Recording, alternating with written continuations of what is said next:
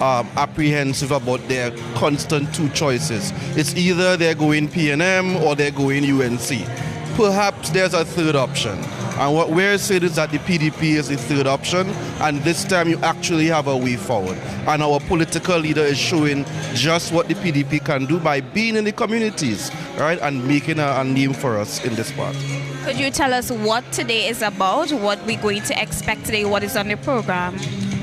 Basically, the program is pretty simple. It's basically introducing the PDP to Trinidad. We will have a list of artists.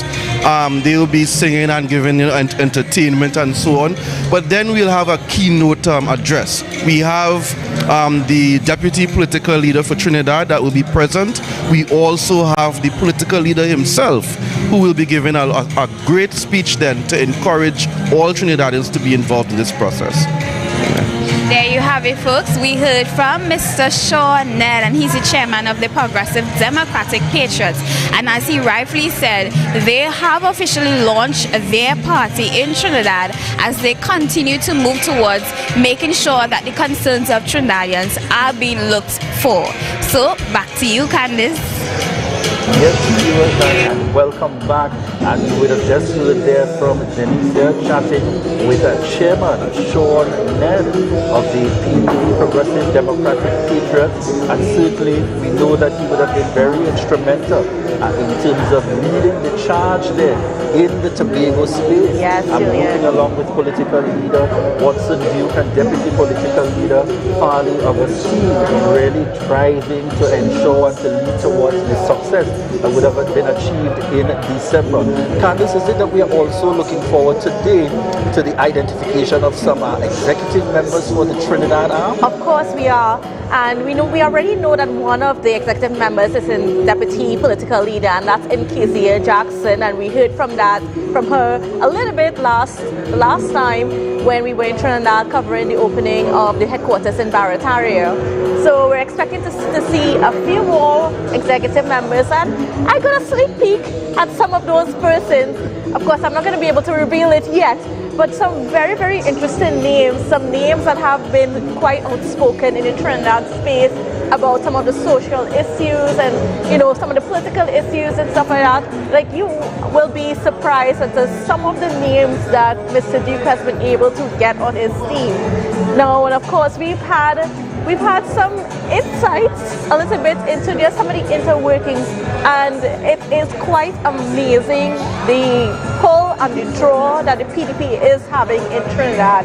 There seems to be a lot of persons that are hungry for this sort of a new political movement that we're seeing around. And you are correct. It's quite significant, and it's very interesting in terms of the timing, because the timing also speaks to where traditionally you have had two parties dominating the space here, UNC and the PNM, and you're now in a situation where there is naturally, there's been an entry, yes, and you are seeing what appears to be very much of a following in that direction in support of the PDP. So we look forward to see how these things will transcend.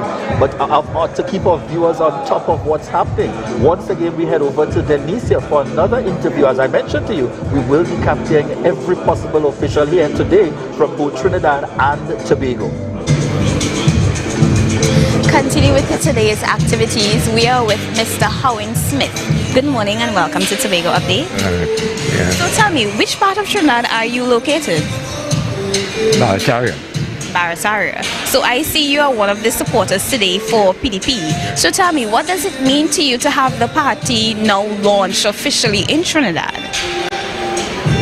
I think PDP stand a chance in Trinidad. Stand a chance. Even if PDP get 2 seats and the 2 in Tobago, Watson Duke will be the Prime Minister of Trinidad and Tobago. But you know, Trinidadian is very tricky. They ain't smart. They're very tricky. They will eat you out and vote against you because that's what they do, Jack Warner. That's very experienced what they do, Jack Warner. You understand? And I find Duke stand a chance. You could feel it. The Duke stand a chance. I think he stand a chance in Trinidad. What about Mr. Duke, specifically the PDP, that stood out to you, that made you want to support them?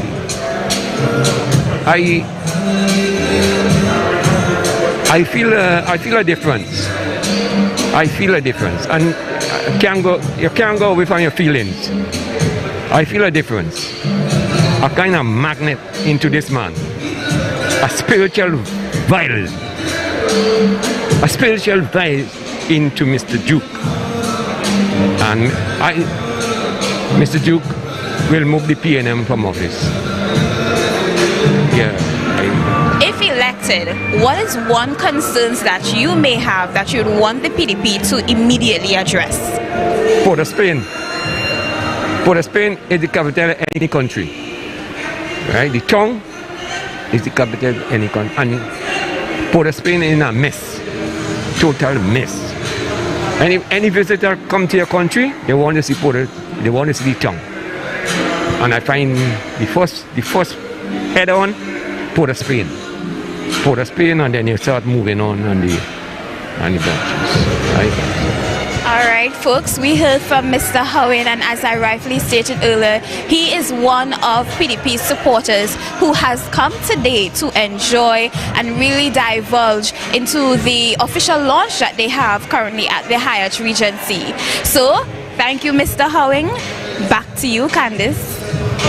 Thank you very much, dear Denicia, and simply ensuring that the connection happens at every possible level. I think we have just been having a conversation there with one of the supporters of the PDP based there in Trinidad. Yes. And Candice, that also speaks to the energy that Deputy Chief Secretary and political leader Watson Duke has been exhibiting in terms of seeking to ensure that, as far as he has made it very clear, anything that he is able to enjoy, he feels that the average citizen of this country should be able to enjoy same. And that is a message that's been resonating with persons. And like we were saying just before we went to Denicia, that there's so many persons that actually gravitating to the PDP. It's actually quite amazing what's happening here. Like, we're actually seeing persons, they are fed up of the PNM, they are fed up of the UNC, and they're looking for that third option. And we know, like, in the previous elections, there's been a number of parties that are coming forward. We just had recently even Gary Griffith launched his own party, the Correct. NTA. Would have launched his own party Right. as well, and I think that happened just within this week. Yes, just this weekend. But we're seeing that, despite what everybody else has tried, the PDP is the one that people are gravitating to. And it's good again, and I want to give our viewers a sense of what's happening here, folks. We are seeing the arrival of persons, and Candice, what's impressive, it's a wide cross-section. We are seeing the arrival of those who are very young, we are seeing the arrival of those who are middle-aged. We are even seeing a wheelchair and a walker coming in terms of showing that very wide cross-section. The setup on the inside mirrors that Candice, we are going for a 3-course meal. Yes, and it's all different types of people from all different sectors. I mean, it is quite a mix of persons that are arriving here.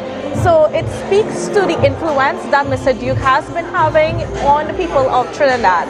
But I think we have another person there lined up for Denicia to speak to and to give you a little more insight onto what some of the persons are thinking being here for this launch. What did she say? I don't know what he said. Good afternoon.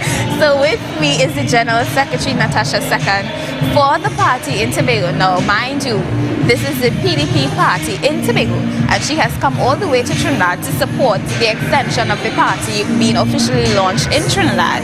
So tell me, what does it mean for you to have the party now officially launched in Trinidad? It's very exciting, and we look forward to expanding our territory, expanding the vision, and everyone has come down today to be part of this process. And we're really, really looking forward to sharing our dream with Trinidad. What can we expect from this party being now officially launched? We would like to look at the participatory democracy, as our political leader has been explaining.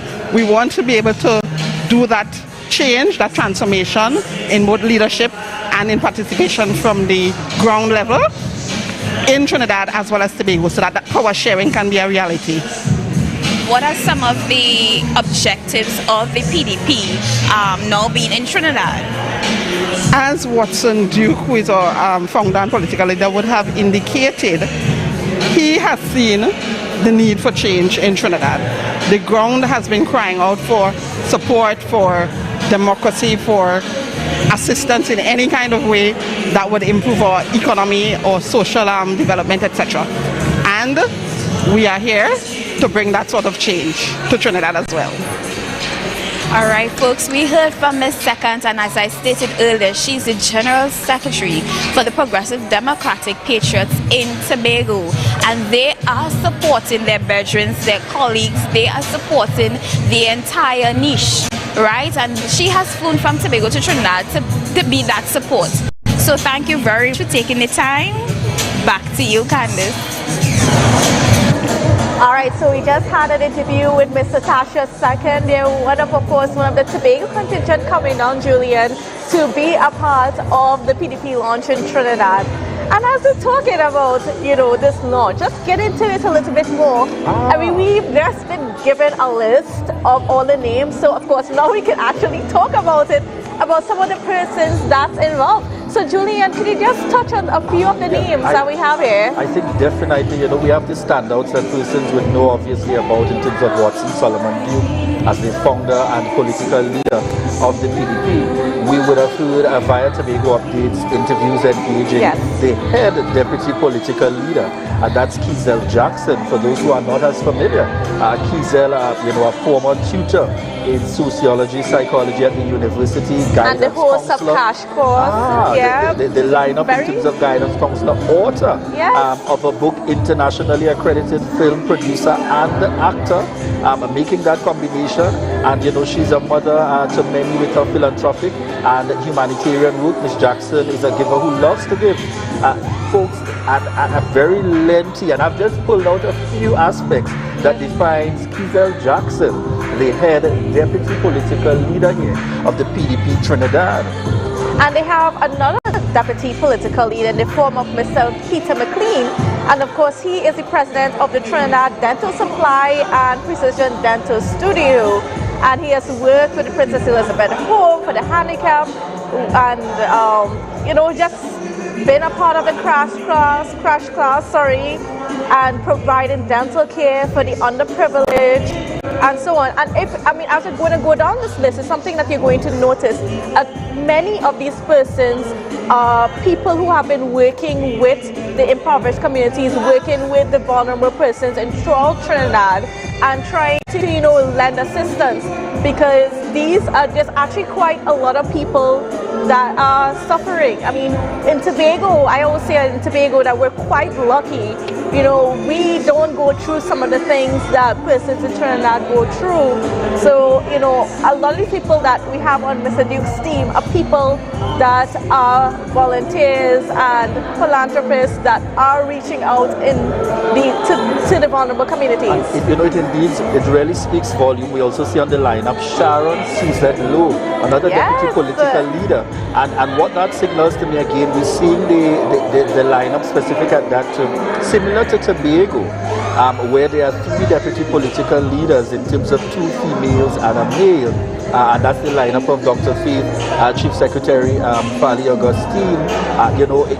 We are also seeing here a similar lineup in terms of 3 the deputy political leaders for the Trinidad in terms of moving the party forward. We're also seeing here listed as chairman on the PDP Trinidad, Camille Diet. And Camille is spiritually grounded and family oriented, passionate for her humanity, has allowed her in terms of deep rooted. She has two decades of philanthropy and charitable initiatives taking place. She continues to serve steadfastly as the Vice President of an NGO, an NPO, Sisters Supporting Sisters, and providing support for its counterpart, brothers supporting brothers. And it ties back to the same thing that you're raising. Persons here who are connected within their communities. Though she's well accomplished, Camille's favorite title to date is still mom. To the best she could ever, she could ever have in terms of a commitment to families. Again, looking at that connection in relation to the community. Viewers, at this point, we head on over once again to Denicia with another interview as we continue Tobago updates here, giving you live coverage of the PDP Trinidad launch. Thanks, Candice. We are with Mr. Vinto Hargreaves. Now, good afternoon. Yes. Tell me, which part of Trinidad are you from? No, I'm from the village of Cutler Hall in Scarborough, Tobago. Oh, so you came from Tobago to specifically support this movement. So Yes, what brought you, or what rattled your cages to support this official launch in Trinidad? Is because we need to have a change in the political structure in the country, because for far too long we had one party who was dominating the politics in the country for far too long. So it's time we need a good change in the country so that people will get to see things can change in the way we do things now. So so we need to show that kind of love, that kind of commitment and thing towards changes in life and thing, So, and I'm a steel band man. I grew up in a musical family in Scarborough, the Sardinas, and Miss Gwyneth Armstrong, that's my aunt. She used to teach band in Tobago All Stars, and she used to judge Panama as well too. So I know you said you are from Tobago, but if PDP gets elected for general elections, what are some of the issues and concerns that you would like to see be addressed? I think some of the issues like sporting and cultural areas need special, especially in the steel band world, because not much was done by this present administration for culture. The best time culture in this country, say anything, was under the NAR, under Mr. Robinson administration. So we need to continue, keep the culture alive so that people to do in life and things. Presently, I'm the caretaker manager of the Alpha Pioneers, one of the newest small bands in Tobago. We are based at Bacalet by the Catholic School, and our arranger is Mr. Keishan Julian, our Panama arranger, and Miss Marina Maffan is the musical director of the band. All right, so we've heard it from Mr. Hargreaves, and as I stated, he is from Tobago, Cutler Hall to be exact, and he made it his duty to come to Trinidad to support the PDP because he believes that they can really make a change and they can impact the nation, both Trinidad and Tobago. So thank you very much for your time. Yeah. Back to you, Candice. Yes, viewers, we are back here on set as we continue Tobago updates coming to you live here at the Hyatt in Trinidad for the PDP Trinidad launch. And we were just walking through a number of the executives. The last one we touched on, Chairman Camille Diet. Who else do we have on the lineup as well, following the Chairman, Camille Diet? Right. Well, we have Miss Mariam Abdullah, that's a Vice Chairwoman, and she is driven by the national development and a passion for youth self-realization. She's a family-oriented person and lives by the golden rule. She is currently head of human resources at one of Trinidad and Tobago's leading insurance companies. Ms. Abdullah holds an LLB with honors from the University of London and holds the most prominent internationally recognized HR qualification as a senior certified HR personnel. She is currently pursuing her legal practical course with Staffordshire University and is expected to be called to the bar early next year. Yes, and then we continue on. There's a chairperson and there's also a vice chairwoman. Yes. A vice chairwoman being Miriam Abdullah. That's Miss Miriam Abdullah. I like that combination in terms of chairperson and vice chairwoman. And again, there's also a vice chairman. Yes. And in this instance, the vice chairman is Dr. John Paul Alexander. Interesting with that combination of three, a chair and two vice chairs, similar to the political leader and three, a deputy political leader providing support. Yes, and then if Dr. John Paul Alexander sounds familiar, during the COVID-19 pandemic, he was quite vocal about a lot of things. Correct. Coming out of the US and so on. So, of course, very, very intelligent fellow. To give persons a further grasp in terms of a strategist and leader. Yes. Both in terms of leadership and sustainable development expert. He has his PhD in leadership and sustainable development, an MBA in management, and his MSc in strategy and an award in research. John believes all of us has to become the change we want to see in Trinidad and Tobago. Again, that kind of signal and indication, it would seem as though the political leader has gone far and wide. Yes, folks, all we have identified so far is 3 deputy political leaders, 1 chairperson here in Trinidad, 2 vice chairs, 1 vice chairwoman and 1 vice chairman, and we continue. And that's not the whole entire list. We still have more persons on this list. I'm moving on to the Chief Executive Secretary in Mr. Tyrone Sawyer-Sue, and he's an entrepreneur in civil engineering. He has an MBA in project management and 12 years experience managing artists. And he says he has felt the pain being influenced on our citizens, and he would like to be a beacon of hope with uplifting everyone's lives he gets into contact with. Yes, definitely. And that's our Chief Executive Secretary. Yes. And then there's also the Assistant Secretary.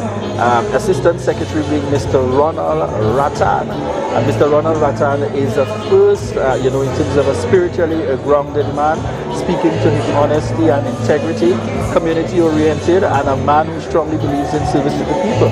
Mr. Rattan is a holder of an MBA, and he's also a certified mediator and industrial relations professional.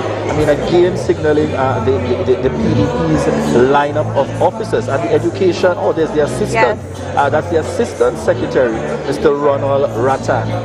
And then making our way down the list, we have Miss June James. And Miss June James' destiny, intention, and purpose-driven. She's an entrepreneur, a social worker, and an educator, a specialist on mental health and well-being, an educator in context. She have made a lifelong career in serving others and making a positive impact, one life at a time. And again, the trend of persons that are very connected with the grassroots continues. 5 more on the lineup based on the portfolios that we have identified. We also have Laura Guevara, Membership and Mobilization Officer, Attorney at Law, Qualified Mediator and Businesswoman.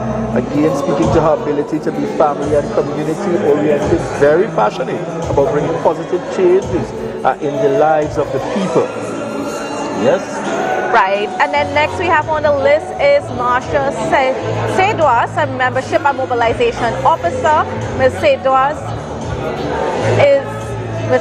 is of age 46 and is blessed to be a mother of 3 children and partner to a loving gentleman for Herculean character.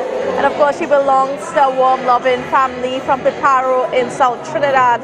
Today, she's a business owner, author, speaker, advocate for change through international strategic and mindful action.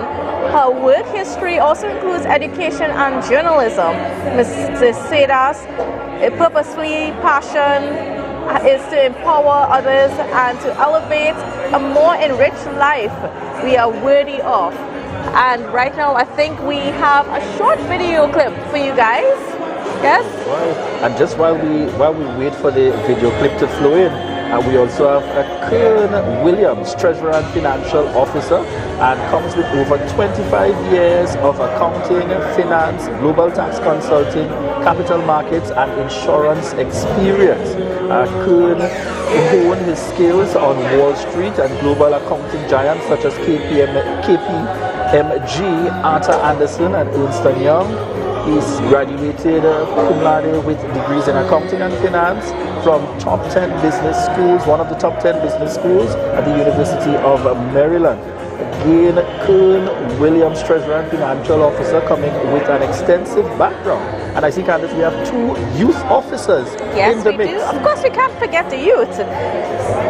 So we have Miss Nalini Jones, and Miss Jones is a 27-year-old entrepreneur from the community of Morvant. In 2014, she was the National Scholarship winner in Visual Arts and graduated the University of Southampton in England in 2015 with a first degree in accounting and finance.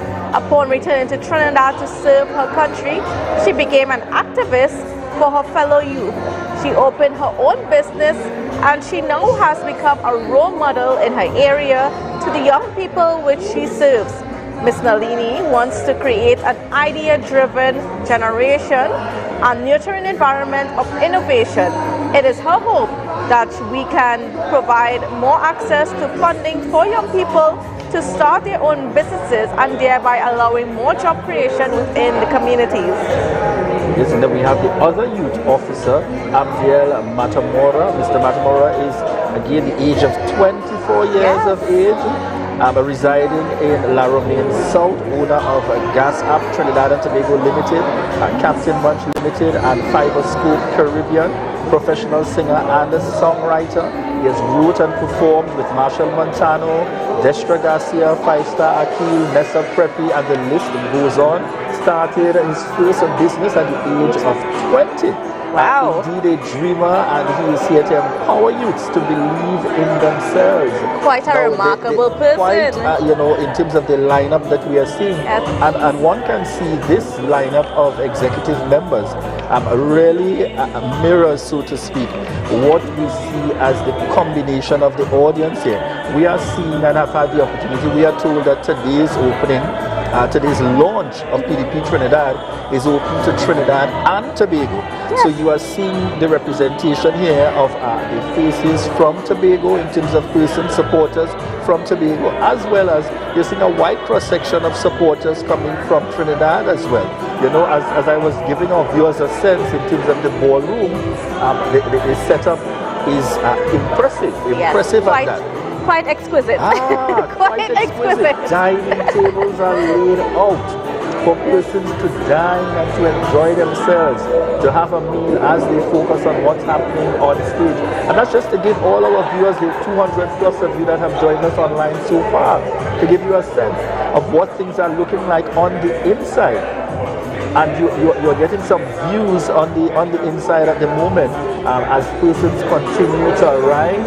And yes, we're Tobago updates coming to you live here from the Hyatt as we seek to capture this entire PDP launch coming here from Trinidad. And we're heading on into that video now. Yes. Candice, PDP Origins video. The PDP Origin video. So let's take it in just for about 2 minutes or so, the origin of the PDP. We are PDP, the Progressive Democratic Patriots, and we put people before politics. The party started in 2015 and our founder, Sir Watson Solomon Duke, known as the champion of the working class, who was formerly the undefeated 12-year president of the Public Services Association. Sir Duke had a humble political beginning with just a bullhorn under a dim streetlight in a small village on the eastern shores of Tobago called Roxborough. By December 2021, the PDP, also called the Spartans, in such a little time ascended with a landslide victory to take all of Tobago House of Assembly with the exception of one, dethroning the then People's National Movement, who had a stronghold for 21 years of the Tobago people. Now, Tobagonians exercise their democracy. Sir Duke was not happy with just Tobago and hearing the cries from Trinidad, the larger of the two islands that has two exhaustive parties, the People National Movement and the UNC. Sir Duke, being known as a radical leader, an eccentric and ever-evolving political figure, is an anomaly to the dumbfounded politicians who has abandoned political ideas with a basket full of empty promises without performance. To date, the islands are ridden with crime, a vicious culture of poverty, no food security, high inflation, rising fuel prices, unemployment, lack of opportunities, the increasing of street-side beggars, poor health care, improper drainage, being known for potholes, government agency operating without accountability, no allocation of government houses, only using draconian instrumentation with persons on list for some 20 years without exaggeration. The island is in a desperate need of a reset, a new ideology, a new political climate. We, the PDP Spartans, are here in Trinidad to reconnect with the grassroots and the groundsmen, to refocus, resuscitate and resurrect a hope. We have an open door policy with the Barataria headquarters in Trinidad, beginning not during an election campaign, but now. We actively display not an emblematic status, but one that creates visibility and a voice to the voiceless. Alright, and there you had it, the PDP Origins videos, and of course I just want to remind you all that Julian and I are live. We are live, Julian, at the Hyatt Regency Hotel for the launch of the PDP Executive and the party. But yes, across here in Trinidad. Yes. And we're seeing what is that connected kind of support happening.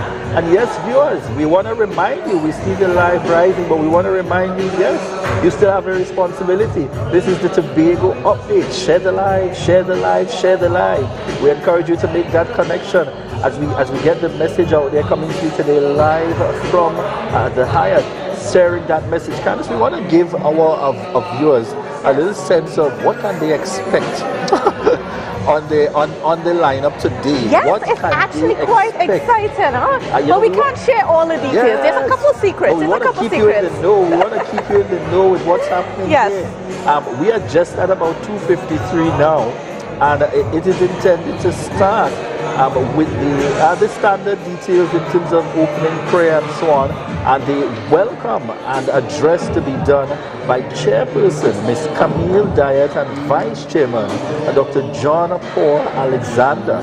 So that's going to be the startup within the first half an hour to Yes. the first hour or so, in terms of making that connection for the PDP Trinidad launch. And then they head into some a lighter side. Of course, because again, you know, Mr. Duke had advertised this as an all-inclusive event. So we have some cultural things like tassa, some drummers, some rhythm sections. But for now, I mean, we'll get back to that list. So we're just going to head over to Denise here, who has another very special interview for you guys.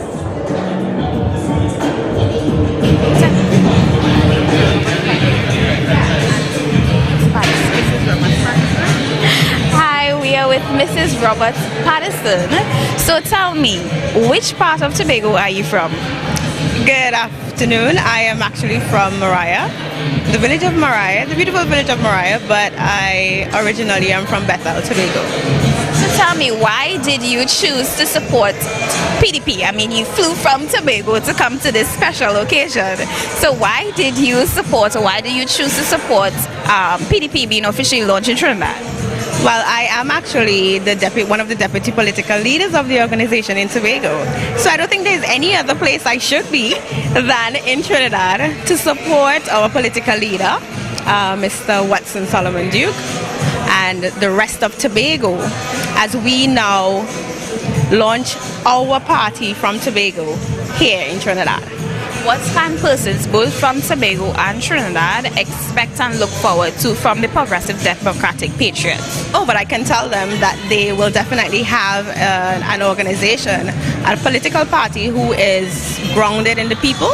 We actually believe that persons should be the one controlling and managing and developing or helping us to develop the island.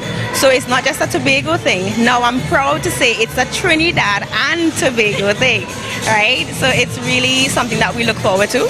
We are really excited about coming to Trinidad and being a part of the Trinidad population.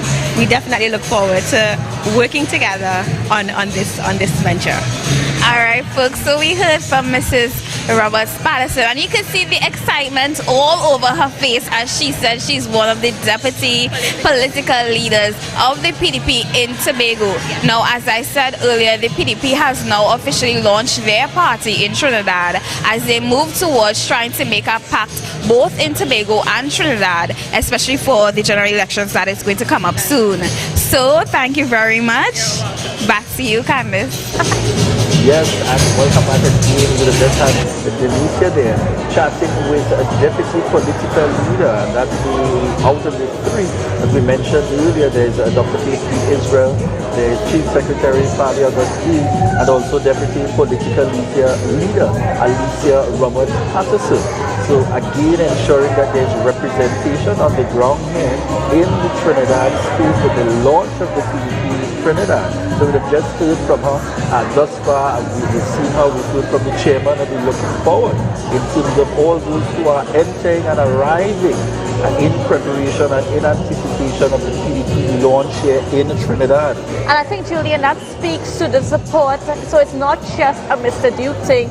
You know, it is a party decision, and Duke does have the support and the blessings of the party, of the core of the party, I should say, to branch off into Trinidad, and they're continuing to show that support as the party grows in this very, very, very interesting new light, and what is shaping up to be a major change in the Trinidad political space. And you know, we want to remind our viewers again, have no fear. You are at the moment seeing us live via Facebook, that's Tobago Updates. We are also live on YouTube. We are also live on TobagoUpdates.com. And we want to let you know as well, from 5 p.m. we'll also be live on TV, that's on CNC3.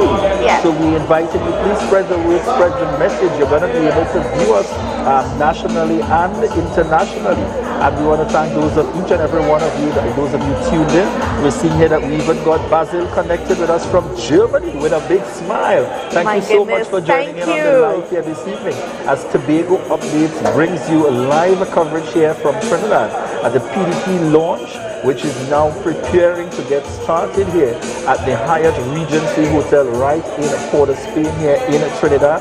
Thus far, we've seen the arrival of the chairman within the Tobago arm, Mr. Sean Nell. We've seen the arrival of a deputy political leader that would have just joined in, Alicia Roberts-Patterson.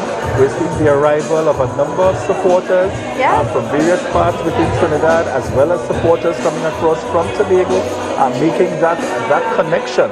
Candice, the combination is very interesting. Oh my goodness. And I know we started telling them about the program. Yes, and of course the program is just the same way how the party is appealing to all types of people in Trinidad. The program seeks to, reflect that the inclusion of all the races, ethnicities, religions. It is about reaching all people. Yes, and then, we have the combination of the intros and the welcome and so on as we spoke to. Then we go into some entertainment that forms part, and the entertainment is even a very blend in terms of rhythm section, violinist, tassa, you have the singers that's going to bring us the melody and so. And then they go into another segment that speaks to the introduction of executive members and the head deputy political leader's address, Mrs. Kizel Jackson, before you actually hear from the political leader and feature address by Mr. Watson Solomon Duke and Deputy Chief Secretary and political leader of the PDP. But before we go any further, to give you a sense of the program, we head on over once again to hear from Delicia. Delicia, over to you. Alright guys, so we are with Miss Ingrid Boyce and keeping you in the mix of things. Now Miss Ingrid, tell me, which part of Trinidad are you from? I'm from Arima, actually. Arima. Alright, what does it mean for you to have the PDP now officially launch in Trinidad? Okay, well, to be honest, it means a great deal. Not just for me personally, because I think I'm doing well, by myself. But then again, I wouldn't be a citizen or a patriotic if I'm not looking at my fellow citizens, And the thing I'm passionate about is our youths, And I don't think that enough is being done for our youths. They are falling through the cracks, So this is what attracts me most when to organizations or even in political parties, as we are in a political season, so political parties, I look at to see what it is that they are implementing for our youths. What about the PDP, in your opinion, that is set apart from the PNM and the UNC that made you really want to support them? First of all, I think the PDP has a mettle about them where they can take on challenges. They're not afraid of taking decisions that, of course, with intent and purpose, where the youths, or not just the youths, but it will be beneficial to the citizens, whatever decision that might be. Yes. And the fact that they also focus on youths, that also is a plus to me. I also like the ideological of local elections also. Yes. Yes. So you made mention of the youths as being one of the issues that you really and truly feel like they are being not really thought of. Are there any other issues and concerns that you have that you feel that if elected for the general elections, you would want these things to be addressed? Oh, most definitely, and I think also, it's really, really bad. It is really, really bad where the youths are concerned. And for what I've seen thus far with a little piece of documentary I saw with Mr. Watson Duke walking with the youths in somewhere in the west there. These youths, they are good. They are good people, and all they want is for just somebody to say, hey, we are here, we need help, do something, and they will take it from there. Because it's not to say that they want a handout, they want a social welfare check. No, it's not that. It's not that. These youths could be entrepreneurs, and that's their aim.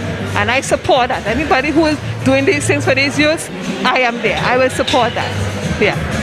All right, folks, we heard from Miss Ingrid, and she is from Trinidad, and she made mention of wanting to come and support the PDP because in her opinion, she believes that they can make a real impact and change specifically on the youth. You can see that she's very passionate about our youths as we look at them as the next generations. Yeah? So thank you very much, Ingrid. Miss Ingrid, back to you.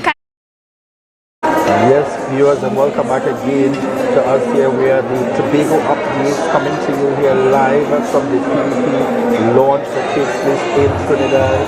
Candice to get started very shortly. And Candice, in true style, as you begin to prepare to sit down to dine and to take in the activities, persons are now being opened up to have dessert. Yes. Sorry, actually they're probably starting they're off getting with some food. They're starting off with their meals at the very start. Again, a signal in relation to how things are operating here. Just giving our viewers a sense of what's happening. So from our vantage point, we're seeing a number of the persons attempting to secure their meals at the moment in terms of before we get into the formal activities. And this ties in very much to the commitment of the political leader. If I am eating and enjoying what there is to offer.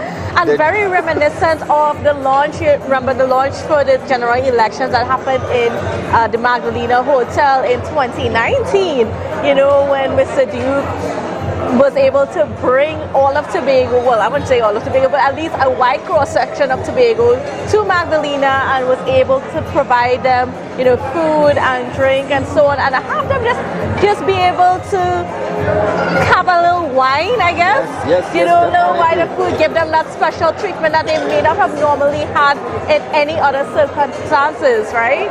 And under the circumstances, you're seeing where definitely appreciated, and some are getting a chance to see and to view what's happening here, and this is one of the signals of moving in the direction of getting started. It's your time to dine, to all persons here.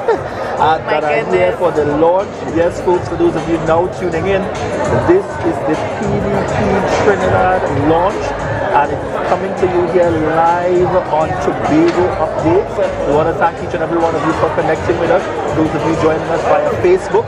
Yes. And what's interesting, and you're seeing here, and it's amazing, we're seeing a lot of our viewers, and this is a good indication. Viewers from here in Trinidad. And we want to thank you so much for the continued love and support for the Tobago Update. Yes. We've had a number of viewers that have seen us since we've gotten started here. Some just saw the faces and they're like, oh they're my God, all so we view you all. excited. And they're excited. And we want to thank you so much for that continued love and support. And we are here at the PDP launch taking place live in Trinidad. Yes. As we seek to release to you the executive members and to give a sense of what's the plan. And it's also interesting to note, Candice, that this launch is taking place now in 2022, with the next projected general elections set for 2025. But you have the local government election that's coming up at the end of this year, and we know that's what Mr. Duke is eyeing, to get at least some seats, at least some councillors in there, so that he can get his foot in and build out the party in a similar fashion to how he was able to build out the party in Tobago and started out with just 2 seats. Remember, Mr. Duke just started out with 2 seats and moved from 2 to 6 to 20 to 14 seats. And of course, yes, like I said, it's very exciting. Yes, the excitement is high. You're seeing all the movement, you're seeing all the energy, and yes, this is live. This is live here, coming to you from the PDP launch here in Trinidad. Yes. And yes, persons are seeing us in the mix, but that natural excitement, wanting to still connect. Of course. Hey, to see you all. I watch you every. And we are all, trust me, we are very, very happy and pleased to see all of you. It's so exciting. It's so, it's wonderful to be able to connect with our viewers. And it shows how much we have grown and the impact that we've had on people. And we just want to continue. And we do this for the love, Julian? Just purely for the love. It is. And I always make the point, the kind of support that Tobago Updates enjoys, and to be able to be number one, it's always because of you. It's because of you, the viewers, and your continued commitment and dedication. You have helped to move us in this direction. Yes. And we continue to make every attempt to deliver quality information to you and to keep you on top of what's happening. Anything related to Tobago, whether it's happening in Tobago, it's happening in Trinidad, the region, or the world at large. Because I know we got our viewers in the mix there, and I'm seeing here the connection as well coming in. Family, I'm locked in straight from Brooklyn. My right, goodness, and that's Julia thank you. Brown connecting with us from Brooklyn out there. Again, we want to thank you so much. And to give our viewers a gentle reminder again, in terms of the program lineup for today, we would have indicated to you to get started just a little after 3. The first segment is on the way. People are out to get their meals at the moment. Because of course it's an all-inclusive event. It's true. It has been defined clearly as an all-inclusive event. It's not just about the launch. It's an all-inclusive. And Candice, you want to give them a sense. Earlier on, as the team would have been setting up and so on, Mr. Duke would have been down in the mix, just to make sure everything was in order. You want to give a sense of his energy? Mr. Duke was fired up. Mr. Duke was just so excited, and he was just like, yes, we're here to make a scene. We're here to make an impact. So, and that's of course what we're looking forward to today with the rest of the programmers, to see what exactly that impact is going to be. And we're actually seeing it right now. Viewers, if you were able to see the persons, the faces, and it is literally a wide cross-section of Trinidad that we're seeing from all walks of life, from the very low to the very top. You have some persons, I'm not too sure that they might want to be publicly known, so we're not really going to say some of those names, but it's quite interesting, the faces that we're seeing, and it speaks to the impact and speaks to the gravitational pull that Mr. Duke has been able to drum up in Trinidad, and over a short space of time. It's very remarkable. A very short space of time indeed. So we got the combination coming up, a welcome and address for the opening by my chairperson, Ms. Camille Diat, and Vice Chair, Dr. John Paul Alexander, heading into entertainment in the second segment. The third segment, let me use Candice's term, of the all-inclusive as defined by Deputy Chief Secretary and political leader of the PDP, Watson Duke. Then you go into introduction of the executive members by the head Deputy Political Leader. This is Kizel Jackson. And then there's the political leader in terms of the feature. That's okay, man. There's the political leader in terms of the feature address that will be taking place. Yes, folks, and that's the excitement. People even want to get onto the set. Of course. People want to get onto the set to be able to connect. And then there's a close that speaks to, again, entertainment on the lineup. And Candice, we are seeing the big names here from TNT. Mr. Iowa George. Iowa George will be in the lineup. Jam Melody on the mix, and there are even more surprises. There is a surprise. Let me tell you something. I can't. I mean, I heard this name and I was just like, wow. Yes. And you viewers are going to be wowed when you find out who is on the lineup. Of course, I can't give it away yet. I can't. Yes.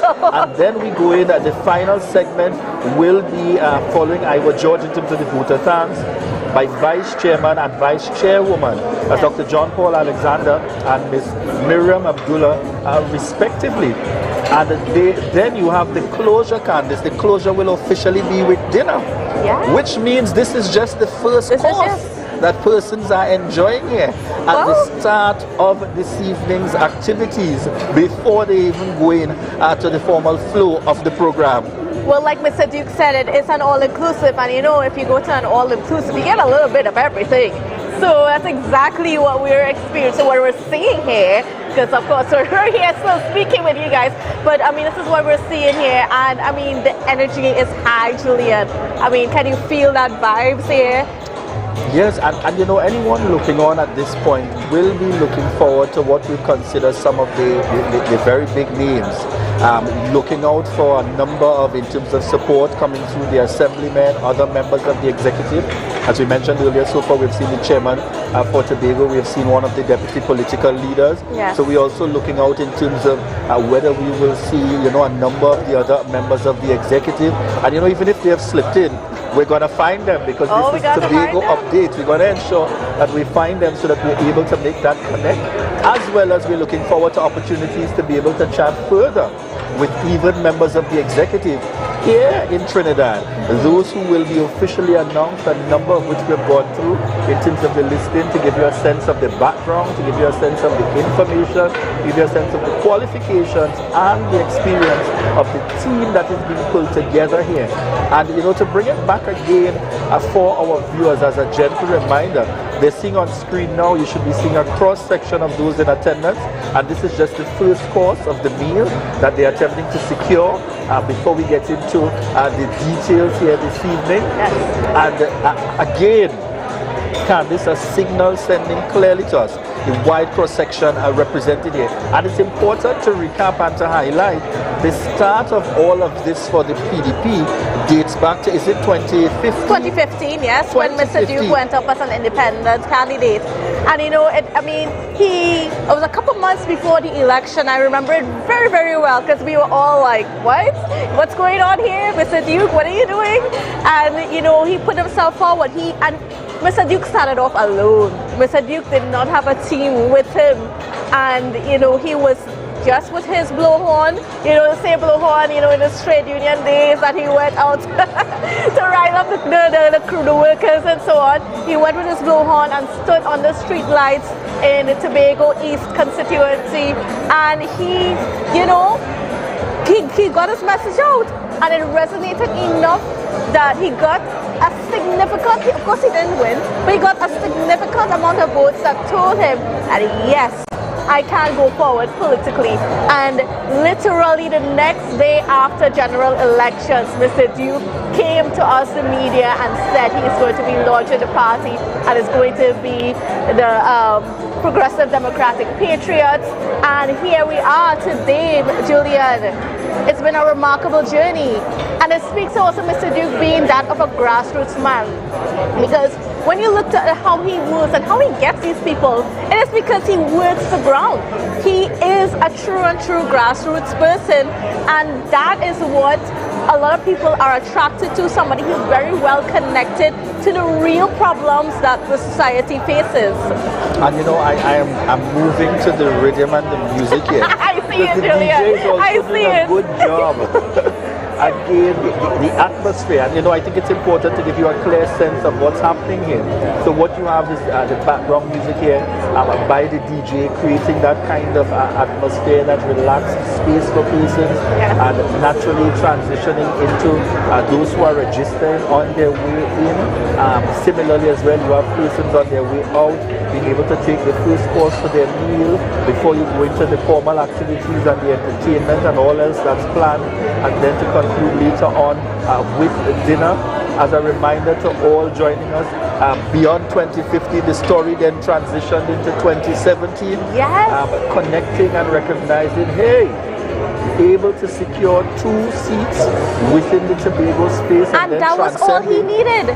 That was all he needed to say that, you know, he was a party, I mean, he was a force to be reckoned with, and that he should not be underestimated, and it was just a bill from there. Once he gets the foot in, it's just a bill from there. But of course, we have now Denicia standing by with another interview for you guys. So over to you, Denicia. All right, guys, we are with Mr. Andre Cohen, and he's the deputy chairman for the PDP party in Tobago. So, as you've heard right, Mr. Cohen is definitely from Tobago, and he flew to Trinidad to support his counterparts. So tell me, what does it mean to have the party now officially launched in Trinidad? Well, good afternoon to all. PDP was always a party of inclusiveness. So coming to Trinidad is a plus. For that, because being here means that we are all for Trinidad and Tobago. So we started in Tobago and we have extended to Trinidad. So it's a big plus. What do you think made persons, and yourself, you could include yourself, what do you think, in your personal opinion, what do you think made individuals want to really support PDP in the fight to impact Tobago and Trinidad? Well, PDP always have to change the politics. And if you look at one of our slogans, it's people before politics. So with that, you know, again, we go back to the all-inclusiveness. You know, nobody is greater than anybody, right? So it's just all-inclusive. So with that, you know, from the grassroots right up, everybody will want to be part of this movement. All right, and what could we look forward to? What could we expect from the party? Well, change, new things, a big change, the involvement of a lot of youthful people. You know, so when you have youthful minds, you have new ideas. So that change that would take place, that's what. All right, guys, you heard from Mr. Cohen, and as I said, he's the deputy chairman for the PDP in Tobago. And as you can see, he's very much pleased and satisfied that the PDP has officially launched their party in Trinidad, as they really get an aim towards making an impactful change, both Trinidad and Tobago. And you know, one of the interesting things about this situation is that they didn't just think about Tobagonians. They are thinking about Trinidad and Tobago, because we are one country, although some may feel like, you know, Tobago is apart from Trinidad, and that may be rightfully so, but understood we are one country and they don't want to leave anybody out. It's all about inclusiveness, as he rightfully said. So thank you very much. Back to you, Candice. Welcome back, viewers. Thank you very much, Denicia. This is the Tobago Updates coming to you here live from the Hyatt Regency in Trinidad. We are here for the launch of PDP Trinidad. Folks, and we are seeing what has been the arrivals of a wide cross-section of persons from all areas in Trinidad, as well as in Tobago, lending that support. We have just had a conversation there. Andre Cohen, and the vice chairman of the PDP Tobago, he would have been an instrumental part of the team in terms of working towards the victory that would have been achieved in December, now having the PDP as the current administration led by Chief Secretary Farley Augustine. But Candice, I just want to step back for a little bit to give a sense for those who may have missed it. Quite recently, I think it was just about 3 weeks or so ago, before we even got to this point where we're now heading into the launch of PDP Trinidad. We had the launch in Barataria, and that was of is it the head office? That's their headquarters. Give us a little insight in terms of how was that experience? Wow, that was just very, very, I mean, I can't really find the words for it, because when you were there, it was just the amount of people that came. And it wasn't just the amount of people, but it was the faces. And of course, that's where we found out about Keyzel Jackson being one of the deputy political leaders and so on. And, you know, the office is quite a beautiful office, I should say. And it was just the pull, like you got a sense as to the impact that PDP was having in Trinidad. And it wasn't just like the third parties that have been trying as hard, because I mean we know just that voice in Trinidad and wants a third option besides the PNM and the UNC. However, none of the third party factions have been able to pull the kind of support, and what we saw in Barataria was that kind of support, and it did not just come from one type of people, it came from a wide cross section. I mean, we're saying this quite often, and we're saying it is because it's true that it's coming to so many people, so many different types of people that are being attracted to this PDP movement. And you know, they are wanting, like they really want that change in Trinidad. They're saying that they're fed up with the PNM and the UNC is no longer an option for them. And they see Mr. Duke as that option, as the man that can get things done, that can bring about the changes, a man that actually understands what's happening on the ground. And these were some of the things that we heard from the supporters that were there in Barataria, and we're hearing that repeated here. Because earlier today, while we were setting up and so on, we got a chance to, you know, just to speak a little bit with some of the persons that were here, or some of the people that were helping with the setup, and they were all saying the same thing, that, you know, PDP seems to be that party that they believe can bring that change. Yes, certainly. And we're going to go into it a little bit more, because I know you and Denise also had the opportunity to interview, you know, in terms of interviewing the political leader, yes, Watson Dean, as well as deputy political leader, Keyzel Jackson. So we'll continue that chat. Yes, we will continue that chat. Something interesting about that. Over once again, as we said, once they exit the elevator, once they get onto this floor, before they even enter, we're capturing them first. Over to you, Denise. Alright folks, we have a very special lady here with us today, and this is the Secretary for Food Security, Natural Resources, the Environment and Sustainable Development, Mrs. Natisha Charles Pantin. Good afternoon. Good afternoon, Tobago. How are you feeling? I'm feeling good. I'm feeling the vibe, the PDP vibe. What does it mean to have the party now officially launched in Trinidad? Well, you know, PDP is like a rolling stone. We gotta know more, right? Upward mobility, it's always good. I'm thinking positive. We have a lot to accomplish, and being here in Trinidad, I think it's an excellent move. And I must commend the political leader for, you know, his vision. What could we really see as we collaborate Tobago and Trinidad to move forward in that direction? Because you know, sometimes you would hear a person say, okay, Tobago is apart from Trinidad, and although that may be rightfully so, we are still one nation. So what could you say to the collaboration, or how you could speak on effective collaboration between Trinidad and Tobago as the PDP look as covering more routes? If we want to improve governance, we must have a presence in Trinidad. There are decisions that they have to be made in Trinidad.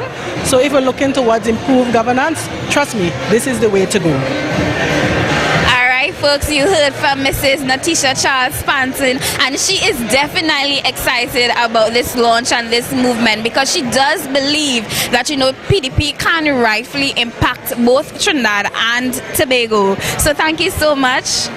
Back to you, Candice. Yes, viewers, we're back on this end. Conversations again taking place. Another representative here.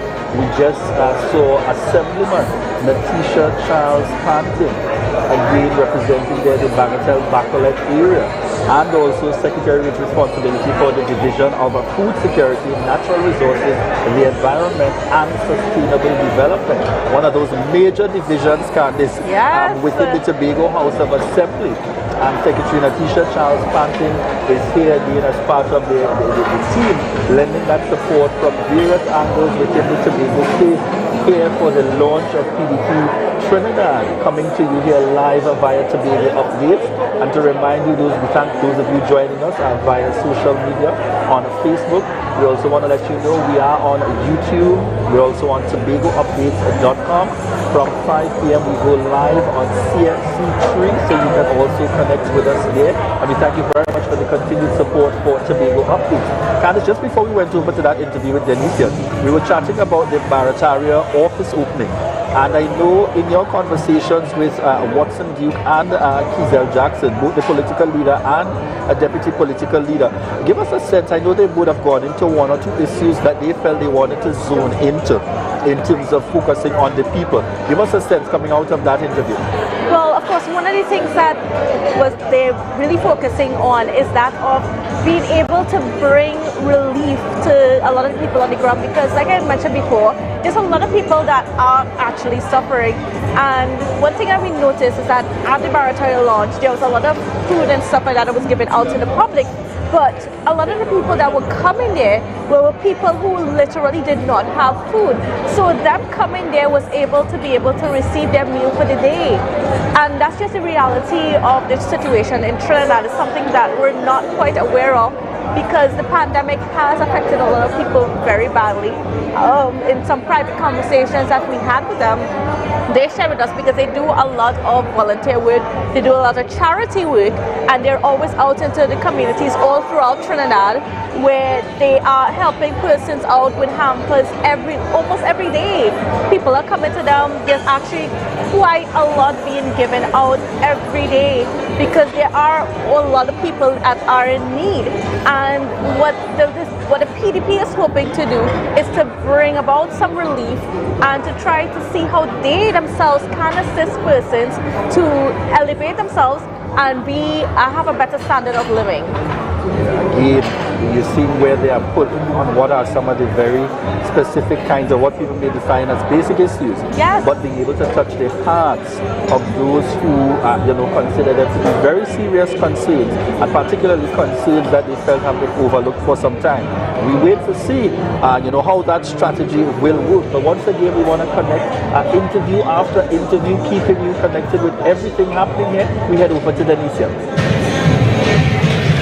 We are with Mr. Yaka Dunrich, and we are continuing with today's festivities. So, Mr. Dunrich, could you tell me which part of Trinidad you're from? I originally from the east, but I'm living south right now. Tell me, what about PDP that you decided that you really want to support them? Okay, well, I believe PDP have a lot to offer, in which I say that because I think Mr. Watson Duke is a grassroots man, and he not just only saying it, he doing the job. He have different things to offer.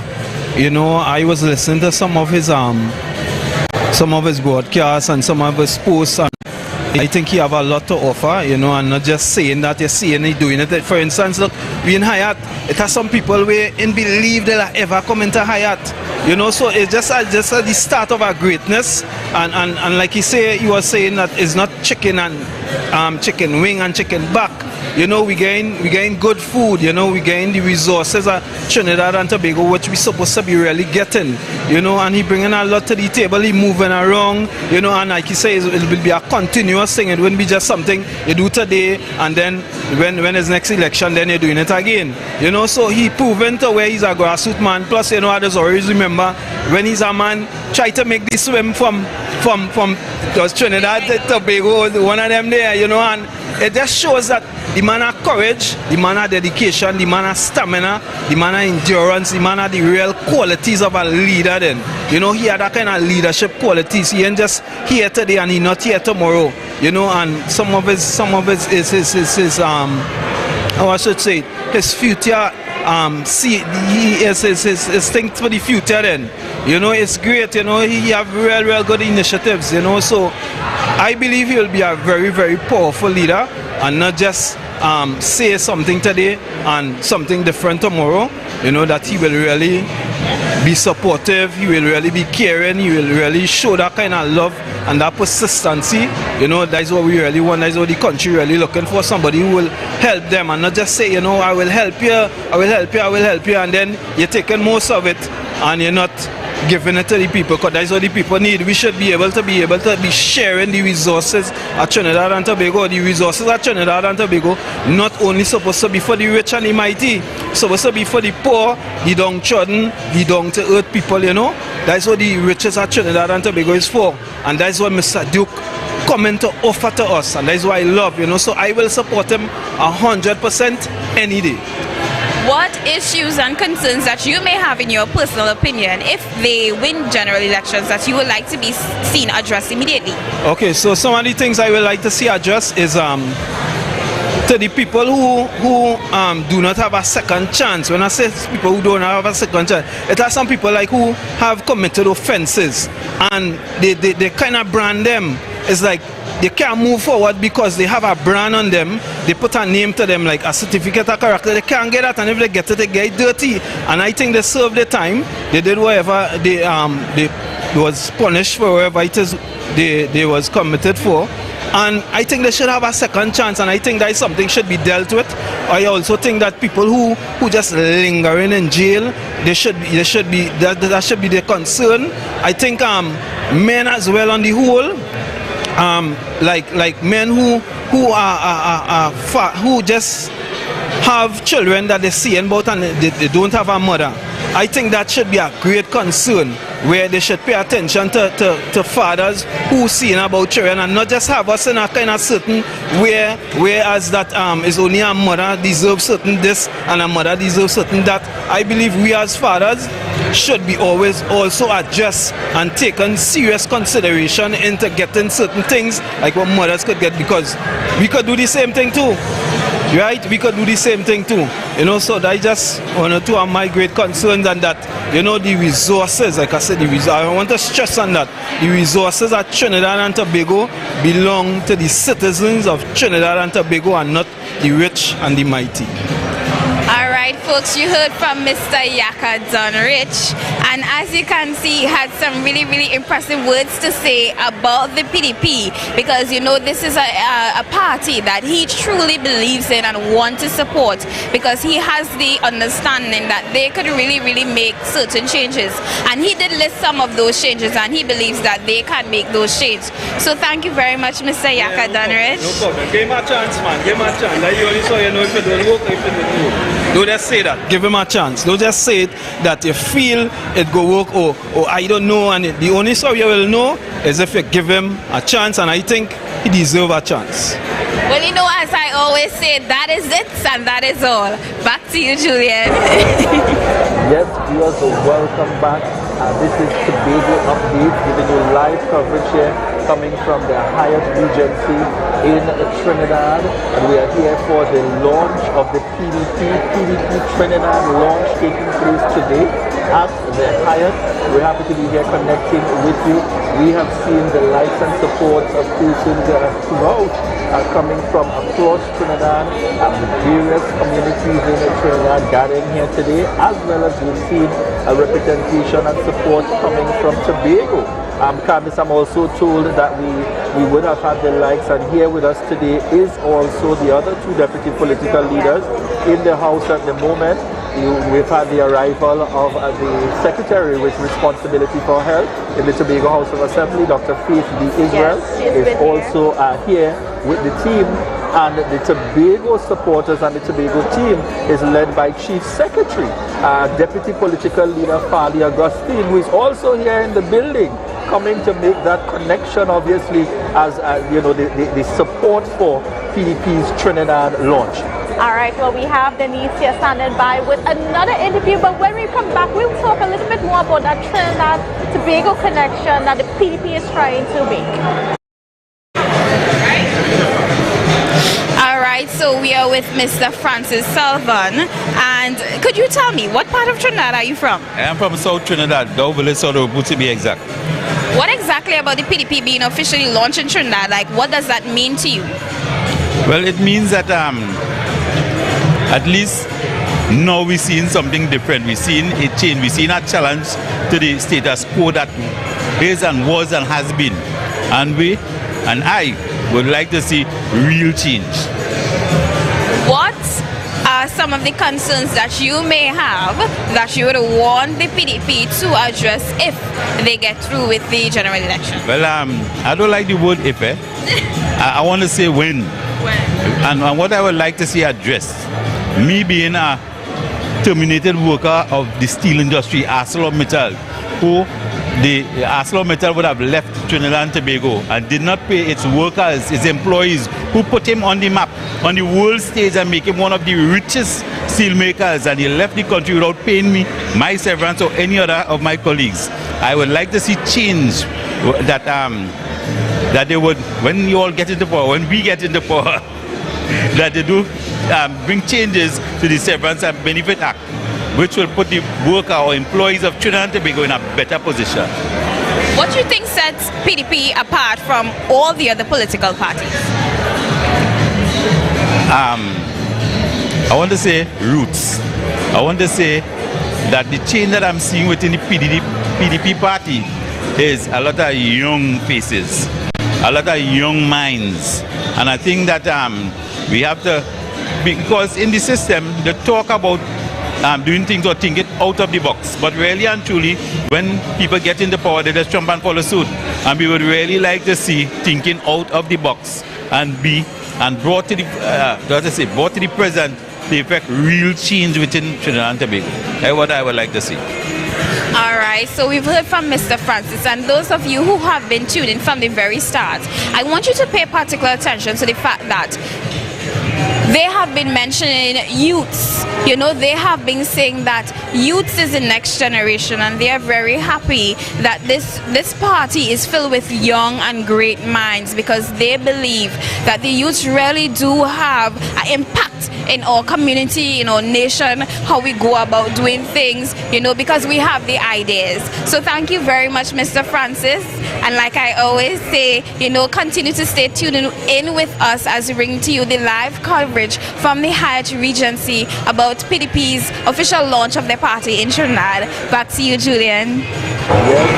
Yes, and we're connecting here once again. This is Tobago Update, coming to you here live from Hyatt in Trinidad for the PDP Trinidad launch. And just before we went over to that last interview, Candice, and we were chatting about the fact that, you know, representation here is also shown by members of the current administration, the Chief Secretary himself here, Assemblyman Farley Augustine, you know, the Honorable Farley Augustine leading the charge, along with, we saw Assemblyman Natisha Charles Pantin, Secretary, and we also have here, you know, the Secretary with responsibility for health, Dr. Faith B. Israel, and the list goes on. But one of the things I wanted you to, you know, give a little more insight into, when you would have spoken to the political leader, give us a sense, how do you see this Tobago and Trinidad part relationship working? The PDP Tobago, PDP Trinidad coming to form the PDP Trinidad and Tobago. How does he see that working based on the interview? Especially noting that Mr. Duke is the Deputy Chief Secretary and the Assemblyman for the Aga-Roxborough Electoral District. Now, Mr. Duke believes that the only way that he can make a difference politically is by having a foot in the government, in the central government, because there's a lot of things that the THA is not able to do. The THA has very limited powers. So many of the things that, you know, persons on the ground may be calling for, it's not really what things that the THA is able to do. So his thinking, his methodology behind all of this is to be able to get into governance, and only by getting into central government that the PDP can really deliver to the people of Tobago a lot of the promises that they made on the campaign trail. Because of course they're finding out, you know, that it may not be as, some of the things that they would wanted to do may not be as achievable. And of course there's a whole question of autonomy for Tobago. And of course, Duke does not see it happening under the PNM well, of course, neither under the UNC, but he is hoping that if they can, get into government, then that can pave the way for there to be autonomy for Tobago. And once there's autonomy for Tobago, many of the things that people have been asking for on the ground can finally be delivered. And it's interesting because that's actually one of the areas identified by the Honorable Fali Augustine, Chief Secretary for Tobago, giving an indication that a part of the portfolio of now having what is a standalone Office of the Deputy Chief Secretary being held by Assemblyman Watson Duke is that there is also expected to be some focus on ensuring that we attain that level of autonomy as a Tobago. So it will be interesting to see how that rollout takes place, because again, that's going to be one of the few offices that has both a Tobago office operating, the Office of the Deputy Chief Secretary, and there will also be a Trinidad office operating as the Office of the Deputy Chief Secretary. So again, it's another area that we wait to see how the rollout takes place, in particular to ensure the necessary relations happen to securing what is autonomy and a greater level of responsibility and authority for Tobago. And for me, that becomes very critical because it is a broad issue no matter what political party you support. Yes. And in fact, for persons who don't even care to support a political party, it's still a big issue. Wanting Tobago to be able to have more responsibility and more autonomy in the construct of what is the current existing relationship between Trinidad and Tobago. And I remember a much earlier interview before we even got to the point of what we see now as the launch of PDP Trinidad, interviewing a political leader, Watson Duke, as Deputy Chief Secretary, and asking him, are you prepared to build whatever the relationships are with all players within the parliament, no matter what political party they belong to? And again, very interesting, he gave a commitment saying, yes, he is prepared, whether it means the UNC, whether it means the PNM, whether it means any political party that has a say or has a vote, because we all know this is required to go to the parliament, right, both in terms of MPs being able to vote as well as going to the Senate. Which is the combination of those government senators, those opposition senators, as well as those independent senators. So it's a case where you have to convince the entire House right. to and move then things forward. Mr. Duke puts himself forward as the chief negotiator. He said it many, many times on the platform, and that he would be able to, negotiate with the UNC, negotiate with the PNM to be able to bring that autonomy to Tobago. But we're going to have to stick a pin there, and we go right over to Denicia, who's standing by with an interview. All right, guys, so we are with Miss Megan Morrison, and she's the Assistant Secretary for Tourism, Culture, Antiquities and Transports. Good afternoon. How are you feeling? I'm excited. I'm feeling good. What does it mean for PDP to be officially launched in Trinidad? It means that the people of Trinidad now has an alternative in terms of the way forward for governance between the Trinidad and Tobago. So in your opinion, what do you think sets PDP apart from all the other political parties? PDP is a party from the ground up. It's a grassroots party. We identify with individual on any level, whether it be hierarchy or just grassroots, and that's PDP understand what the needs of people are. So I think that is why persons naturally gravitate to the PDP, because we are of the people. What could we look for or expect from both PDP in Tobago and Trinidad working on a collaboration? Well, the island is Trinidad and Tobago. Contrary to what has been in the past, we would normally have Trinidad parties ruling Tobago. Now we have a Tobago Indigenous Party that is charting the way forward for the Twin Islands state. So in that case, I think we can look forward to cohesion, better governance, self-governance, you name it. All the things Tobago has been clamoring for over the 40 odd, maybe 100 years. I think we have a better chance of achieving that if we have PDP as governance in Trinidad.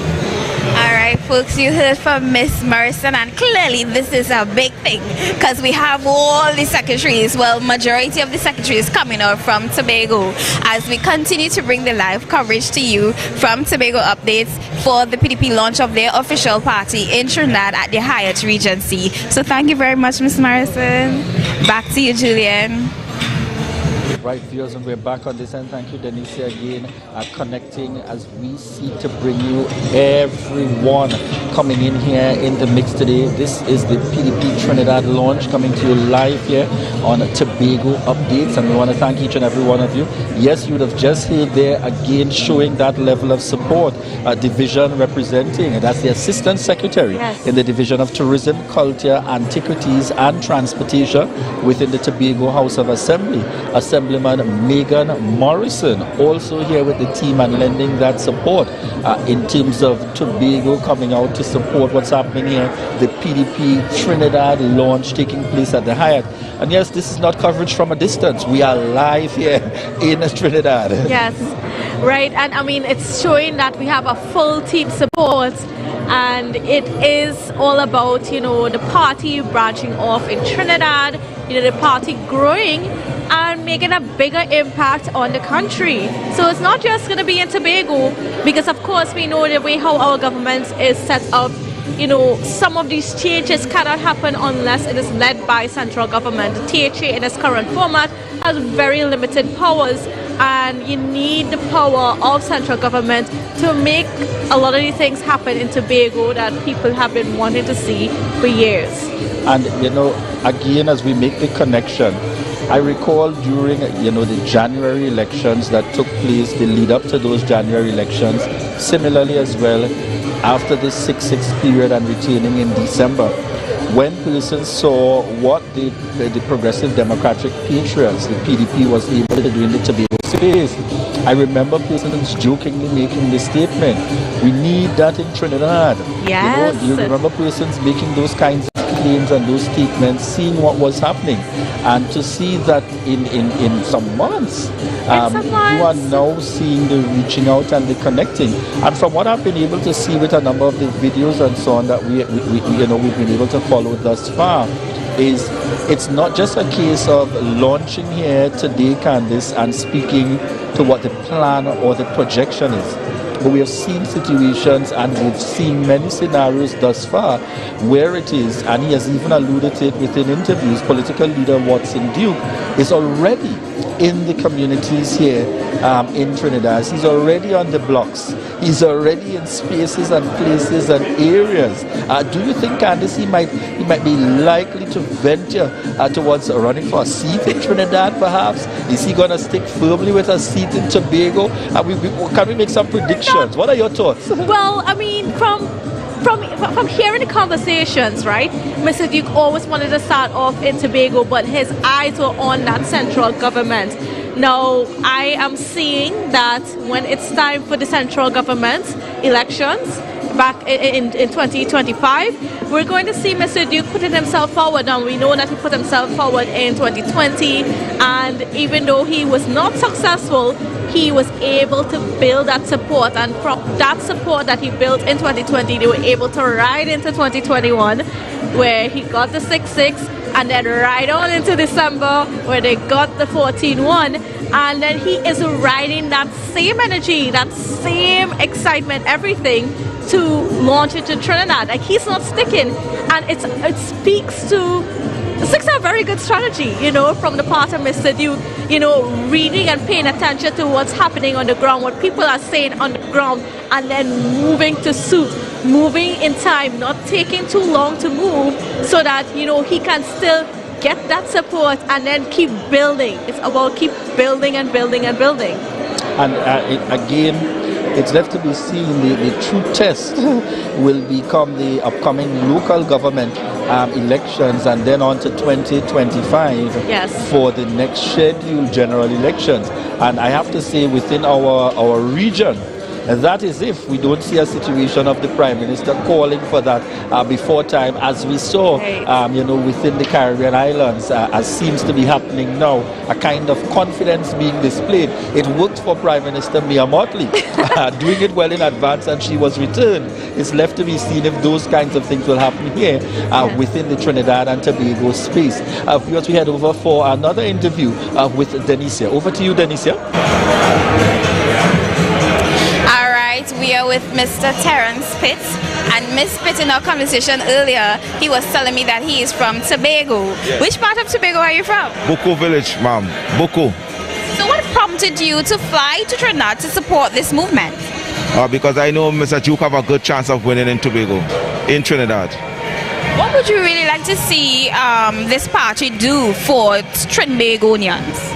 Well, the most important thing in Trinidad, the people need to be free, the people need to be liberated, right? And with this PDP party coming to Trinidad, it will actually show people that they have a choice, and they have a better choice, they have an option. In your opinion, what do you think sets PDP apart from all other political parties? What set them apart is they use the ears, they listen to the people. And that is the most important thing, is what the people want, is that the politicians are actually listening to them. And this is what the PDP brings to the Trinidad, that people will have their views come across. What issues and concerns that you may have that you would want to see the party immediately address? Well, we have to look at unemployment, and we have to look at the youth, the opportunities. We need to provide opportunities for the young people of Trinidad. And the job aspect, we need to breed more entrepreneurs in Trinidad. And this is where the private sector comes in, and this is what we need, free thinkers. So PDP is a party of free thinkers. So in Trinidad, I know there's a lot of free thinkers in Trinidad, so now they'll actually get an opportunity, a platform, so that they could actually be involved in the change process, right? So exactly what they see happen in Tobago is what is one we bring across for the people in Trinidad. All right, guys, we heard from Mr. Pitt, and he is from Tobago, Boko to be exact. And he really flew from Tobago to Trinidad to support this movement because he believes in the political party. And as he stated earlier, although he believes in the party, there are some issues that he would really like to see addressed, one being unemployment and that of the youth. You know, while I'm having conversations and interviewing with persons, they are bringing up more likely the same issues. They are stressing on the issue of the youths and how they are important in today's society, the ideas and the creative initiatives that generates from their mind, and how they can impact and be helpful towards making a difference and impacting change. So thank you very much, Mr. Pitt. Back to you, Julian. Yes, please, and welcome back again here. This is Tobago Updates, carrying you live here from the Hyatt Regency in Trinidad. This is the PDP's Trinidad launch taking place today that we are covering live here on Tobago Updates. And we want to remind each of you, as you continue to connect with us, we're live on Facebook. We're also live on YouTube. Those of you connecting with us, reminder that you can also connect with us via tobagoupdates.com. And we're live on CNC3 from 5 p.m., creating every possible avenue for you to ensure that you can get the connection here with Tobago Updates for the PDP Trinidad launch that's taking place at the moment. Candice, the first segment has taken place in terms of people securing their first course. Yes. Before you even get into the meat of the program. My goodness. All right. But I see we have much more persons now joining us on the live. So we're going to give you a quick recap of what's coming up. But before we do that, we head on over to Denicia for another interview. All right, guys. So you can see right now I'm with a very, I would like to say, very brave supporter, as he's demonstrating here his shield. So Mr. Alistair Brown, I see that you are prompt and you are ready. So tell me, what about PDP that you say you're going to support them? Well, right about now, what I love is a new change, right? Support, we ram out inside, as you can see, you understand? From east, west, north and south. So it's about making things happen for 2023 go on beyond. We're going to make it happen. What would you like to see that this party really do once they get elected? Well, so far, I want to see more jobs for the youths. That's my main concern, because when we do our campaigning and stuff, it's mostly the youths come out begging for job. And I, as little as I have, I do for them too, you know what I mean? I do for plenty other man. I just want to see we take this to another level. You know, some other parties saying, hey, we will have this, we'll do this, we do this. But it's so far with oh gosh, watch me now. So far with PDP. Hear what I'm telling you? We're making it happen. We're seeing the change, and I just ain't saying it, but we're making it happen. I could walk the walk and say it. What part of Trinidad are you from? I'm from Claxton Bay. You understand? Springville, Claxton Bay. So I would just like to say to my Diamond supporters, to Claxton Bay supporters, Springville, Marabella, San Fernando, you know what I mean? We are the whole south side look, you understand? La Hoqueta, Lavantil. Watch man, I could go beyond. We're so far we campaign. That is it right now. As you can see, if it just take a peep inside and out, we full. You understand? And this is just the smoke, eh? Trust me, just the smoke. Alright guys, so you've heard from Mr. Brown, and as you can see, he's very much excited as he's already, you know, he has his prompters here, you know. He is definitely ready for the fight and for the change, because he definitely believes in PDP, as he say that, you know what, they are going to make a difference, they are going to make a change. So thank you very much, Mr. Brown. Back to you, Julian. Connecting with you as we continue to bring you live updates here from the Hyatt Regency in Trinidad. This is Tobago Updates, giving you coverage of the PDP's Trinidad launch. Candice, we were just about to give them a quick snapshot once again for those who just joined in on the live. What's been happening thus far. We've got a packed house on the inside. Seated dining, as Candice would have said, exquisite dining. Yes, around the table, around the round tables in preparation for the start of the program. Persons would have been out already and had the opportunity to secure the first course in anticipation of the program, and then dinner. Candice, just give us a quick sense again for the benefit of our viewers what the program lineup is like. Of course, so we're going to have, starting off the program, just some prayer and some invocations. But then following that, we have some cultural displays. We have the tassel drums, we have some rhythm section. We have a white cross section of what makes Trinidad Trinidad. And we know Trinidad is a very diverse cultural place. So we're going to get a little bit of all of that. And then we're going to be hearing from the chairpersons of the party. So we're going to be introduced to those new positions. Of course, we're talking PDP Trinidad, right? Of course, we got to separate it a little bit from the PDP Tobago. So the PDP Tobago remains to be PDP Tobago. The faces that we've known over the past couple of years remain. But as they're building out the party in Trinidad, they're going to have new faces that are going to be handling the party's affairs in Trinidad. So we're going to be hearing some of that. And then after that, we are going to be hearing from Deputy Political Leader, Mrs. Kiesel Jackson. And of course, we're also going to be hearing from Mr. Watson Duke himself about the vision for the party and what this is going to be all about. And, you know, maybe some direction as to where they're heading. We know they're heading to local government elections at the end of this year. How much more are we going to hear about that? We're going to find out as the program rolls on. And you know, from there, no, it isn't done yet. This has been dubbed or branded by the political leader as the PDP Launch Trinidad. It's an all-inclusive event. You're getting your music, you're getting the information that they're going to be bringing to you. You're going to be getting entertainment, you name it. They have it here, taking place at the Hyatt Regency in Trinidad, and we're happy to be live here with a Tobago Updates, bringing you coverage of the PDP Trinidad launch. And while we would have gone through the program, then they head on into dinner. Yes. That takes place as part of the lineup. So we gather the information, and then from there you ensure. And we are really seeing here this evening an indication, just as would have been agreed, as the political leader had indicated previously. He wants persons to have the very best. And this launch is indeed indicative.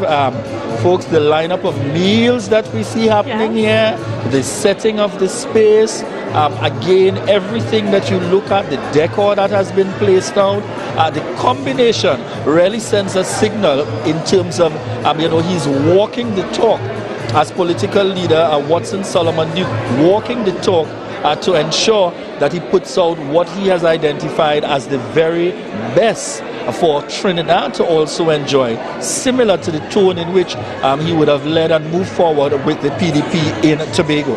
And of course, it wouldn't be an all-inclusive without some performances. And we're going to be hearing from Mr. Iowa George himself a little bit later on in the program. And a surprise guest, of course. You can't reveal it, but you certainly do not want to miss it. Yes, we're going to also be hearing from Jam Melody on the lineup, and a number of other performances and entertainment items in the lineup here for you of the PDP's Trinidad launch, coming to you live here from Tobago Updates. And as Candice said, wow, we're looking forward to that special guest performer that's going to be in the mix this evening. I mean, I can't say more at this point, Candice. We can't say more at this point. But I think we have a video lined up for you all. So we're now going to go straight into that video and then we'll be right back. So don't worry. Oh, no, no, they must go. No, no, no, they must go. Nothing is really changing. Politicians, they come and going, but PNM and UNC is failing. We fed up, it's time for all that to go. It's time for change, it's time for change, it's time for change in the country. It's time for change, it's time for change, it's time for change in the country. Ready for the PDP? My people, Trinidad people, Tobago people, the PDP Spartans are here. Spartans! We can't wait. Swim from Tobago. Spartans! We can't wait. Rowley and Kamla must go. Trinidad! It's time for change. Spartans! We can't wait. Swim from Tobago. Spartans! We can't wait. Rowley and Kamla must go. Trinidad! It's time for change. Spartans! This is a political revolution, not business as usual. Thank you very much. Trinidad people, Tobago people. We are PDP, the Progressive Democratic Patriots, and we put people before politics. The party started in 2015 and our founder, Sir Watson Solomon Duke, known as the champion of the working class, who was formerly the undefeated 12-year president of the Public Services Association. Sir Duke had a humble political beginning with just a bullhorn under a dim streetlight in a small village on the eastern shores of Tobago called Roxborough. By December 2021, the PDP, also called the Spartans, in such a little time ascended with a landslide victory to take all of Tobago House of Assembly with the exception of one, dethroning the then People's National Movement, who had a stronghold for 21 years of the Tobago people. Now Tobagonians exercise their democracy. Sir Duke was not happy with just Tobago and hearing the cries from Trinidad, the larger of the two islands that has two exhaustive parties, the People National Movement and the UNC. Sir Duke, being known as a radical leader, an eccentric and ever-evolving political figure, is an anomaly to the dumbfounded politicians who has abandoned political ideas with a basket full of empty promises without performance. To date, the islands are ridden with crime, a vicious culture of poverty, no food security, high inflation, rising fuel prices, unemployment, lack of opportunities, the increasing of street-side beggars, poor health care, improper drainage, being known for potholes, government agency operating without accountability, no allocation of government houses, only using draconian instrumentation with persons on lists for some 20 years without exaggeration. The island is in a desperate need of a reset, a new ideology, a new political climate. We, the PDP Spartans, are here in Trinidad to reconnect with the grassroots and the groundsmen, to refocus, resuscitate and resurrect a hope. We have an open door policy with the Barataria headquarters in Trinidad, beginning not during an election campaign, but now. We actively display not an emblematic status, but one that creates visibility and a voice to the voiceless. Yes, viewers, and welcome back. This is the Tobago Updates, and we are live here at the Hyatt Regency in Trinidad. The connection here today, folks, is for the launch of a PDP Trinidad, a very grand affair, and on the set with us, none other than our Deputy Political Leader, Keynote Jackson. Thank you so much for joining us. It is a pleasure. It is a pleasure. As we begin to look, tell us about your feeling with regards to what you're seeing as the atmosphere here so far in anticipation of the start of the program. Well, it's great anticipation. We have thousands of persons that are still outside, unable to get a seat, but we are also streaming live on CNC3. The support is overwhelming. The people are crying out for change for a while now, and the change is here. Is a new tide. Yes. Tell us specifically, we have seen where traditionally there have been two political parties dominating the landscape in Trinidad in particular. We would have seen that Tobago has made changes that just took place from December. Tell us about the projections and the prospects in terms of the feeling of the PDP being out there in the community. How are you feeling going into the communities now in terms of that call for change? That call for change. Well, Trinidad and Tobago has been predominantly bipartisan politics. We have been divided with racial politics, but now we are seeing a new element. The average man on the ground who is hungry, he doesn't care about if he's East Indian, if he's African, right? Race, ethnicity, gender differences, he don't care about that. What the hungry man care about? Where the bread is coming from. Survival. And that's what we are seeing on the ground. The underclass has been a neglected class by politicians. Too much promises and no performance. The people have spoken today. And do you see this transitioning? And we know what's going to be happening in the first instance is the local government elections that comes up in the latter part of this year and then on to general elections. Tell us about the building of this momentum. How do you see it going forward based on what you have seen thus far? We are going for all 41 seats. 39 in Trinidad and 2 in Tobago. We are going for all. Can't you see outside? That's a sea of black. It almost says, remember Moses and the Red Sea? Yes. Now you're seeing the Black Sea. You're seeing what the people are crying for. And Mr. Watson Solomon Duke, he's a fighter. He has been a fighter for a while, and Trinidadians saw him as that fighter, that person that can deliver them. It's almost as though it's a bit religious. Yes. Because there's Daniel 2:21 where God says, I enthrone kings and I remove kings. Clearly we are seeing a political shift. There's a paradigm shift that we have never seen before. Tell us about the blend in the lineup this evening. We see that in terms of the executive lineup, it seems to represent a wide cross-section of Trinidad. Yes. Tell us a little bit about the background and what was the vision behind selecting some of these individuals to form the lineup for the executive. When I sat with Mr. Duke initially, he said, Kizel, I want my executive to reflect Trinidad and Tobago, to reflect our diversity, to reflect our cosmopolitan culture, to be inclusive of such.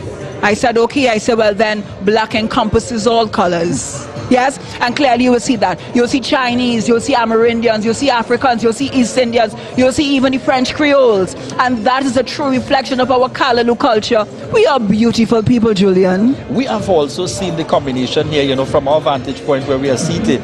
You're seeing the blend of very young, you're seeing young persons in the mix, you're seeing the middle-aged, you're seeing the differently abled.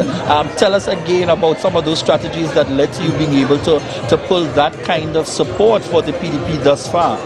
I don't think it's a matter of a puller. I think it's a matter of a cry. It has been a resounding cry of the people. The people have been asking for this change, and they got an exchange. Now they are looking for that change. They are hoping that we live up to the expectations, and by God's will, we would. It's interesting. I like the concept that you've just mentioned. They were looking for change, but they got an exchange. Tell us a little bit more about that. When you say that, what are you speaking to exactly in terms of there is certainly dissatisfaction among the people for what we are enjoying now? Julian, we are not totally out of COVID, but we have faced a global crisis. Now, any parent with a crisis will take care of their own. We didn't see that in this country during COVID, did we? There are so many families. We are on the ground every week. 3 days a week, we are on the ground walking in impoverished communities. People are still crying for the basic essential. Talk about Maslow's theory. When he said what a man needs to survive, food, shelter, clothing, people are still crying out for water. They're still crying out for food. Julian, the hunger is real. Are you looking forward to the people of Trinidad and Tobago really making the change in such a manner? Some have complained in the past that people, they fuss about the issues and the challenges, and then you come just before the elections and you hand out something. Do you see that continuing to work, or is the PDP definitely... You know what that is like? You know what that is like? That's like a mother that is giving birth. You know, sometimes they get those labor pain and you think it's time to deliver, but just not yet. You know about that? When you get those pains and you feel as though, well, the baby is coming, but just not yet. I've heard of it. You've heard of it. You may not know of it, but you've heard of it. Yes, and then you know when you are in that stage because you begin to dilate. Things begin to happen to one's body, and she knows that this is it. This is what we are seeing now. This is it. What we can look forward to past evening, well, after this grand launch, we saw a few weeks ago the start in Barataria. Yes. We heard via interview with yourself and a political leader, Watson Duke, in terms of commitments where this evening will be even greater. Yes. And tell us about beyond the launch that takes place today. What can persons anticipate? How do they continue to connect with the PDP for those who continue to see the PDP as the change in going forward for Trinidad and Tobago? Well, we started with one headquarters in Barataria, and then there'll be 5 other sub-offices throughout Trinidad. Yes? So we are scattering all over. So you see, we started in the city, because that's where it falls, in the city. And we have gone from the city. We have been as far as south. We went to Point Fortin, we went to Cedros. We are literally traveling throughout the landscape, the geographical landscape of Trinidad. Tobago has seen Watson Duke and the Chief Secretary, Fali Chavez Agustin, as persons who have really led that charge for change. Yes. Can we look forward to similarly from Watson Duke and Kizel Jackson in terms of that? I will change that. I will change that. I will change that. I will say, can you look forward to the Honorable Mr. Watson Solomon Duke and the Honorable Mr. Fali Chavez and Kizel Jackson? So I say, where 3 cores are stronger than 2. Definitely stronger than 2. So we look forward. Tell us how you feel again as somebody driving change here. And we noted carefully in terms of even looking at your bio, a very extensive background. Tell us about how you see the relationship working between Trinidad and Tobago to derive greater benefit for both islands and the country collectively. Tobago has accomplished a milestone, I will tell you that. You know, sometimes God said that I will take the rejected stone and I will build an altar. Yes, you know about that parable. And Tobago is one that have been neglected, ostracized, forgotten. And now Tobago has taught Trinidad a lesson that one cannot forget. That even the smaller of the 2 can teach something. They taught us with their resilience, their strength, their political fortitude, that change can come. And the bigger sister, Trinidad, was looking on and saying, yes, I see you. I see you, I see you. So yes, we want a greater inclusion. We want to give Tobago its own autonomy. We want to give Tobago its own respect. It's Trinidad and Tobago, not Trinidad that forgot Tobago. Just as we look to wrap this interview, what would you want to say to those viewing out there that there may be still some level of uncertainty? Because the numbers are quite high across the lives, and we know we have persons even tuned in abroad, internationally, and those who are looking on here. For those who are still in between and wondering, this is a new entity in Trinidad. What would you say in your final 30 seconds wrap up here before you hit the stage? Give us a sneak peek. What I will say to you is that this is a new culture. This is a new day. And the tides The ties is flowing, and we are about that particular change. Now, if you have not made up your mind as yet, I'm not rushing anyone to make a decision, but judge us by our performance, because it's not yet elections, and we are there door to door, city to city, family to family, and child to child. We are not saying that we have the resources, no. We are not saying that we have everything to imbue that change, no, but we have the willpower, we have the desire, and by all means, God will manifest it. Yes, folks, and certainly I think the choice of Keyzelle Jackson didn't come by just like that. You know her energy when she entered the room and the space. Thank you so much for joining us on set to give us a little insight as to what to expect. And at this point, viewers, we head over to Denicia. Alright guys, we are with Mr. Tyrone Sawyer-Sue, and he's the General Secretary for the PDP in Trinidad. So could you tell us what does it mean to have the party officially launched in Trinidad? Oh, it feels overwhelming right now. You know, a lot of the people that come here looking for a different direction and found it with the PDP. What do you think made PDP be set apart from other political parties? Dealing with the grassroots and dealing with the people before politics is something that really helps, you know. We tend to touch people's hearts. You know, when we come out here to deal with the people, we're not just passing, touch you and we go on. You know, we actually conversating with you, seeing what is the position, what it is you're needing, what it is you know, what is required of us. We want the people to tell us. We don't want to impose us on the people. You understand? Could you tell us what are the main objectives of the official launch here today?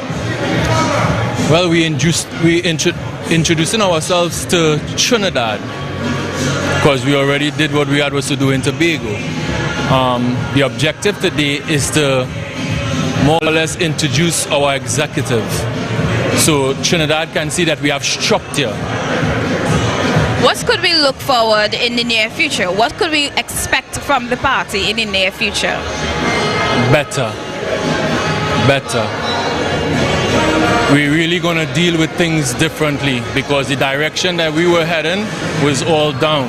Now it's time for us to come up, and we will take care of that, definitely. I know you guys have been strongly an advocate for campaigning, and you all are moving about. Could you say what are some of the issues that you know, people have been approaching you all with? What are some of the concerns that they have? Neglect. Most of the people are saying that they cannot get to speak to their MPs. Certain things are not being heard. They're not even allowed to get a hearing, a face-to-face. Those are the things that were promised, and it's not happening.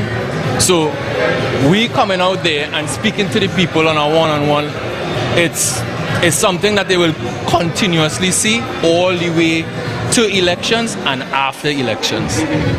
Alright folks, there you have it from Mr. Sawyer-Sue. He's the General Secretary for the party in Trinidad, and as you rightfully see that he's very much excited about this new movement as they move towards making an impact, making a change, making a difference, being better than the parties that have been before them.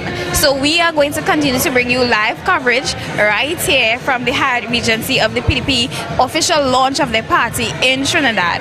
Back to you, Julian. Yes, Candice, when you feel like the soca done, well, it's more jamming to come.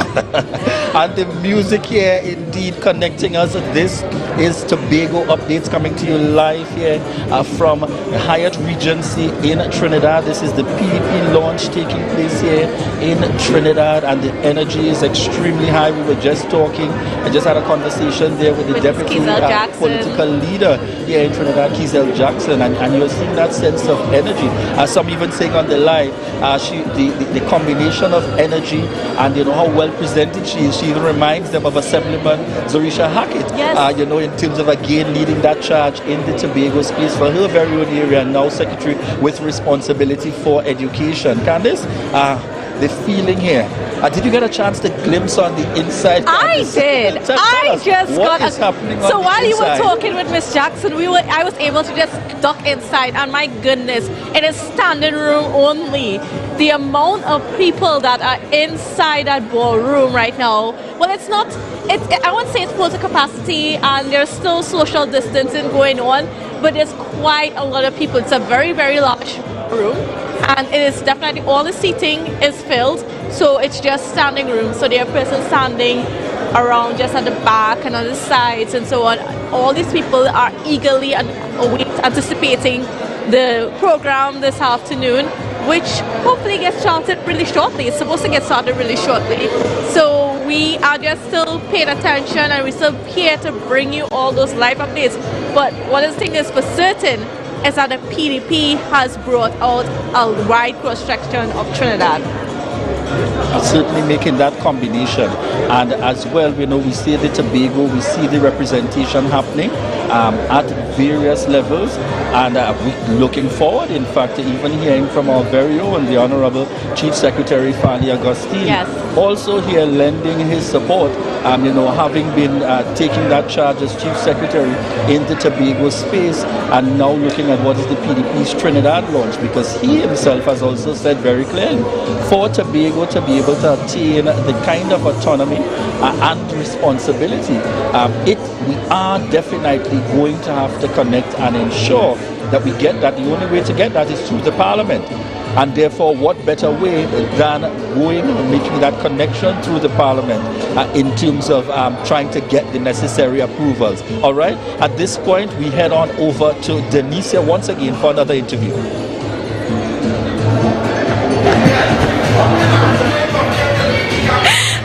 Guys, we are here at the Hyatt Regency because we are bringing to you the live coverage of the PDP official launch in Trinidad.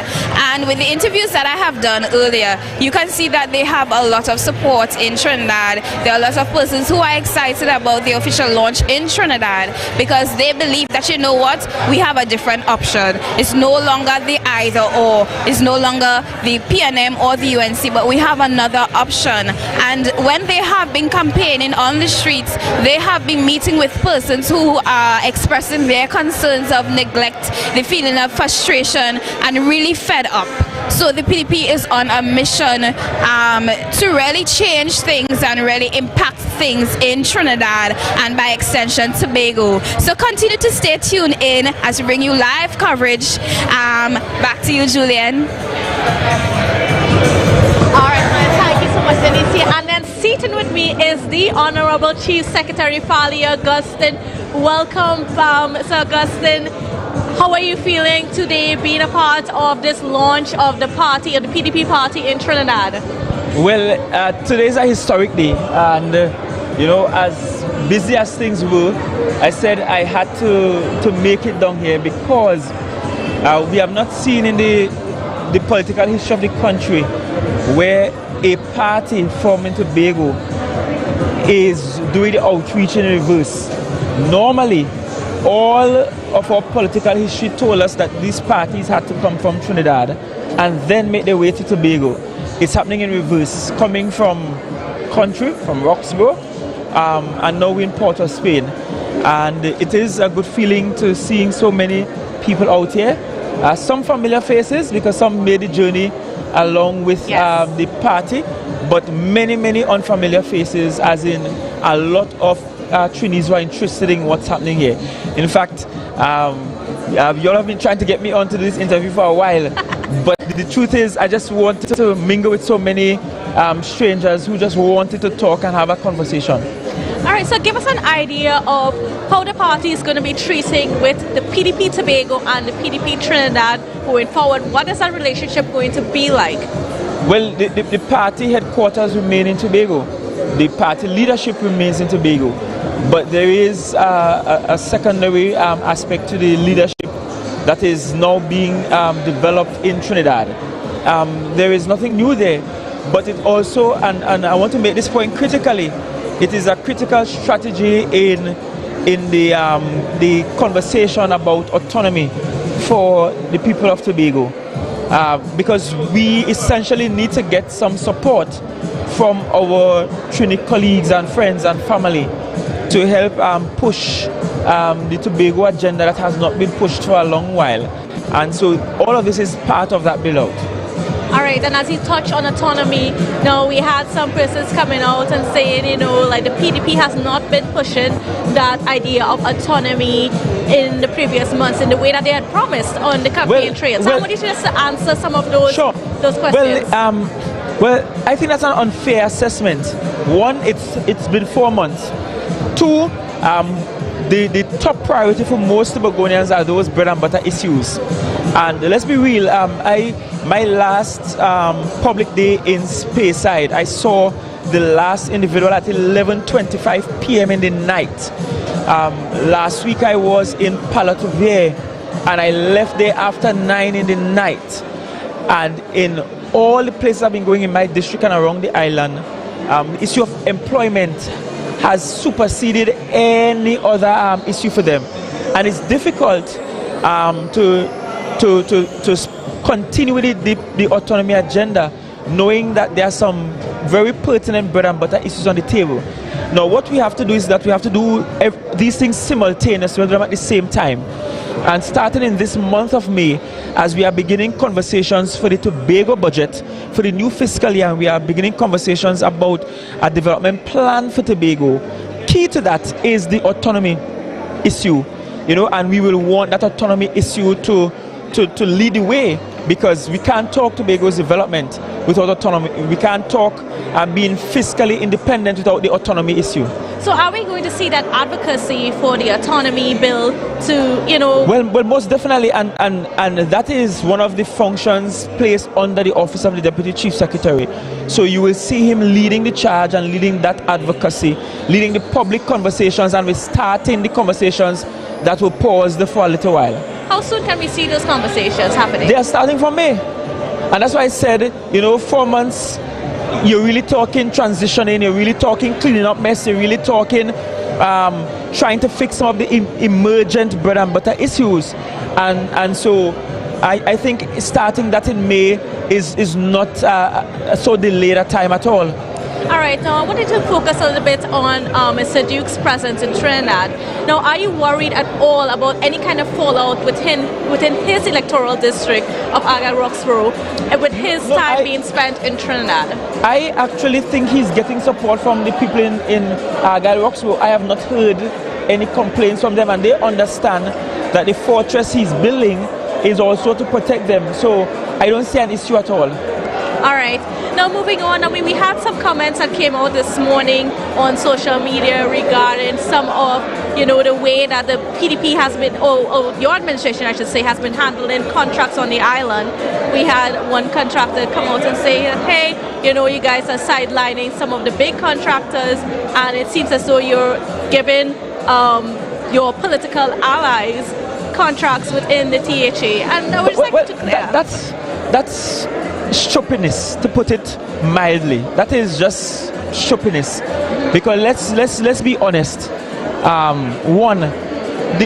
Name a single large contract the PDP has given out since coming to office. We have not given out any major contracts, because remember, we have been cleaning up messes. We also have a situation.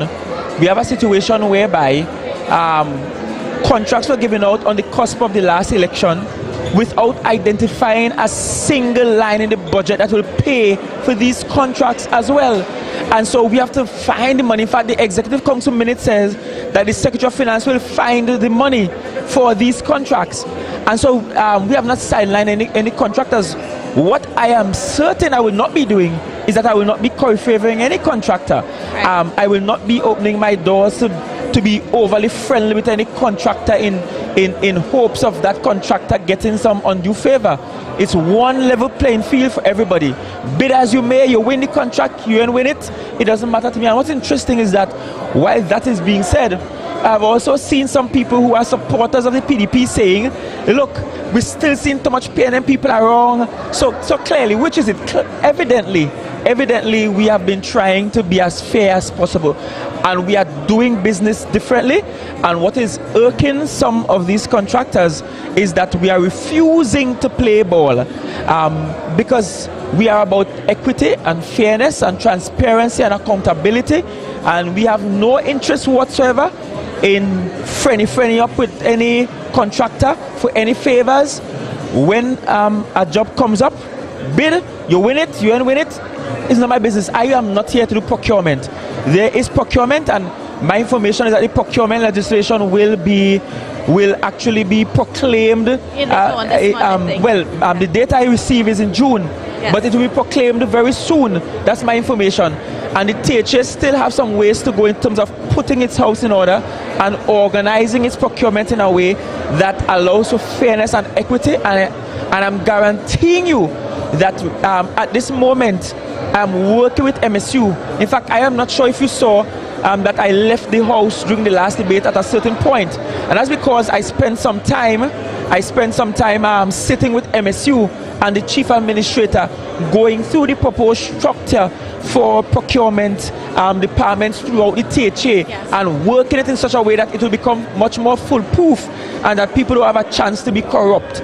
That is what we're getting at the heart of. We promise that and we will deliver on that. All right, so I want to get into that a little bit more. So I know since 2012 we've been hearing from the Division of Finance that we're moving towards an accrual sort of accounting system and that sort of thing.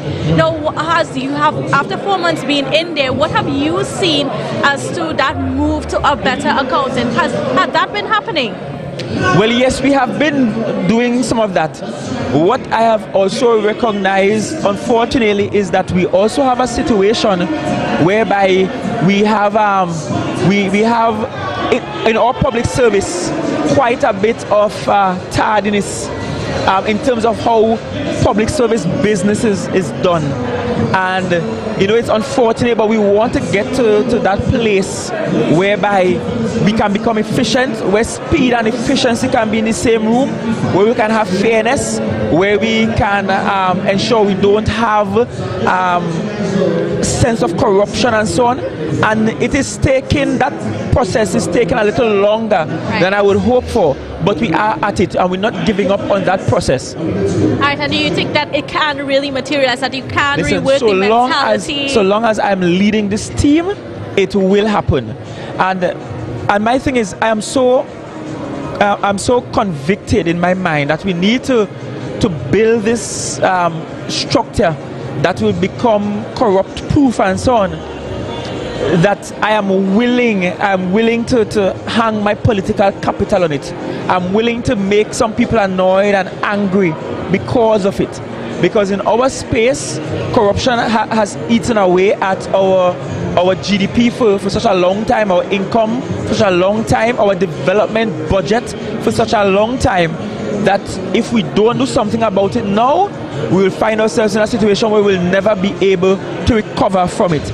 And I want us to recover from it. I want us to build a stronger society. I want us to build a society that works for the many and not the few. And so I am not perturbed at all. I know some noises will come because some people are accustomed to eating lavishly at the trough while many are without, and there will be none of that with this team. It's about an equal playing field for everybody. All right, and I know that there's some voices coming out that are very critical of the accessibility to you. I mean, we have Mr. Hocho Charles, but there's actually a number of persons out there saying that, you're not as I was, right? And let me put into perspective for you. As an area rep, I was in every funeral, every wake, every christening, every pan knock, every event, every community activity. I was there early morning, late at night, a house burning down, I'm the first to arrive. That is just not possible with being chief secretary. And I've had to balance it. So like Mr. Charles in particular, I actually meet with Mr. Charles every single month. I met with Mr. Charles in the month of April more than once. I brought Mr. Charles in April in the meeting with Penelope Beckles as well for us to organize the moving of town country planning to Tobago. Mr. Charles in April here, that just ended, assisted me in helping to organize the financial regulations of the THA to go before the House. He has assisted me with trying to organize for the status of our public servants and so on. I mean, it is a lot, and certainly unfortunately I can't give of myself the way I gave of myself before. But we have the public days every second and third Thursday.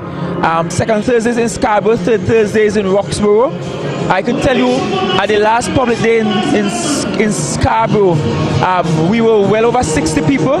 We have a list right now with over 100 people still to be seen. And from time to time, people just walk into the office and I will see them. Okay, well, we're going to have to call it right now, and we're going to have to go to stage side, right?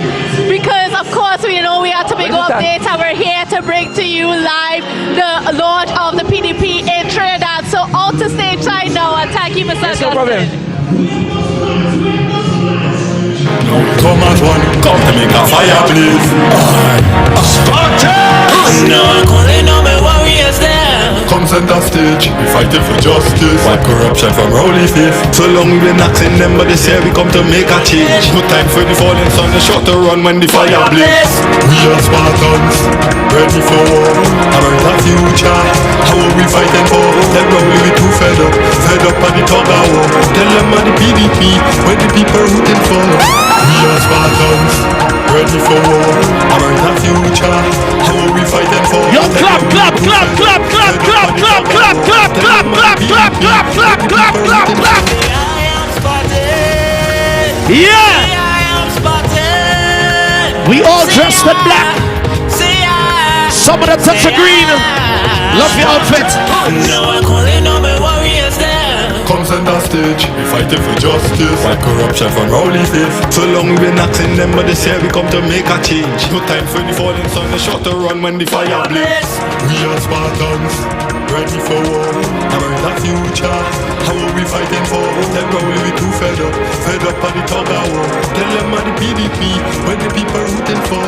We are Spartans, ready for war. America future, how are we fighting for? Them Rowley we too fed up on the Tobago.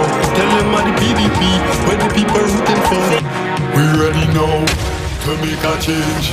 We sick of them, full of rage. Now we come as one, come to make a fire blaze.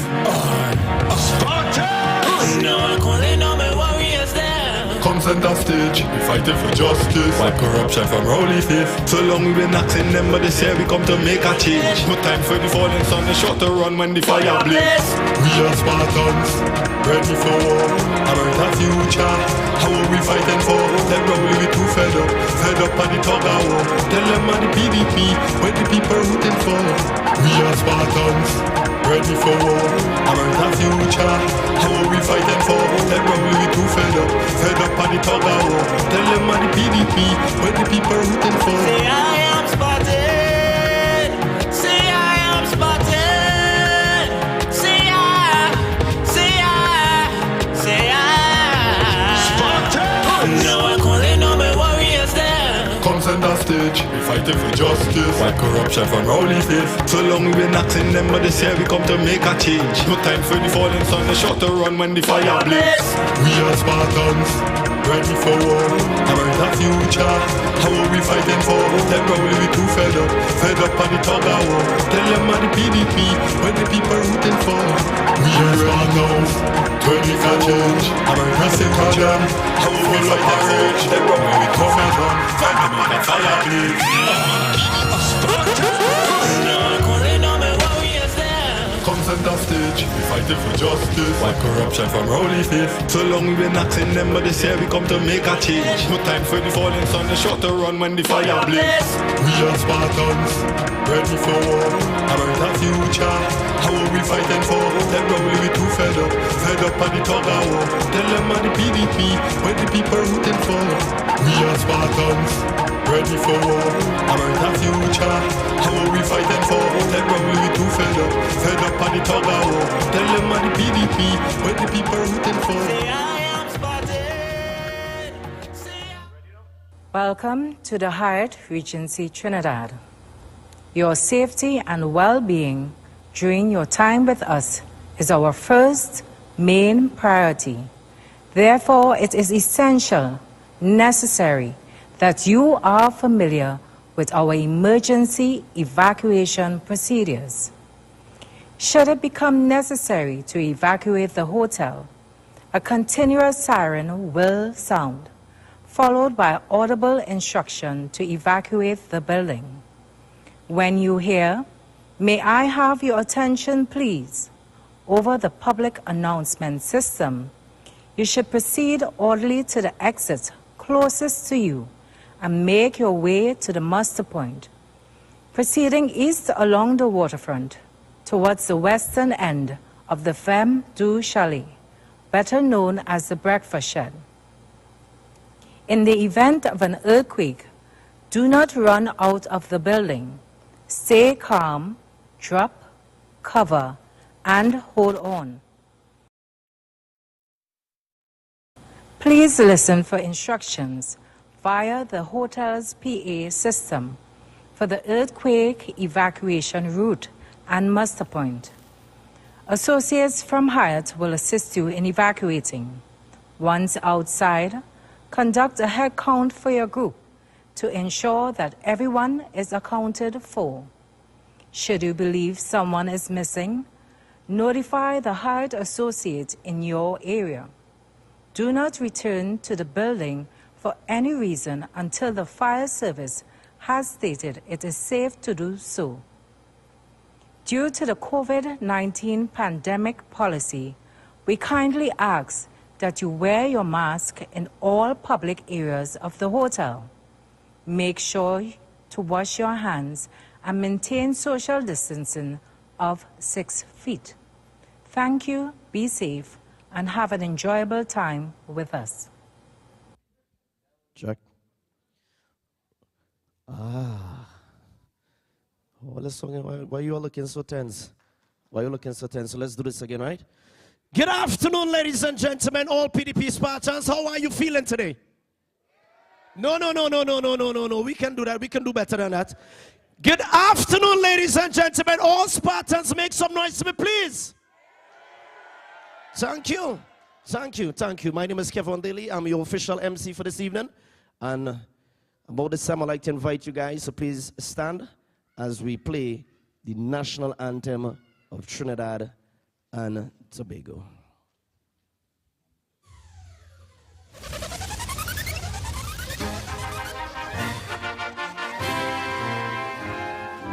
Forged from the love of liberty in the voice of hope and pride, with boundless faith in our destiny, we solemnly declare.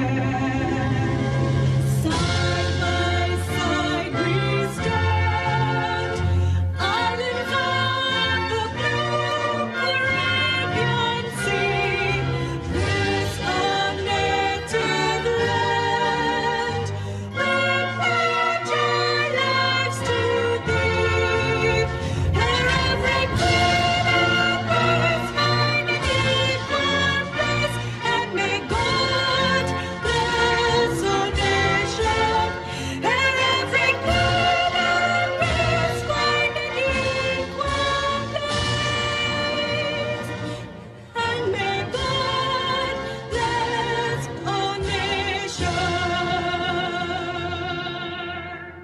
Yeah, give yourself a round of applause. Hold on, don't set yet. Stay on your feet. We have a lot of young people here. Come on, your knees are strong. I like the energy to the back there. At this point in time, I'd like to invite one of my friends to grace us with an opening prayer. So stay standing and just bow our heads, please. Ready? Good afternoon to all patrons. Special good afternoon to the leader and deputy leader of the PDP. Heavenly Father, we're gathered here today. Firstly, thanking you for life and the safe journey of bringing us here. We ask you for a smooth and safe function where the people open their minds and hearts to all the PDP has to offer. As we embark on this political journey with the people and for the people, we pray that everyone has an enjoyable time and we encounter little to no mishaps moving forward. In your mighty name we pray. Amen. Amen. Now you can have your seats.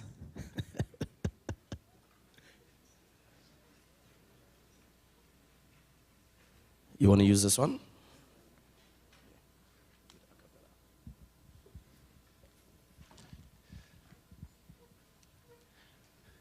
Good evening, everybody. My name is Anne, and I'm here to sing a song for you. So Hope you enjoy.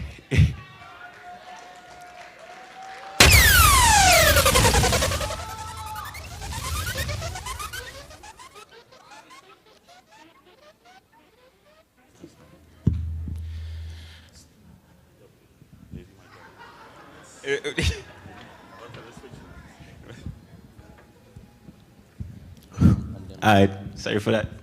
I want to begin now. See, I was on the verge of breaking down. Sometimes silence can seem so loud, but there are miracles in life I must achieve. But first I know it starts inside of me. Oh, if I can see it, then I can be it. If I can do it, there's nothing to it. I believe I can fly. I believe I can touch the sky. I think about it every night and day. Spread my wings and fly away. I believe I can soar. I see me running through that open door. I believe I can fly. I believe I can fly. Oh, I believe I can fly.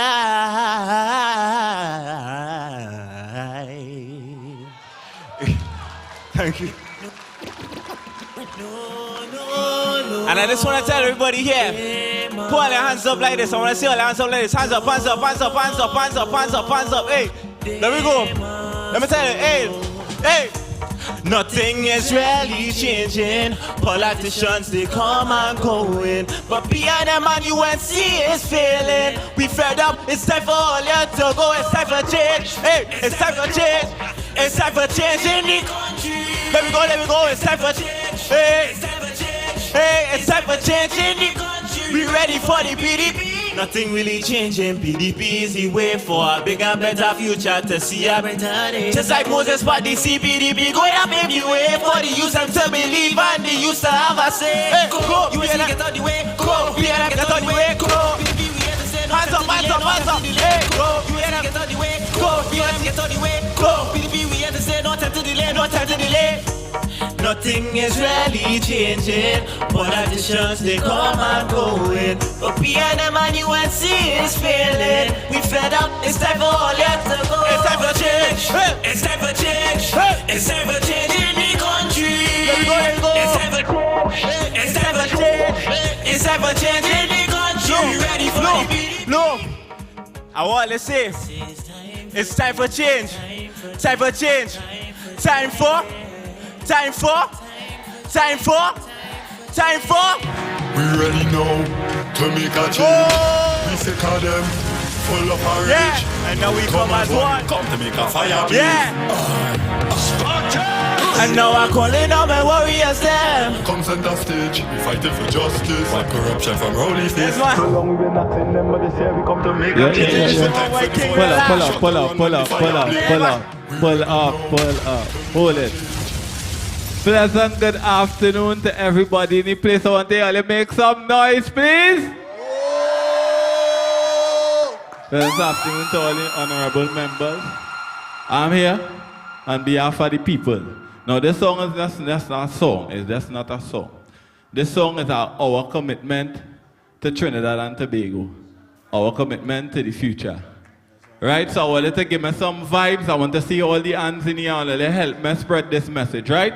Let me go, DJ. We ready now. Ready for war. I bet the future. Hands up. Hands up. Tell me too fed up. Fed up on the dog of war. Tell them money. Let me go. No, I'm calling on my warriors them. Come center stage. We fighting for justice. Fight corruption from rowdy face. This year we come to make a change. Time now to put a fire blaze. We are Spartans. Hands up. Ready for war. A brighter future. How will we fighting for? Tell them we'll be too fed up. Fed up on the tongue of war. Tell them about the PDP. What the people rooting for. We are Spartan. Ready for war. A brighter future. How will we fighting for? Tell them we'll be too fed up. Fed up on the tongue of war. Tell them about the PDP. What the people rooting for. What we say? Say I am. Everybody. I am Spartan. Say I am Spartan. Say I. One more time, I want to hear everybody in the audience turn around. Jump that hostage, be fighting for justice, wipe corruption from rowdy face. Asking them, but they say we come to make a change. Time now to make the fire blaze. We are Spartans, ready for war, a brighter future.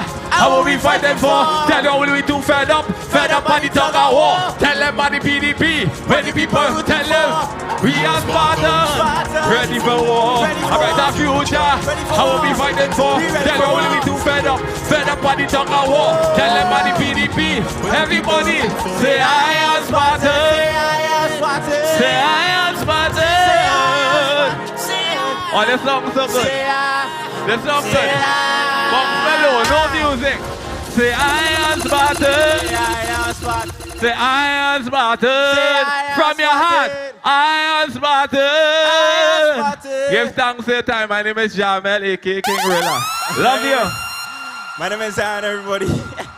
Thank you.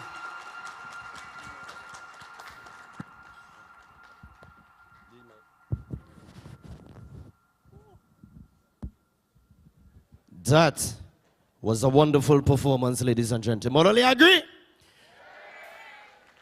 When I say time for, all you have to say is change. All right? So let's try it. Time for? Time for? Time for? That is correct. At this point in time, I would like to welcome on stage the chairperson, Ms. Camille Diet. Can you guys give a welcoming round of applause, please?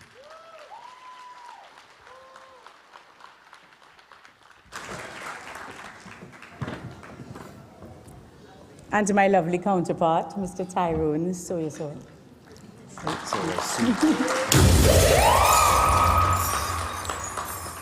Good evening, everyone. To the Honorable Mr. Watson Solomon Duke, our political leader, a mighty, mighty man. Our distinguished guests, members of the media, and our VVIP.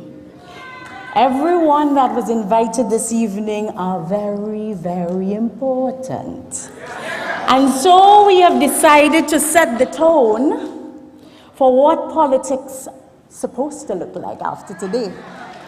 So you see, we're tired of being solicited and prostituted for votes and being treated like the mistress and being promised to be VVIP, but we have set the bar very high, accept nothing less after today.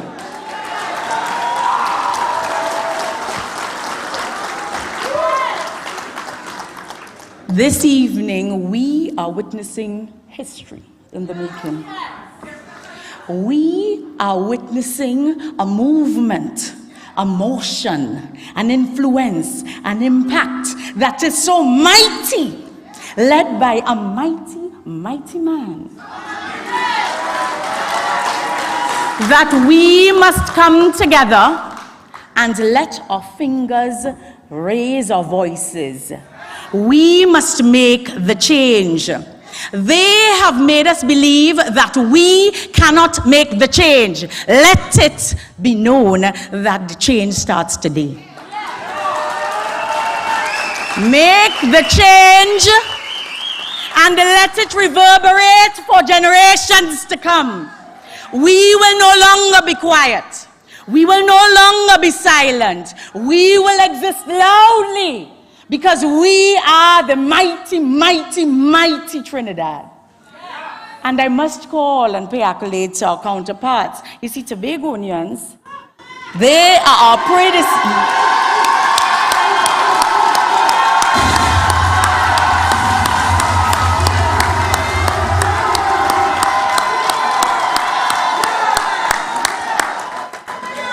Tobagonians, ladies and gentlemen, as mighty as we Trinidadians are, Tobagonians has paved the way.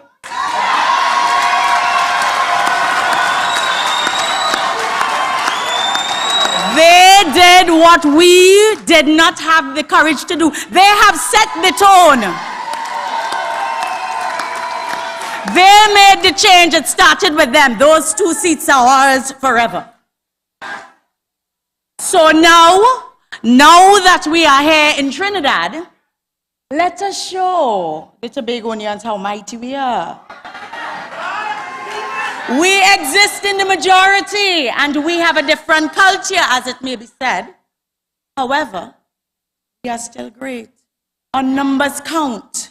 They continue to oppress us, not give us a voice, yet we are led by a mighty man that has given the underclass and the underprivileged a voice. He has made it possible for us to make a difference. He is the next Prime Minister, whether you like it or not.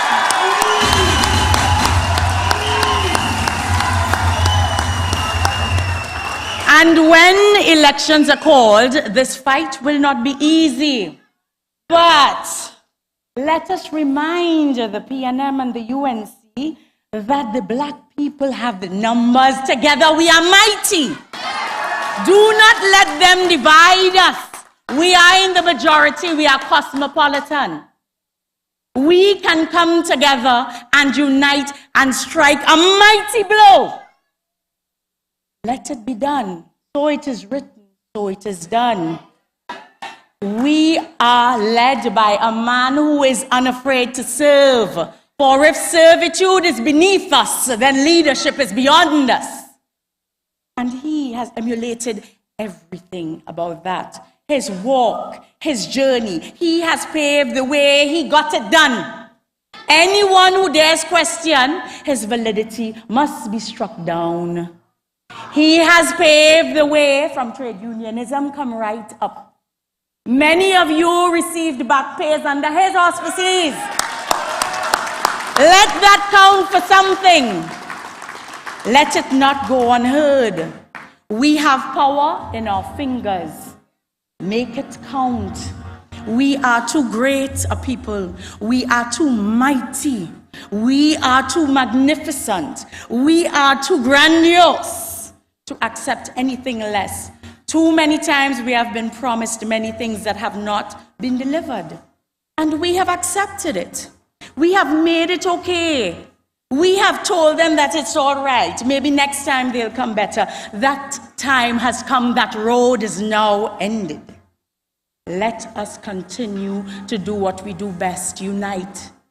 We are great in numbers. I turn you over to wonderful Tyrone Soyesi. Somebody say together.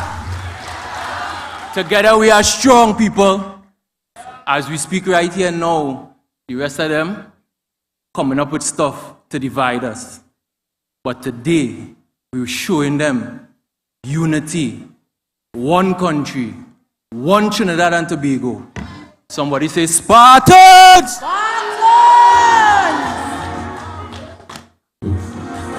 Thank you and good evening.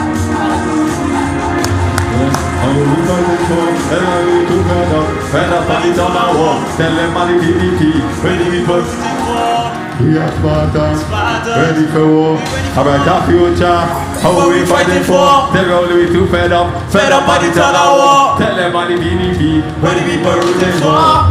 Spartans, ready for war. A brighter future, how are we fighting for? Tell all we too fed up by the tug of war. Tell them about the PDP, what the people rooting for. Say I am Spartans. Say I am Spartans. Say I am Spartans.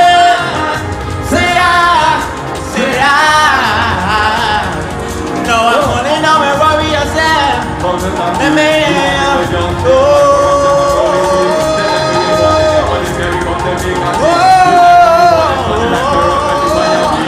We are Spartans. Ready for war. Better future. What we fighting for? Yeah. What the people rooting for? We are Spartans. Ready for war. Better future. Hey.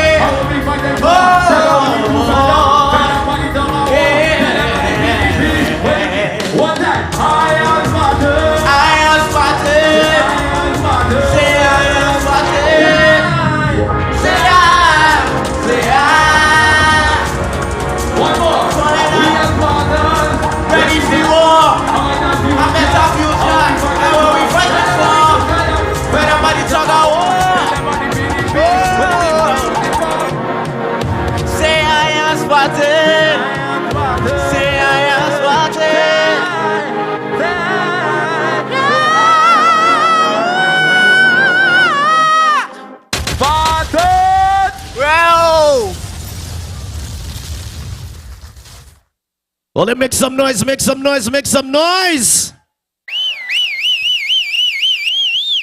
What I want you guys to do right now is just take a look around, take a look around. Just take a look around, look to the back. So many people came out this evening. That is a clear sign that Trinidad and Tobago is ready for change. You all agree? So at this point in time, I would like to welcome back on stage Ms. Camille Diat. She's ready to introduce all the executive members here this afternoon. Oh, you look wonderful, by the way. You're welcome. And my wonderful counterpart, Tyrone Sawyer-Sue. Yes, sir. Let's not forget him. Yes, I wouldn't. Good evening, all, once more. So, we are backed by our lovely executive. We are backed by our lovely executive. And I'll start with none other than the mighty, the wonderful Mr. Watson Solomon Duke.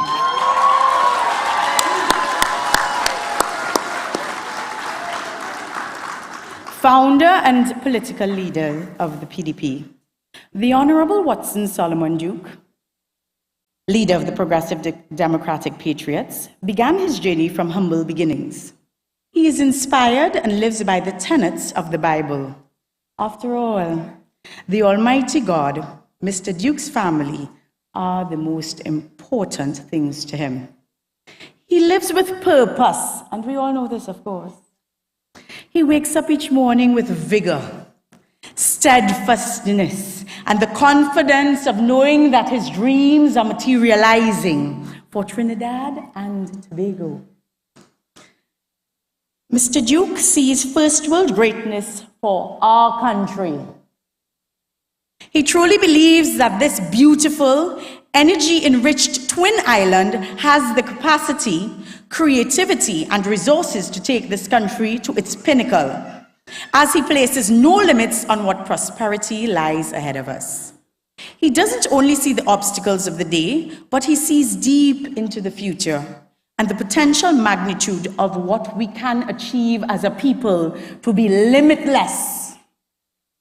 Mr. Duke is a holder of an LLM from the University of Leicester. He was trained in quality technology at the University of the West Indies. Well-accomplished man he is. At the Public Administration International in London, he did pursue an equity training program. He did public sector reform training at the International Training Center of the International Labour Organization in Italy. It's a lot, but it's progressive. He also did a practicum on social dialogue and its impact on the workforce in Frankfurt, Germany. Herein lies why he was able to undertake being the champion of the underclass. He is what Mahatma Gandhi are to the grassroots and bare feet people. He is that. Mr. Duke is the most revered trade unionist, even above Tubal Uriah Buzz Butler. Yes, he has done what Tubal laid roots for. He has revolutionized it, so he has made it greater. We must acknowledge that. Foundation is the epitome of all existence. His method may be considered unorthodox. Like many things, tradition is something that is acceptable because change is not properly embraced, but that's okay. He has shown us that that is something that we can celebrate. We can embrace it. Change is good. He has shown that. He was instrumental in saving over 50,000 jobs and enabling 12,000 workers to receive permanent appointments.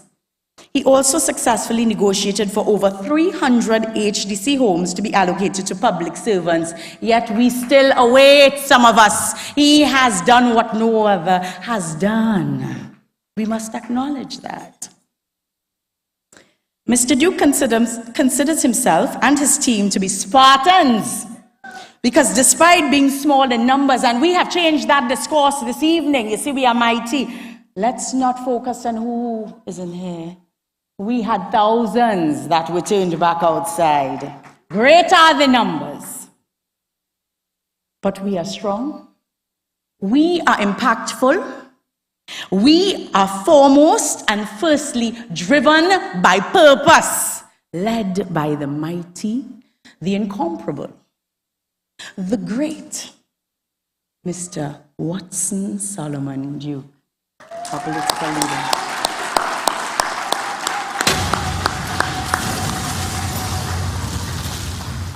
Following strong, because a mighty man does need mighty women.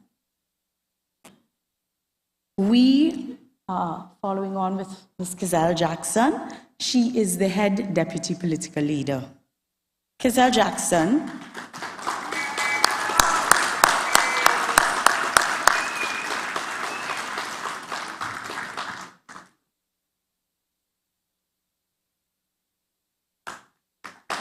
Kizelle Jackson, ladies and gentlemen.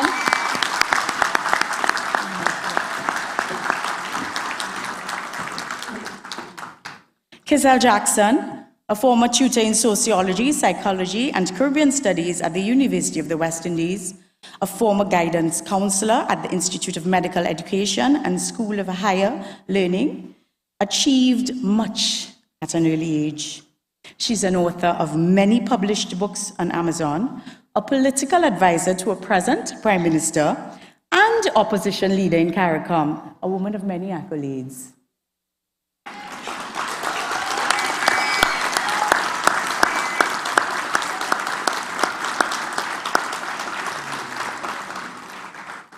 She is an internationally accredited film director, producer, and actor. More than all her achievements is that of being a daughter to Oscar Jackson, Selwyn Andrews, Hayden Gosher, and Sandra Dillon Andrews, and her most prized privilege being a mother to Jael and Jadel Cruikshank in our audience. She is a mother to many with her philanthropic and humanitarian work, and Miss Jackson is a giver who loves to give. She has a gift that keeps on giving. Today, I give you our head deputy political leader once again, Miss Kizelle Jackson.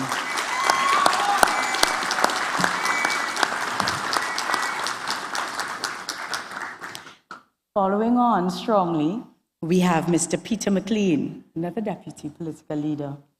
We have the variety because we want to represent the cosmopolitan nation we are.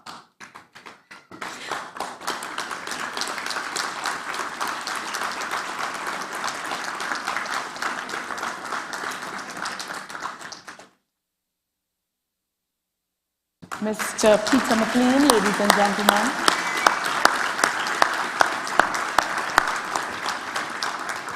Mr. McLean is the president of Trinidad Dental Supply Limited and Precision Dental Studio.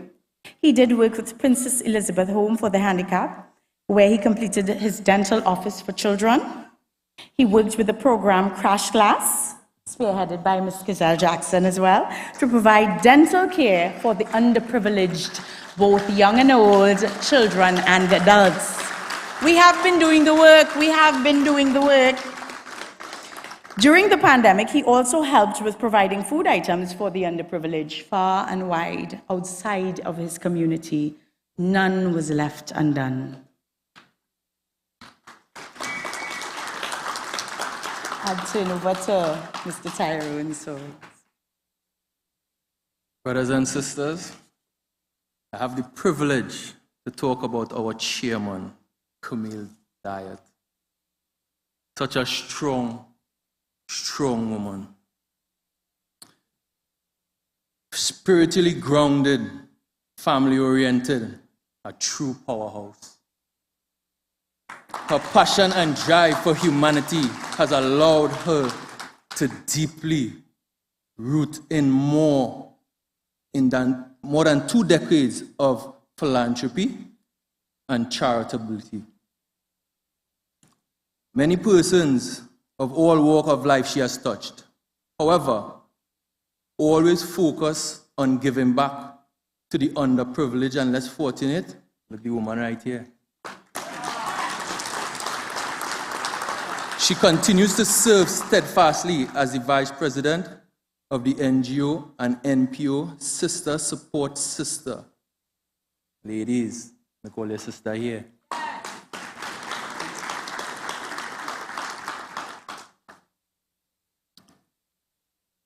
its counterpart, Brother Support, brother, she also is involved in that. Men, she looking out for you all.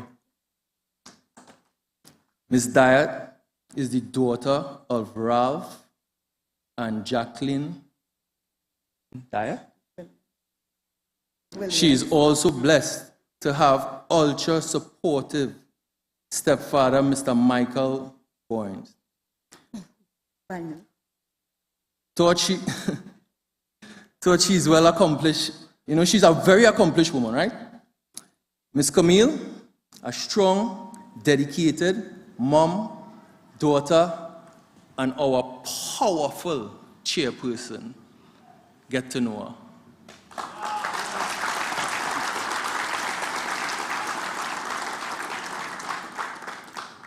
We have a Miss Marilyn Abdullah, our lovely vice chairwoman. Mariam. Where is she? The vice chairwoman, Mariam Abdullah, is driven by national development and has a passion for youth self-realization. She is a family-oriented and lives of golden rules. I don't know what it is they have here. She's currently the head of human resource of Trinidad and Tobago, leading insurance companies. Miss Abdullah holds LLB with honors from the University of London and holds the most prominent international recognized HR qualification as a senior certified HR professional. She is currently pursuing legal practical course and at what is this? Staffordshire University. I'm not even seeing it. Staffordshire University, and is expected to be called to the bar early next year. So we have a lawyer on the coming, this young, lovely chairperson. Hello again. We have Mr. John Paul Alexander, our vice chairman, because as any good vice chairwoman, we ought to have a vice chairman. Gender equality is also very high, much of a priority on the list. Dr. John Paul Alexander is a strategist and leadership and sustainable development expert. He has a PhD in leadership and sustainable development, an MBA in management, and an MSc in strategy, and an award in research. John believes all of us have to become the change we wish to see in Trinidad and Tobago. John, too, believes in the ideology of our great political leader. And of course, we have Mr. Tyrone Soyasu, our Chief Executive Secretary. Let's put our hands together for Mr. Tyrone. He's an entrepreneur in the civil engineering field, MBA in project management, 12 years experience as a managing artist, and he has felt the pain that has been inflicted on the citizens of Trinidad and Tobago. He says that he'd like to be a beacon of hope while uplifting everyone's lives that he comes into contact with. Following on, we have the wonderful Mr. Ronald Rattan, our Assistant Secretary.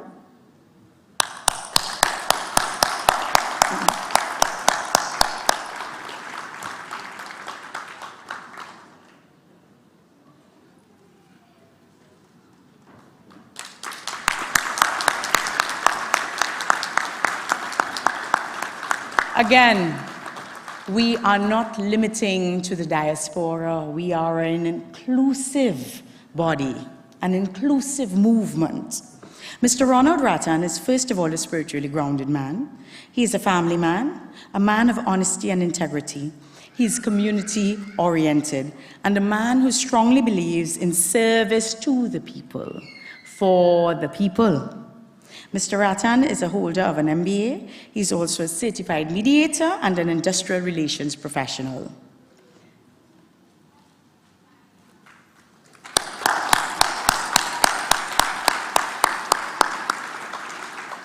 Next, we have Miss June James. She's our education officer. Let's put our hands together, ladies and gentlemen.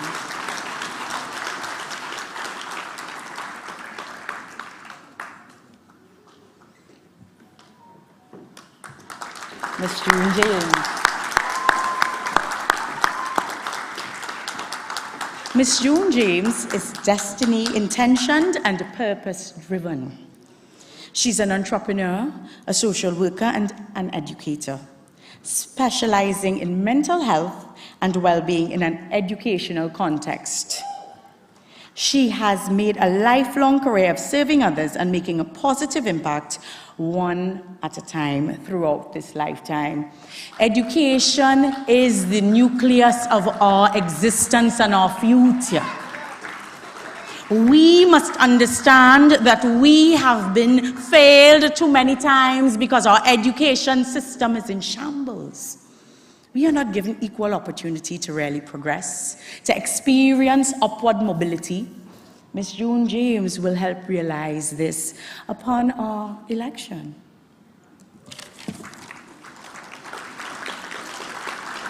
We're followed on by Ms. Laura Guevara. She's our Membership and Mobilization Officer.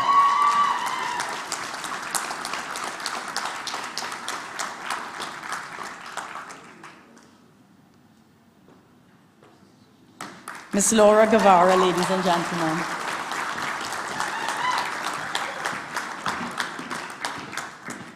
Ms. Laura Guevara is an attorney at law, a qualified mediator. Yes, we have a mighty legal team. Let it be known.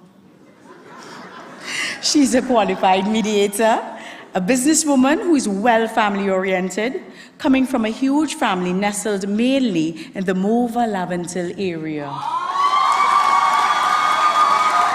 Yes. Yes, we are also well represented. She is very passionate about bringing positive change in the lives of the people she comes into contact with and a desire to see them excel in all aspects. Following on, we have the lovely Miss Marcia Sudas. She is our other Membership and Mobilization Officer.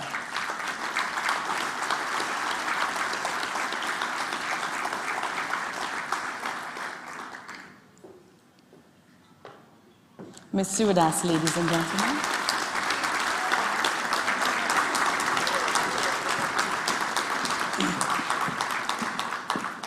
Ms. Sudas, at 46, is blessed to be the mother of 3 children and partner to a loving gentleman of Herculean character. She belongs to a warm, loving family from Piparo in South Trinidad. Today, she's a business owner, author, speaker, and advocate for change through intentional, strategic, and mindful action. Her work history also includes education and journalism. Ms. Sudas is purposeful, passionate, and empowers others so that she may elevate them to experience a more enriched and worthy life. We now follow on with Ms. Nalini Jones, Youth Officer.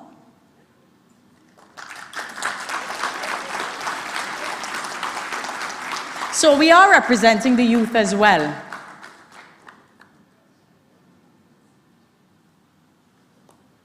Ms. Nalini Jones.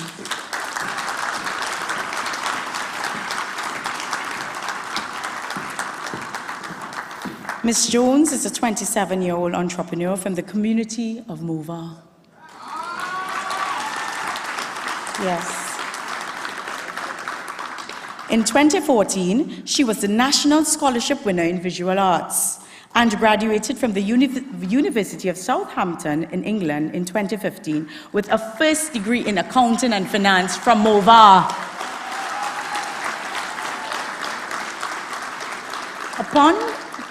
Upon returning to Trinidad to serve her country first, just like our leader, country first. She became an activist for her fellow youth. She opened her own business and now she has become a role model in her area for the young people with whom she serves. Ms. Nalini wants to create an idea-driven generation. Idea-driven generation. The future is now. And a nurturing environment of innovation. It is her hope that we can provide more access to funding for young people to start their own businesses and thereby allowing for more job creation within these types of communities. And because we do really represent gender equality, we also have a male youth officer, Mr. Abdiel Matamora.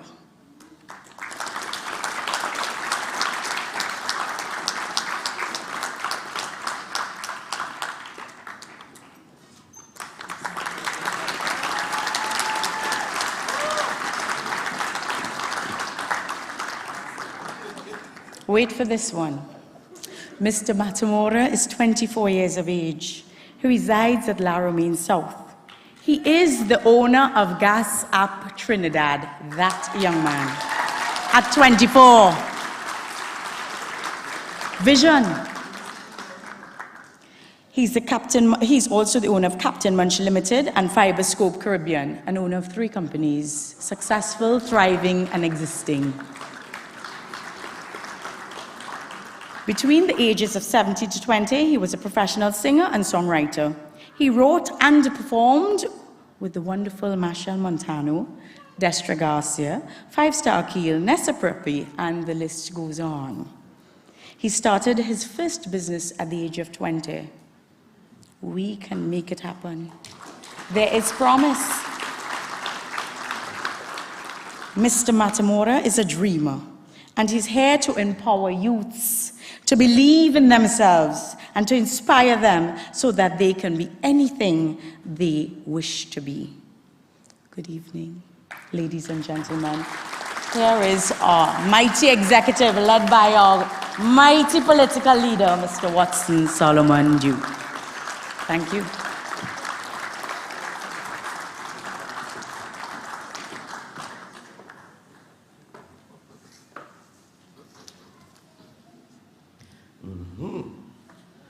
So at this point in time, I'd like everybody to focus to the screen on the stage right now as we play a video from Ms. Sharon Suzette Lowe.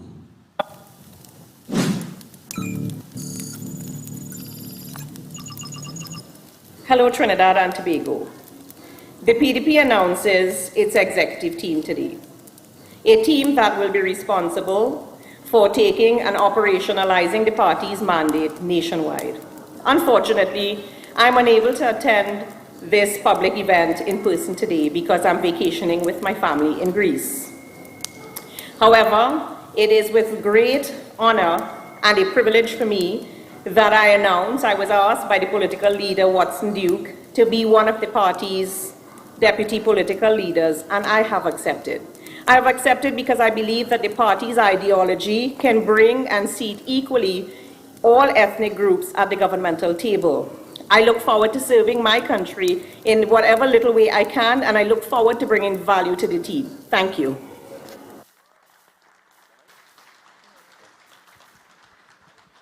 Take your time. So ladies and gentlemen, at this point in time, ready to take it to the second gear, Ms. Camille? Of course. Nice. Yes, we are. So we are ready. So we're going to do this together. Yes. Right? So ladies and gentlemen, let me put on a deep voice. Ladies and gentlemen. Yes, be more robust. You're standing next to me, of course. Yes, yes. I'm standing next to a great woman. You all agree? Of course, of course. You all agree? Yes. Right.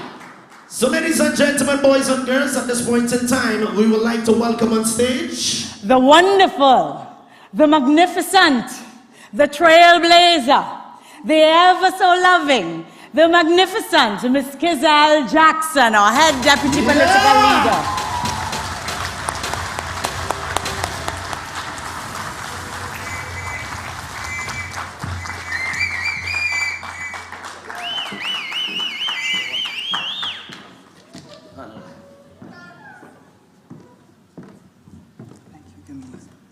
Good evening. Ecclesiastes 3 verse 1 says, there is a time for every purpose and season under heaven. There's a time to born and there is a time to die. There is a time for war, and there is a time for healing.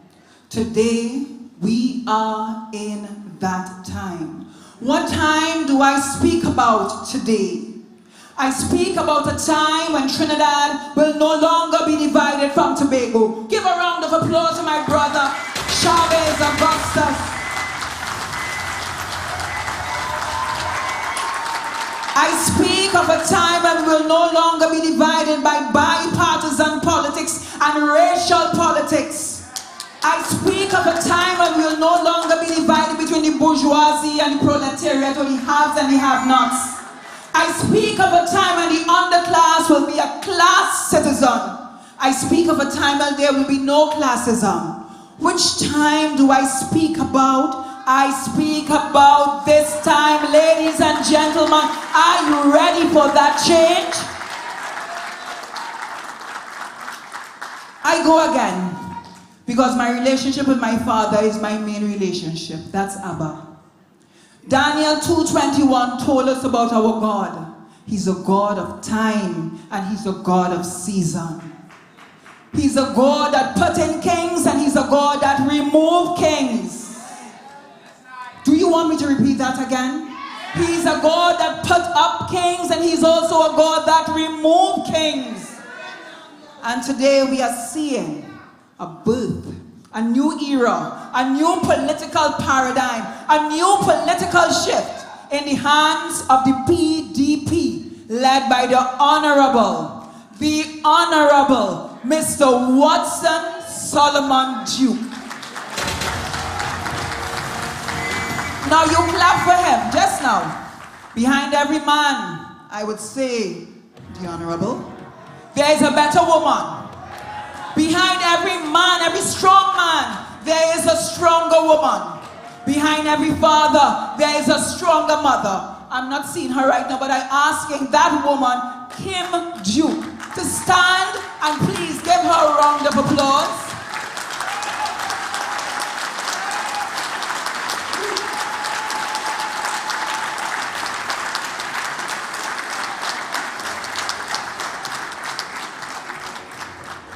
In this party, you will see great inclusivity. And you know, when you talk about Spartans, you talk about warriors. And if you watch that movie with 300, you will see, who are the Spartans? A lot of women. A mighty army of women. And we serve well. In Trinidad and Tobago, we don't want to see that division. We don't want to see that exclusion. We don't want to see poverty of the underclass and the same set of old talk and promises with no performance. Even today, walking with Mr. Solomon Duke in Beetham Gardens, where's my Beetham family? Where's my Laventel family? Where's my Morvan family? And by all means, where's my Tobago family?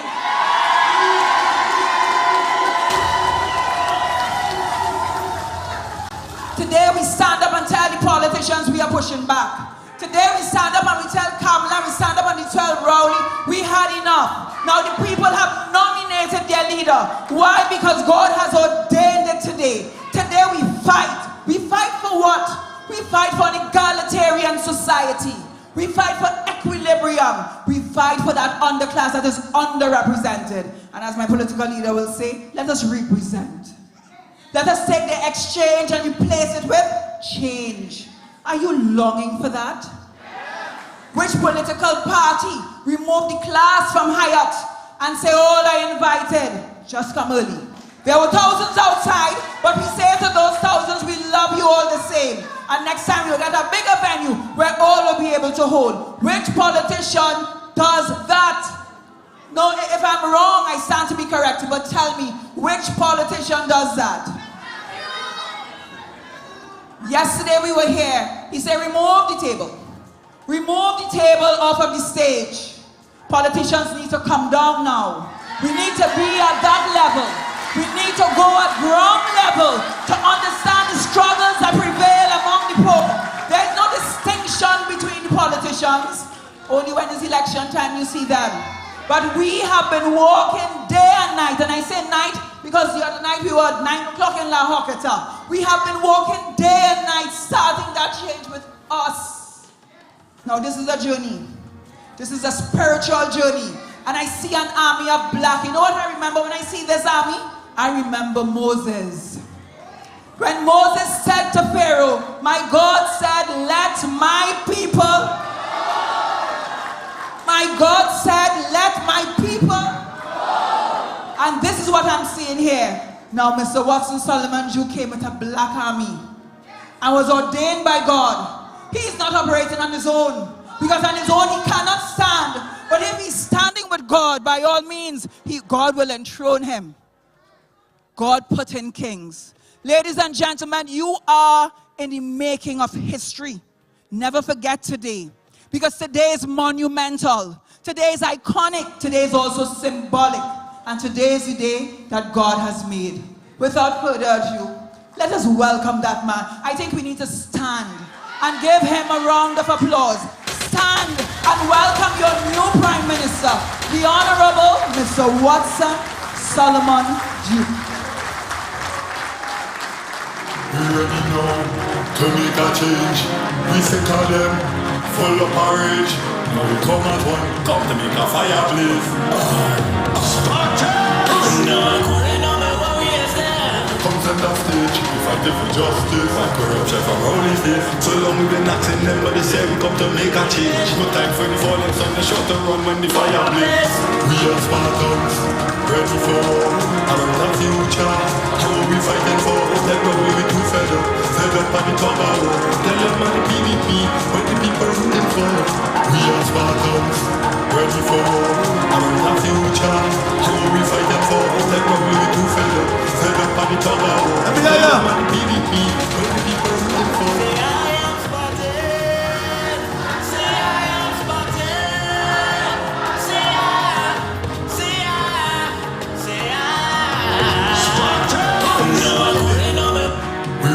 Tell them I am Spartan. When I talk to me, look to me, I am Spartan. What am I saying? I want to tell them I am Spartan. Come to make a change. No time for the falling sun, the shot to run when the fire blaze. We are Spartans, ready for war. Around the future, how are we fighting for? That probably we too fed up on the Tobago. Tell them on the PDP. I'm not nowhere, what is it? Say I am Spartan. Say I am Spartan. Say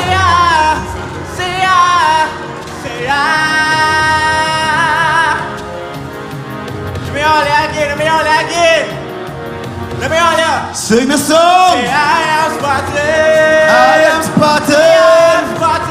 I am Spartan. I am Spartan. Say, I am Spartan. Let me hear you. Say, I am Spartan.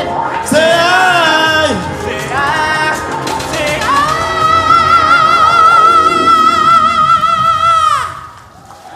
Spartans. Let me hear my Spartans in your crowd say, ooh, Spartans! Let the whole of Trinidad hear you. Spartans! Indeed, we have come a mighty long way. Indeed, we have been battered, we have been bruised. Take your seat. Take your seat.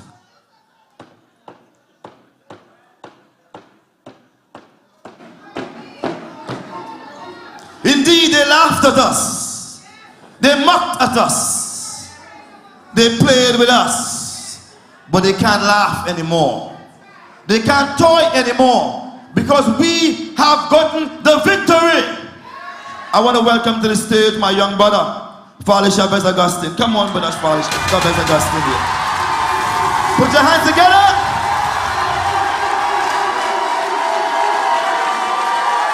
Say, I am Spartan. Say, I am Spartan. Folks, Father Chavez Augustine is my young brother. And I want to let you know, they can't laugh at us anymore. Because Spartan is about giving opportunities to all.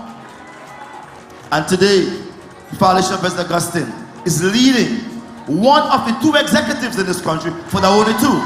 Trinidad, that is the cabinet, and the Tobago House of Assembly. He's leading the Tobago House of Assembly. But he's not leading the Tobago House of Assembly alone. The people of Tobago put the PDP there, and the PDP put Farley there. Do we have Tobagonians in the house this evening? Do we have any original Spartans in the house this evening? Spartans! My Spartans! My Tobago Spartans! Say something to them a little bit different, Mr. Farley. Say something a little bit different. By the way, I'm putting them on the spot. Spartans trained to fight, and after a moment's notice. Let's give them 2 minutes there for me. Don't take the whole day, you know. Just 2 minutes. Thank you, political leader, Mr. Watson Duke. Let's say for Mr. Watson Duke. You know, Trinidad and Tobago becomes 60 years old this year. And after 60 years, many of us are looking around asking about these dreams that Williams and Capildio and Robinson had. And what happened to those dreams? After 60 years, in the life of an average Trinbagonian at 60 years, we are maturing into retirement. The same is not for Trinidad and Tobago, unfortunately. Most of our dreams remain unfulfilled. And while they are unfulfilled, there are some in this space who will peddle some nonsense in an effort to keep us divided. In fact, after 60 years, Tobagonians like myself are still asking, where is this autonomy that we have been begging for so very long? After 60 years, many of my brothers and sisters in Trinidad are asking, where is the equity? Why are we still divided between South and North, and those in the West not passing the lighthouse? Why are we, after 60 years, still separated by race? After 60 years. But the thing about the PDP is that we know how to disrupt a tradition to create progress. And disruption has to be part of any progressive movement. And I'm happy to be part of this disruption that is the PDP. And I know that many will not be happy. I know that the attacks will come, but I beg of you PDP people, the reason why we don't have members, but we have Spartans, is because we will fight on regardless of the attacks. I beg of you Trinidad, do me one favor. Take good care of our political leader, Mr. Watson Solomon Duke. Please don't let me have to get the rocks, go pussy, and come down for you. Because they are here. And the same way we came down today, we will come for you if you don't take good care of him. Take good care of Mr. Duke, please. And I end by saying this is a historical moment for us in Tobago at least, because every single national party we have had started in Trinidad, somewhere in this space.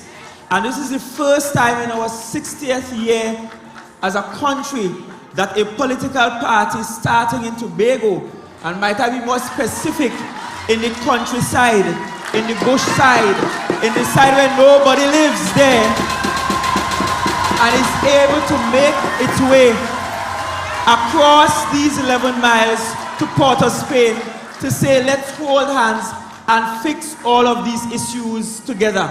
Because the truth is, we are more alike than we are different. The Trini is more like the Tobagonian than we think. And so we can't get that autonomy we want without you. And you can't get the progress and on those bread and butter issues without us. And so let us do this together. Let us shame the big parties in this country. and let us prove to them that this country can be a success story. And whenever you want success, you return to one thing, the black earth. Plant a seed. And so we thank you for planting this seed with the PDP, and we look forward to germination, growth, and a mighty tree that will throw shade over all of Trinidad and Tobago. God bless you. Thank you, brother.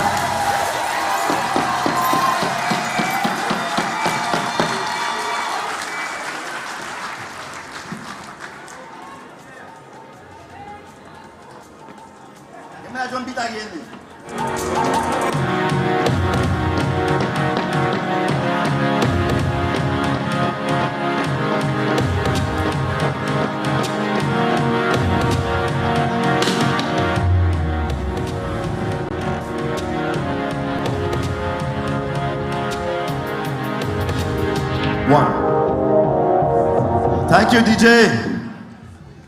Now people have come all over Trinidad to be here, and I wish not to miss anyone. So I want to say, those from South, make some noise. Yeah, yeah. Those from South, make some noise. Those from Central, make some noise. All right. Those from North, make some noise. Those from the East, make some noise. Those from the West, make some noise. And Tobago, make some noise. Yeah, yeah. Woo. I said to Trinidad, welcome to the Spartan family. In this family, we don't stand on pomp and pride and ceremony. We are just ordinary people.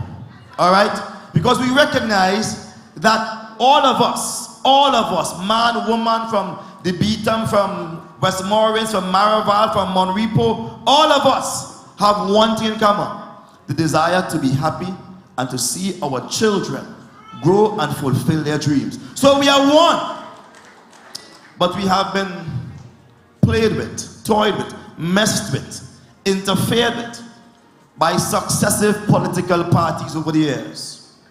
They continue to divide us since the colonial empire left for their own political ambitions, which is to rule over us. And so we have had those in the red, the PNM, dividing us, making black people feel as if the only way they could get something is with a PNM government. But let's just examine that for a while. What have we gotten? What have we gotten of substance? What have we gotten of substance? Old talk. Old talk. We have gotten men who deem themselves to be highly educated. They have more degrees than a thermometer, and they strut as if they were breathing a special type of air. And when they watch you, as if they are trying to penetrate at the back of your head to see what you're thinking. They look into your soul. And to see them is like if you were seeing God on earth. That's the PNM. That's their leadership. They set themselves above the people, not with the people. They are the kind that will carry you on a motorcade and give you some bhaji and rice or some pilau and some sour juice. And they are in the back room drinking expensive liquor, biting the chicken high on the thigh and throwing away the foot. That's what they do. They have created classism among us. The PDP is not like that. All of us are one. We have no button-ups for us and a wrong necks for you. All of us have the same type of juice. And where you sit, we sit on the same level. I'm only here on this because I'm a short man. That's why I'm on this, so all can see and hear me. When we look at the UNC, what have they done? They got into power, and again, they continue to establish themselves with themselves. So they do a lot for themselves, and they continue to marginalize the rest of society. Folks, again, that is another form of class. Another form of class.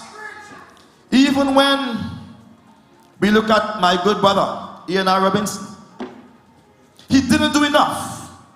And I want to say that. Because successive parties have failed us.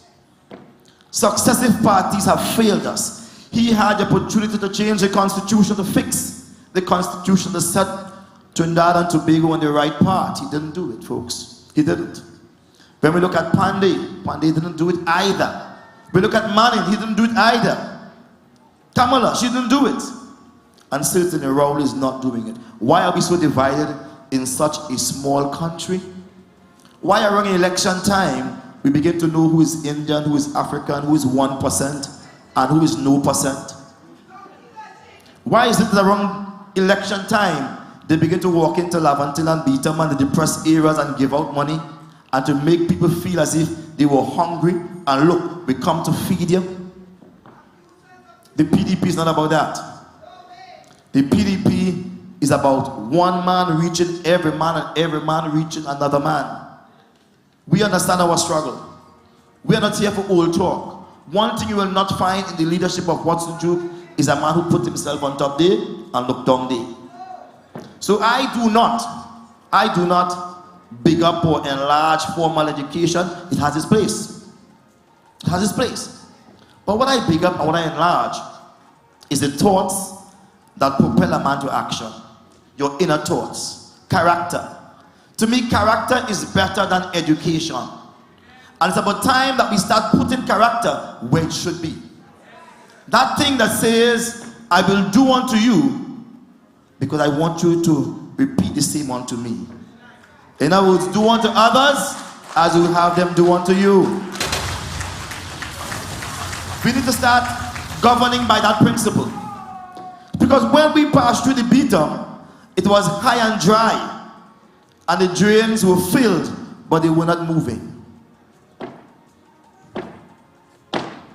When we passed through Laventille, there was an old woman there. Her muscles is stretched, and she was showing us the bottles that she's filling by the standpipe. No water.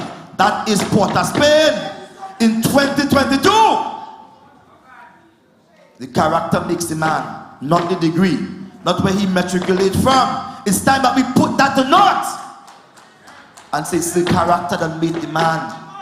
Show me what you have inside your belly. Show me good governance. Don't tell me about it. Show me good governance. Show me that.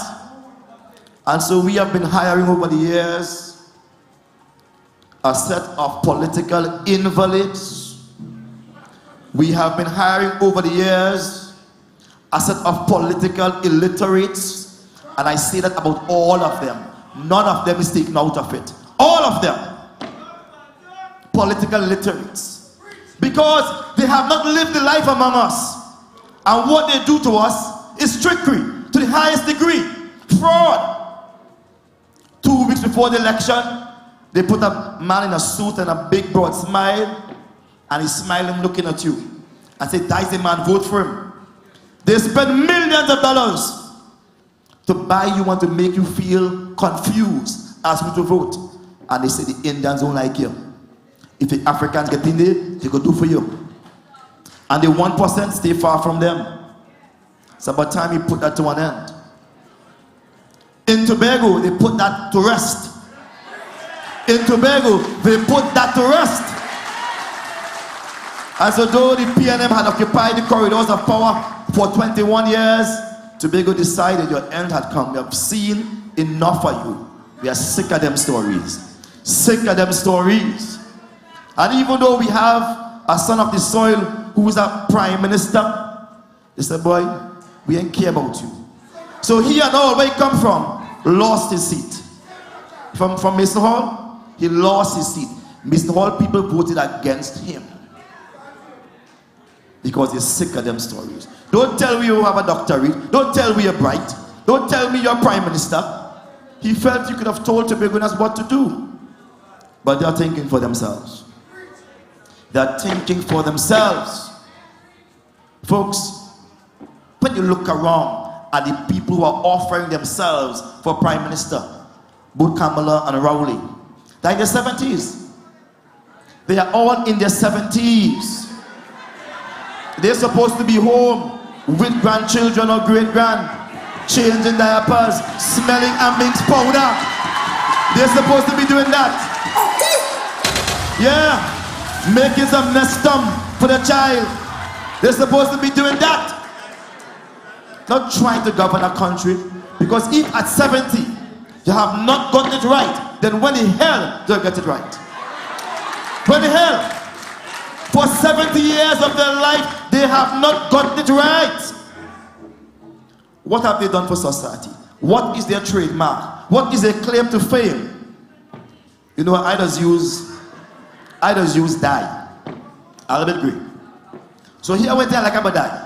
And all hair products. Let's say, hey, use it on a little bit of your hair first. Any woman inside there? Yes. Any woman that's dying inside there? Yes. Oh gosh, I ain't selling all you out. All women that's died here. And let's say, try a little bit on a hair first. And if it works, then try the whole thing. Ask us, which part of Trinidad and Tobago represents the change that they have spoken of? Which part? Which part? Which, or let me ask a different question.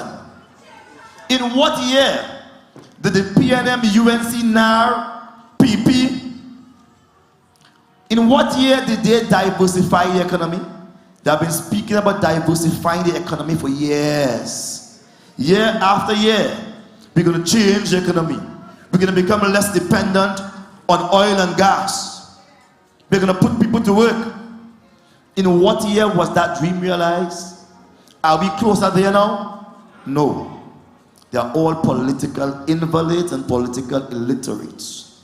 They have degrees, but they do not understand you, the people. You, the people, have chosen them, and no sooner than you chose them, you have regretted. Because what do we have now? Joblessness. There is no jobs. People have degrees, but there's nowhere in which to showcase your education. And if you last 1 year to 2 years without working, then your degree becomes naught because you can't remember anything you studied. It becomes a waste of time. But more than that, it damages you psychologically because you feel like a misfit. When you go out to work, it's like a note trying to remember what you do. They don't put people to work. They educate you and they put you down. They put you down. They tell you things hard. Tighten your belt. This is the people we have put to lead over us. They're now 70 years old. They have kept doing the wrong thing for so many years. And you're going to think about putting them back? It's about time for change. The time for change is now. I know, all politicians say that. I know that when they promise you change. The UNC, the NAR, the PNM, the PP, the PNM again, they all promise you change. But that was exchange. What is needed now is for us to change itself. We need to change the thing they call change. And I'm saying to you, the PDP represents that change. We do not have members. We have Spartans. We have Spartans. The Spartans represent a small but courageous group of people. A people that little bit but they talawa. They're going to fight you. You understand? So when you look at us in 2017 elections, THA, they laughed. They say, where they're going? This is our pickup side. Because everybody was young. Everybody was young. Farley Chavez Augustine was just a school teacher. Faith B. Israel used to be lecturing and do 1 and 2 classes, etc. And the team was young. Young people in Tobago called to war against the mighty PNM. They laugh. They say, ha, where they get money from? Them is UNC. As you always say. But when the election results came, the results was 35% for the PDP, 52% for them. And so it says to us that the PDP, in just about 6 months of campaigning, had already won the hearts of a population. That they would change it, and the PDP would be good next time around. So 4 years later, let's leave talk to 4 years later, the PNM came up with everything, and they say we're going to wipe out the PDP because all we had was 2 seats and a councillor. But with those 2 seats, we fought back. We fought with every single thing we had. It was my seat, Father Chavez Augustine's seat, and we made Faith B. Israel our counselor. You need to understand the story. And just when Tobago needed fighters, we were there.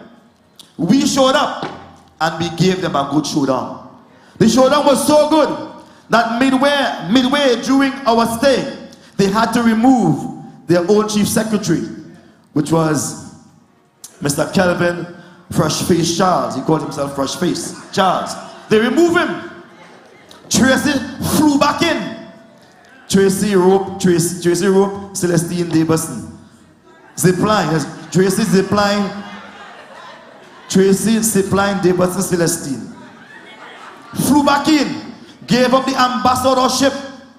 That's what this Spartan does. We shake the feathers. We rock the boat. Just 2 of us against 10 of them. And we fought. She came back in. She tried to make a child a king, but he couldn't last. He and all lose his seat. He and all lose his seat. They say we reject you.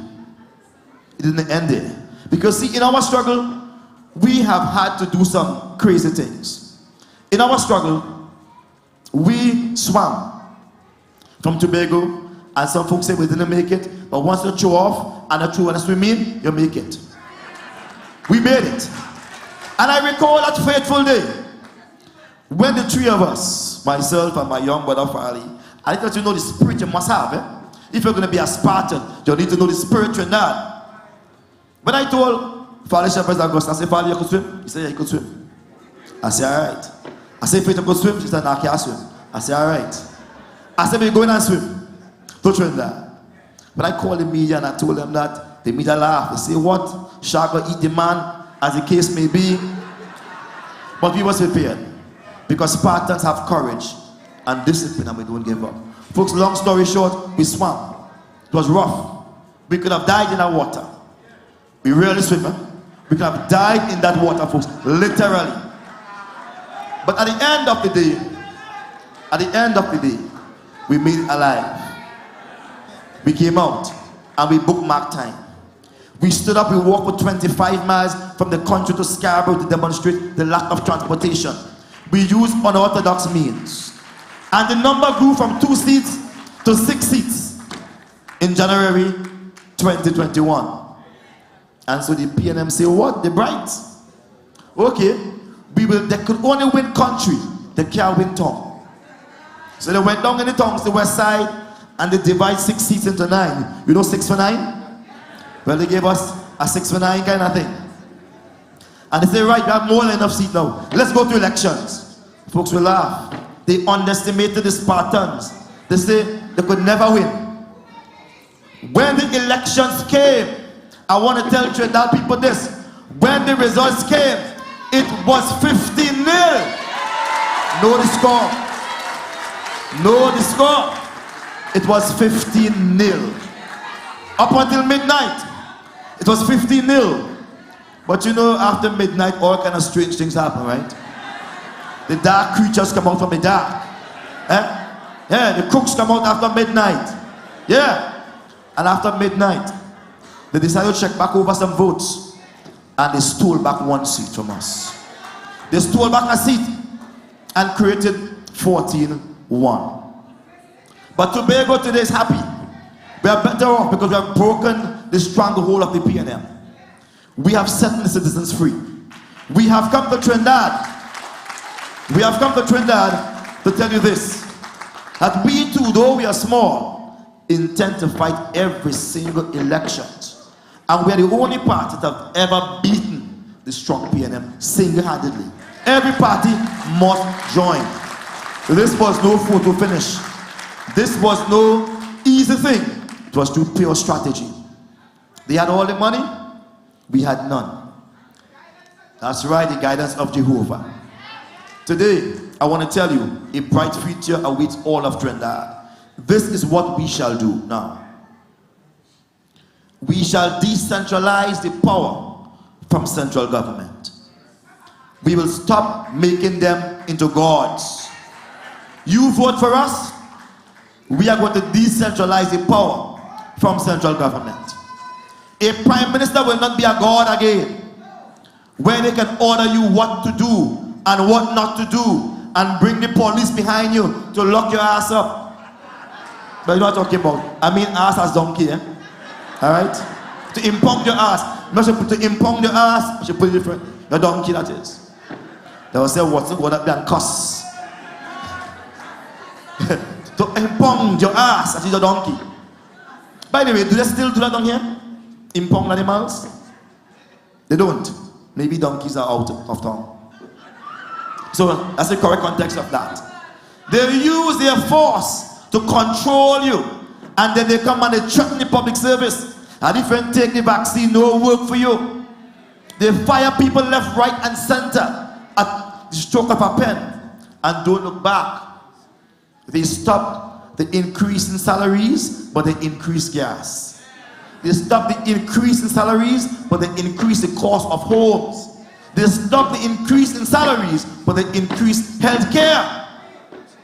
They stop the increase in salaries, but they increase the amount of people on social welfare. They do all of that by strategy.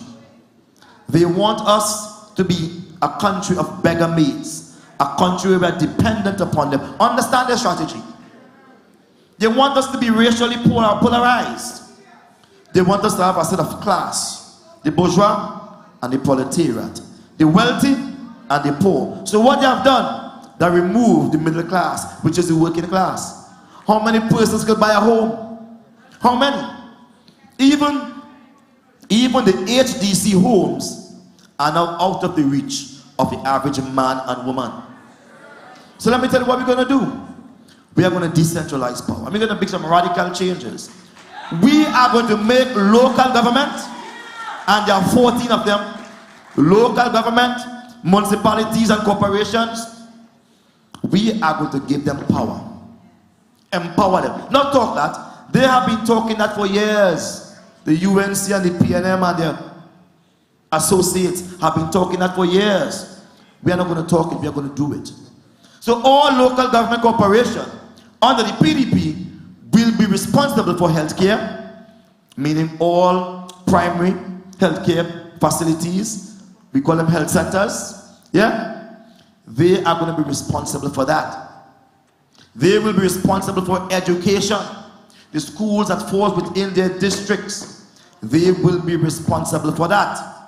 They will be responsible for building homes. Yes. They would be responsible for that. Fixing the potholes, or more than potholes, paving the roads within their district.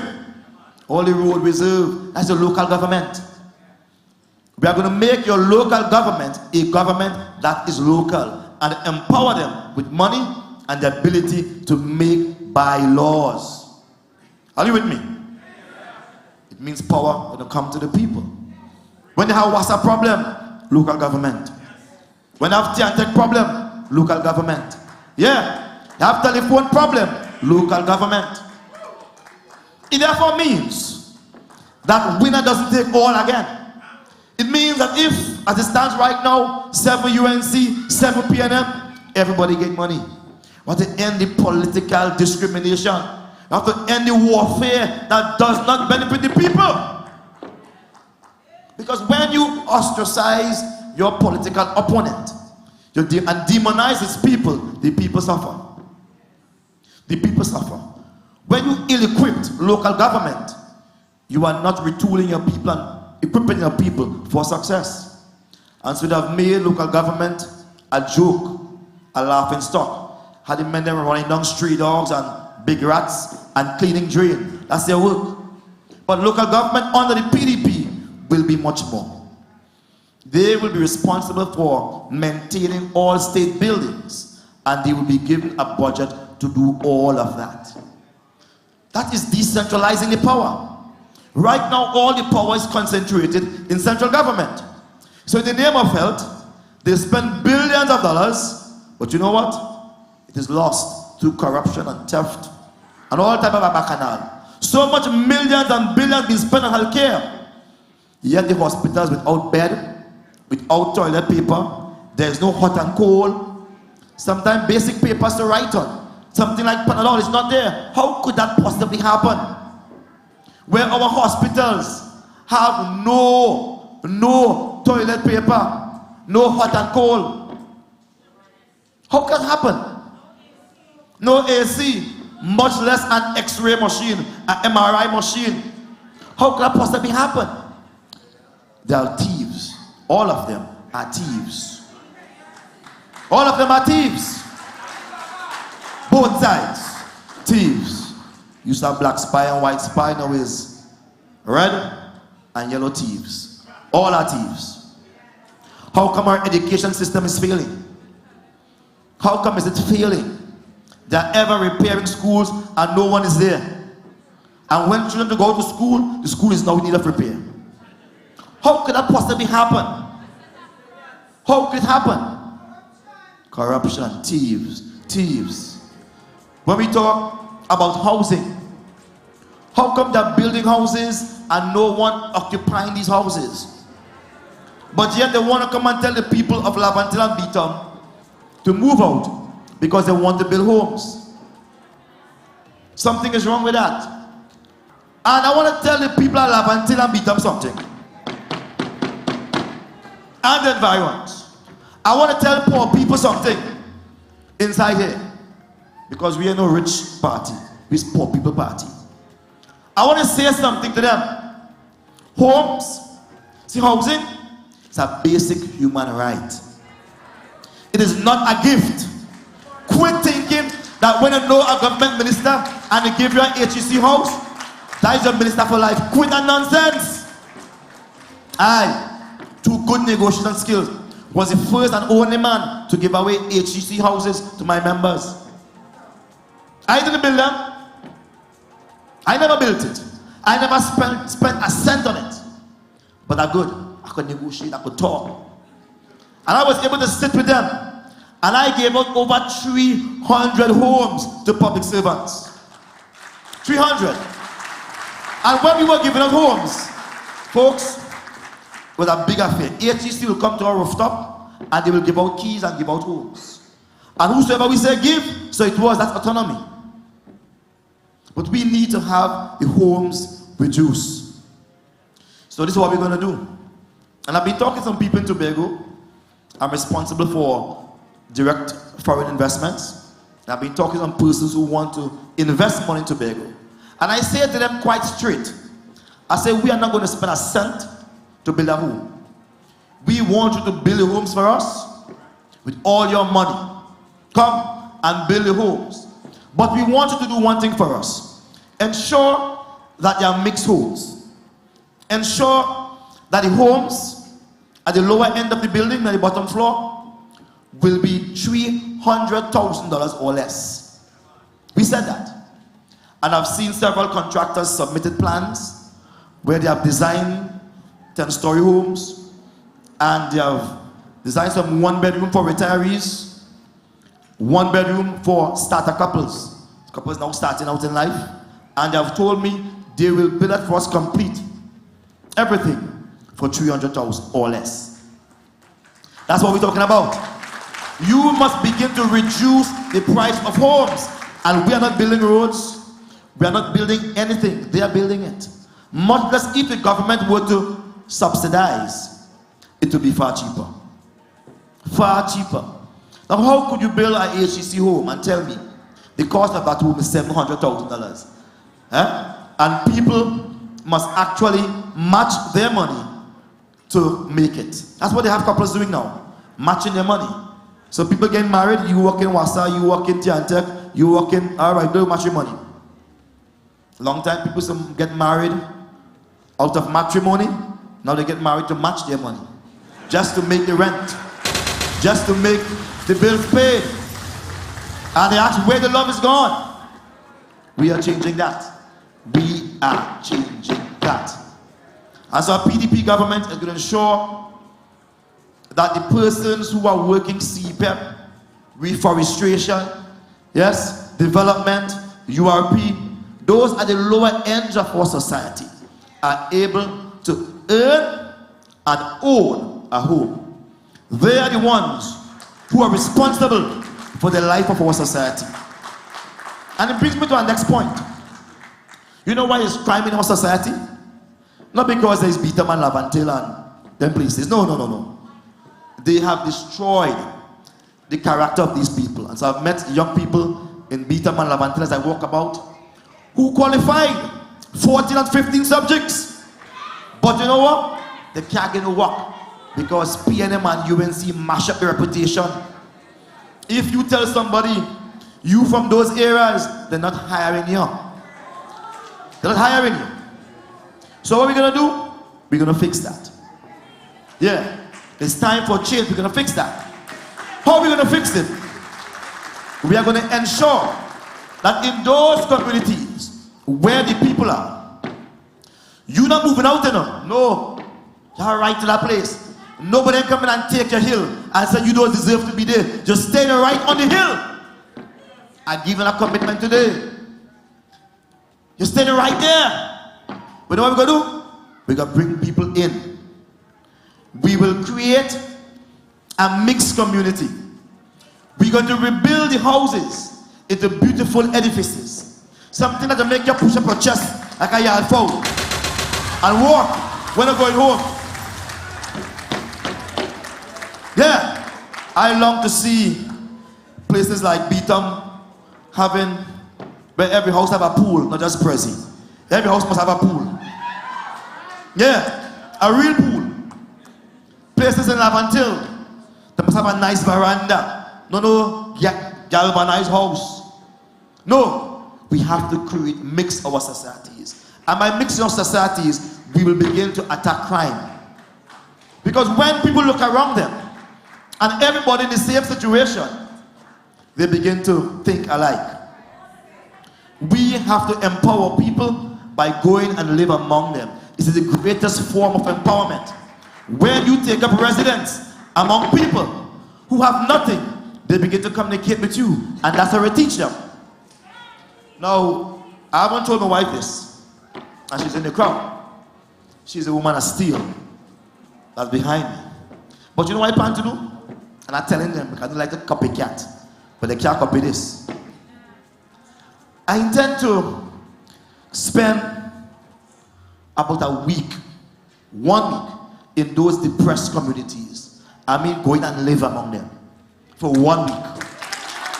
Because I want to know how it feels like to be in Lavantil. I want to know how it feels like to be in Beatam, be in Monrepo, be in La Hoquita. I want to know about the gang warfare. I want to live it. I ain't wearing nothing. Spartans, not afraid of that. Oh! Yeah, we are real Spartans. We're moving in. And we're gonna rent no place, you know. We're gonna live by somebody. But them eat, we eat it. But them sit down and we sit down on two. But them bearing with, I bearing with. Because unless you have walked in these people's shoes, you can't represent them. You can't represent them. And that is the politics we bring in this country. That is the politics we come to bring. Not this stuck up politics. We pretend you're better off than people. That will continue even after you win. You'll feel better off than we. We have come to bring politics down to your level. The level who they believe can't think, have no answers, so you're never consulted with, only bullied into their positions. We have come to change that. So babes, all right, she's not here. That's permission right there. Permission granted. So I tend to move in. Because only when I move in and I live among them people, and you hear a gunshot at back at night, bam, bam, bam, row, row, row. When they gunshot at back at night, you're not going to say, oh, people can't sleep in peace. They can't sleep. Only when they go by the standpipe and they put it on the bed and you know water, then they go know how hard it is. Folks, then they just notice to be ostracized by the rest of society. But while I'm there, I'm certain I will help to uplift the community. Because I'm going there not to sit and watch, but to do something. We're going to repair some old houses in the meantime. Because I love that kind of job. We're going to build some steps for some old people in the meantime. because I like that kind of stuff. Yeah, we are convert some latrine to top toilets in the meantime while I am there in that week. We're not going to just sit down. This is where politics get real, folks. Not driving about in PM1 and you tell yourself you're better than anybody else. No, you have to go down on the ground. If you want to stop crime, you have to start changing the conversation in the homes. You have to start changing the way people see themselves. Yeah, if you want to stop crime, you have to attack it from the school level. And when I say school, every single school should have attached to it a psychiatrist, a psychologist, a sociologist, a doctor, and a nurse. Every single school. And it's that curriculum that needs changing. How could you do maths and English every day, but when coming to the only thing that allows you to socialize, physical education, once a week? People need more physical education. There was a time when people used to come home and play football and cricket in the streets. Them time the community was good. It was one. Yeah? We need to allow our children to interact more with each other. And so therefore, within the school curriculum, there must be more time for that type of interaction. We must eradicate the learning that says I come first, and I come second, and I come third. Get rid of that. That's backward thing. That only lower your child's self-esteem. And so I used to teach maths some long time ago. I have other things inside of me. And one of the things I was teaching maths, is how to solve a problem with groups. So we'll divide them up into groups. And I will say to them, when we come back with solving this problem, and I will select the person who I think is the weakest member from the group to solve the problem.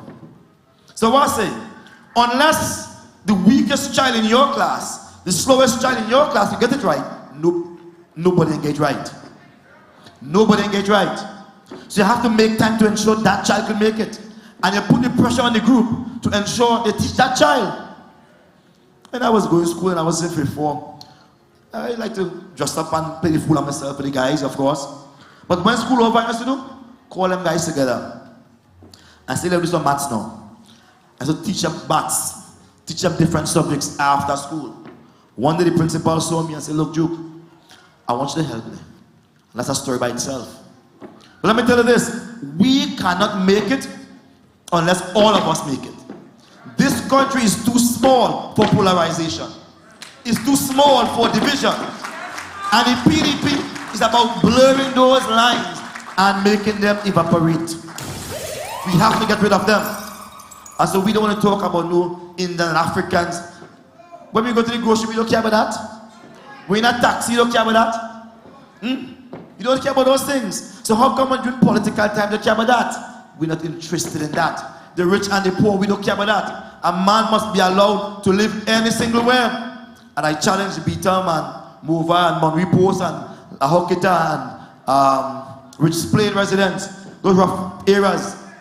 I challenge them that we will create beauty in your area.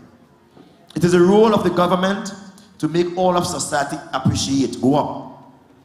And we need to move into those areas. And first of all, give the people hope. Let them know that you could make it as I can make it. And I intend to go to all of those areas and live. But as I close, I would not have been in Trinidad had it not been for Tobago. And I wouldn't have been in Tobago had it not been for Trinidad. I am really living in both countries, Trinidad and Tobago.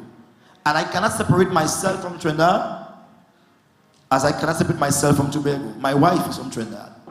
And my passport says Trinidad and Tobago. Good.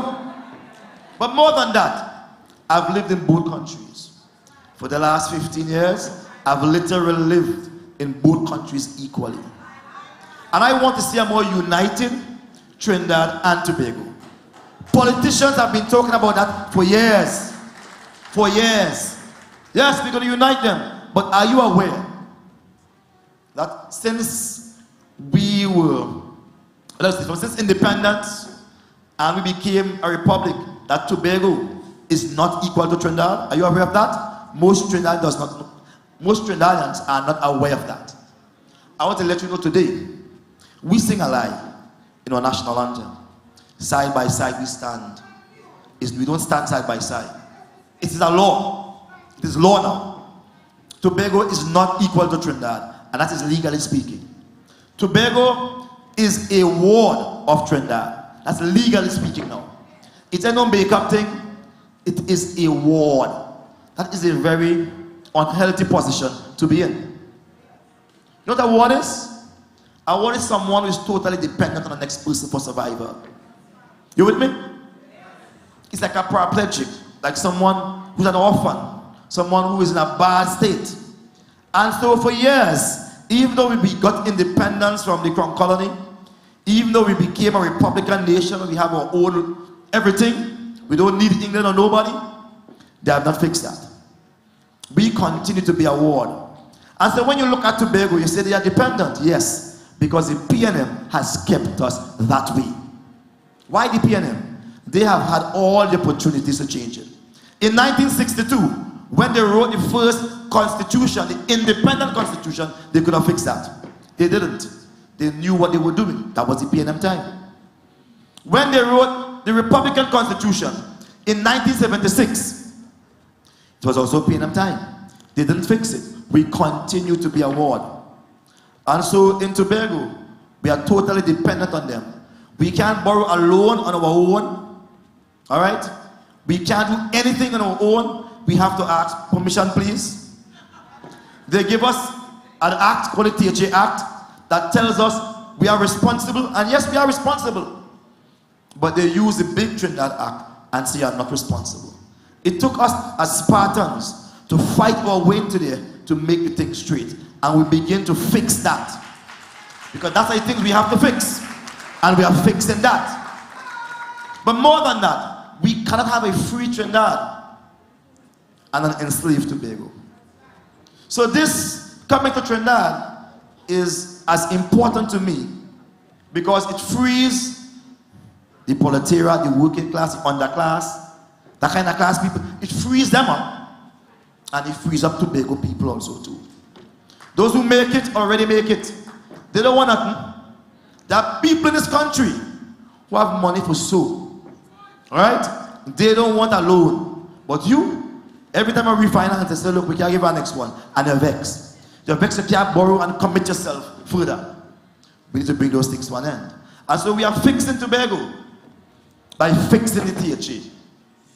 We believe that the Chief Secretary in Tobago should be equal in status to the Prime Minister in Trinidad.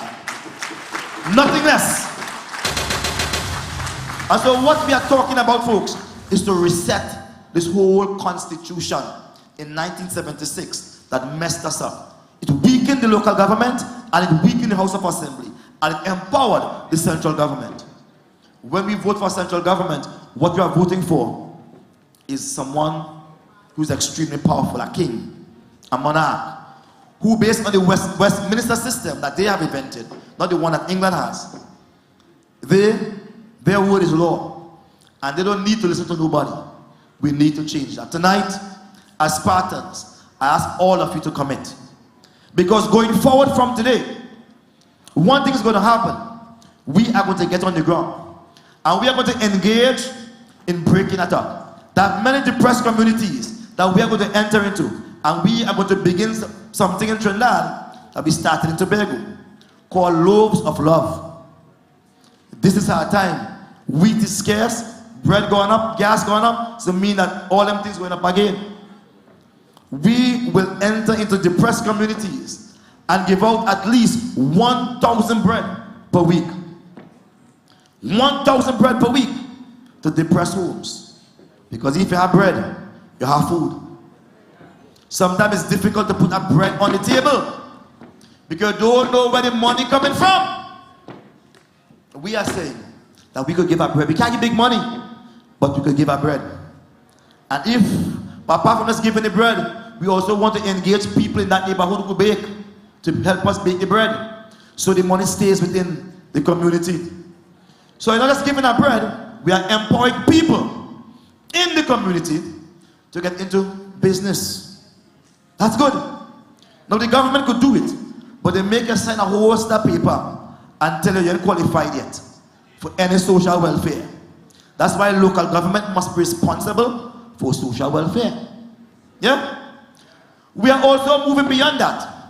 And there's some people who is living here, but like social welfare don't visit the room at all. The house crack up, the doorstep is leaking, the flooring board rotten. We are moving inside there, and we are saying, we are going to help you. And so we are calling upon the rich part of Trinidad, those who have money that is signs that is seen, those persons who are real money and don't know what to do with it. Give the PDP something. Those who have given already, keep giving, because we are on the path to build a better Trinidad and Tobago. And we are going to do that child by child. No child will be left behind. No child will be left behind. Family by family, no family would be blacklisted.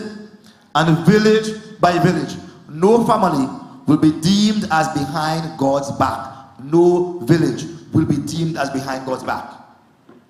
We have to do that if we're going to create a new Trinidad and Tobago. Colleagues, as I close, I ask you to do one thing. Join with us.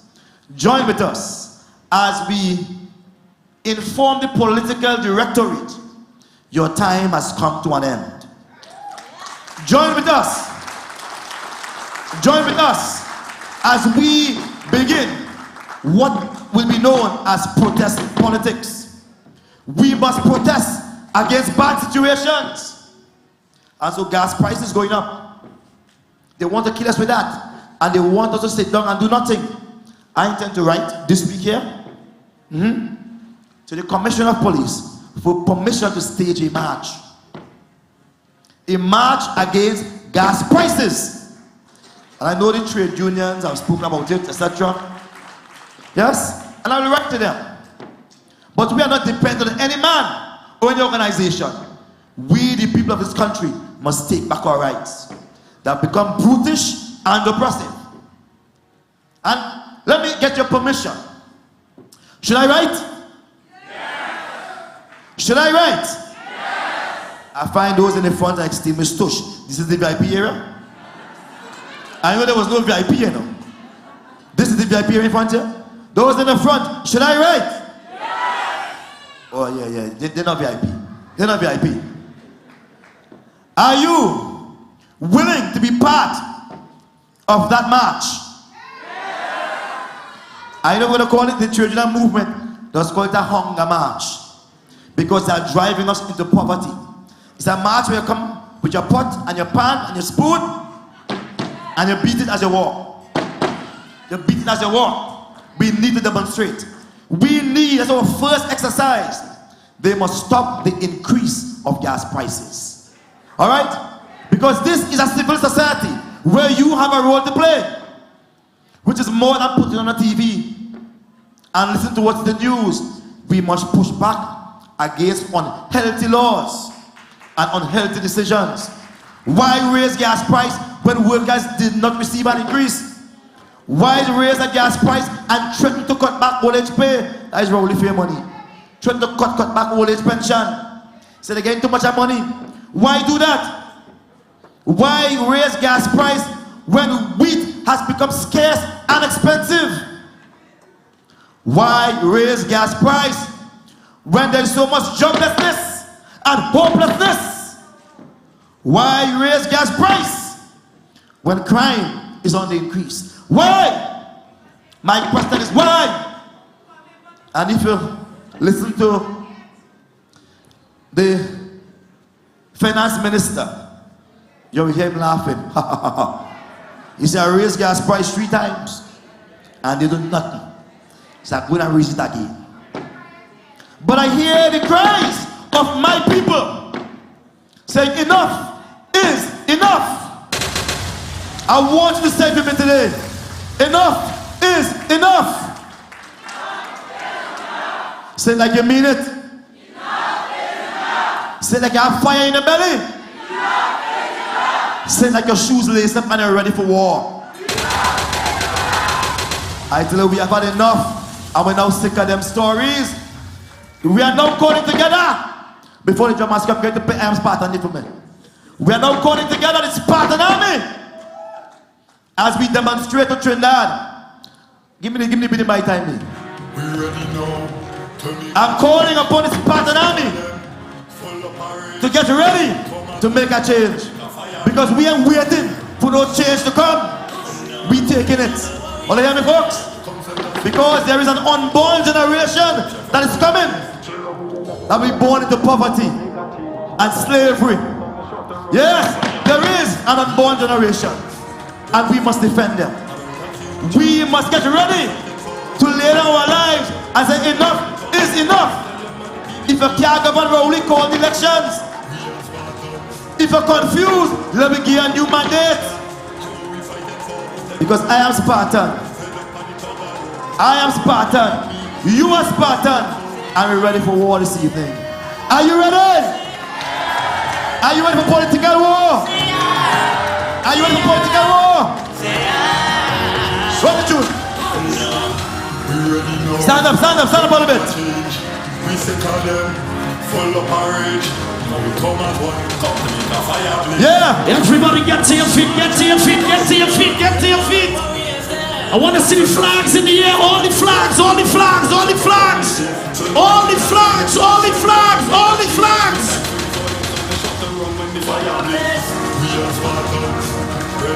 Yeah. Get ready. Get ready. Now it's time to push back. Now it's time to push back. Yes.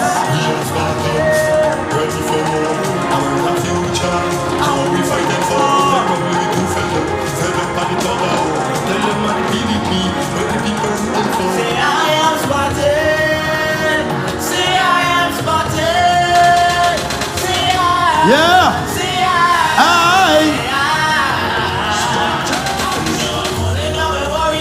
We're the warriors. Time for political justice. Yes. We are Spartans, ready for war. How we fighting for?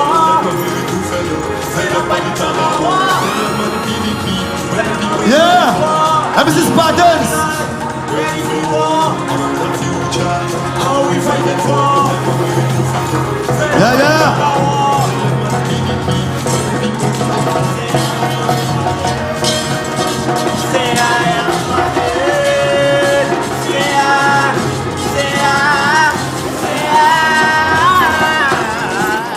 Thank you. Thank you. Ladies and gentlemen, welcome. Harlem United, that's the group. Make some noise.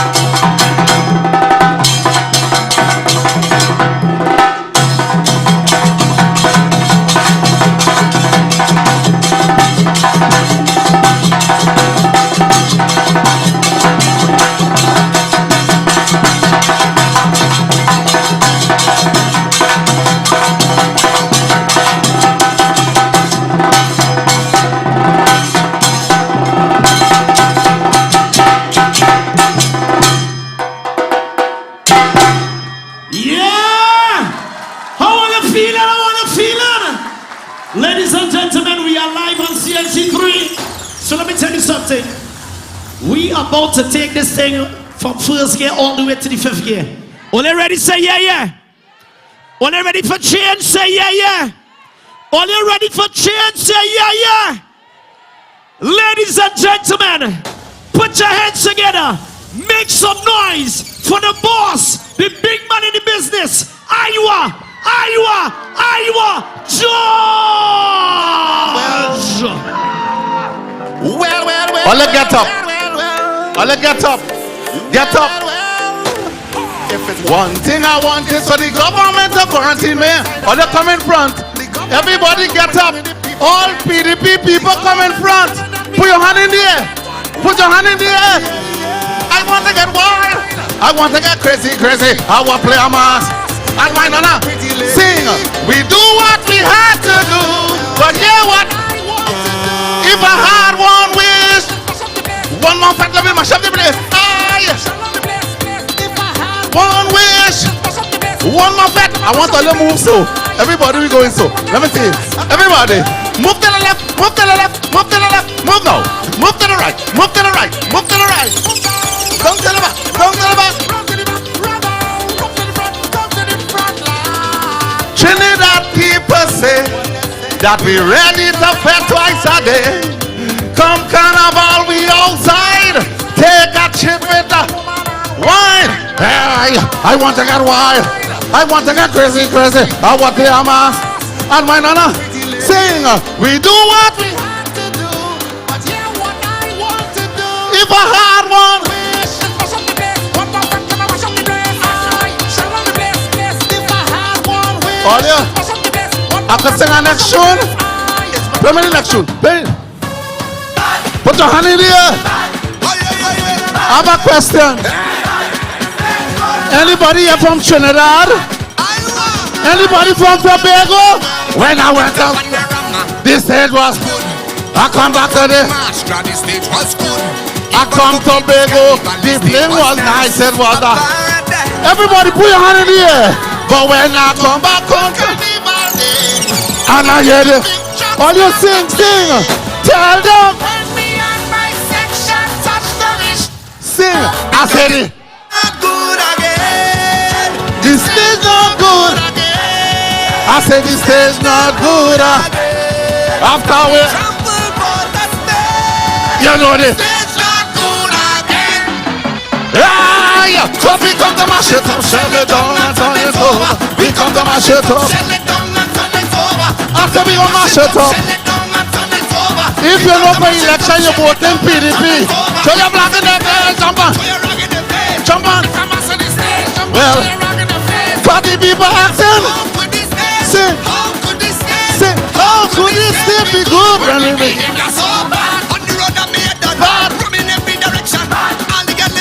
I like that section down there.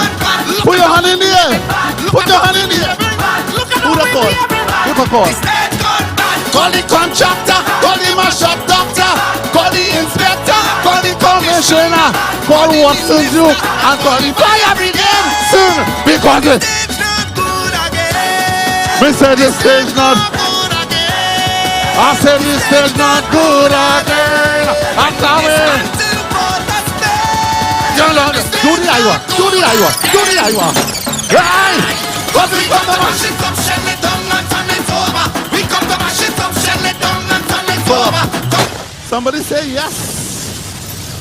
Well, I don't realize what's going on already. When I see so much people in the Hyatt ballroom, it's the first time I ever see so much people for a political event in the Hyatt. So which means the people already spoken. That is true. It say that you all already spoken, right? Well, they say the next tune I go in and sing. I want all they do like all they was spoken and all they ready. When I sing this next tune, I want all they do what I say in the tune. See like Tobago people, I say come to me. Come to me. Pull up, no. All the mama guy in. All the come here to mama guy, we or what? All the come here to mama guy. When I say PDP people come to me, I want everybody in front to say, see like I go to show. PDP people, I say come to me. Come to me. Come to me. Come to me. Keep coming. Oh, yeah, oh. Ay, ay, ay. Selector. I'm planning to stop sing and go on living. Start to sing song. It can be a drink rum every night. Everybody do so, do so. Chini people, I say, come to me. Come to me. Come to me. Stop. Go away from me. That's it. Come to PDP. Come to PDP. Come to PDP. Well, I want you to sing. Juve morning when we start to jam. I'm say a black lighter and I don't give a damn because from the time they see my face, the people know it's carnival. But every time I sing my soca song, they wanna on in the air. That's why we gonna stop saying soca and come and live it. And look for a big old girl and start thinking the big old foul. Everybody do so, do so. PDP people, I say come to me. Come to me. Come to me. Come to me.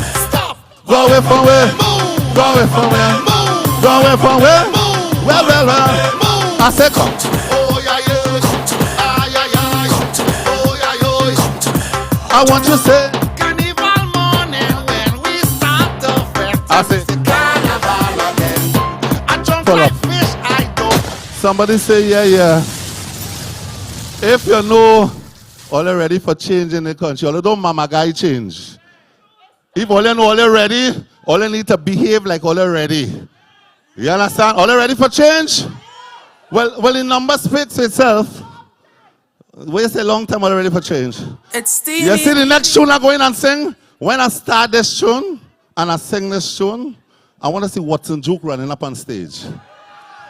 I want to see Farley running up on stage. I want all to behave like all ready for this. See, like the look of the tune.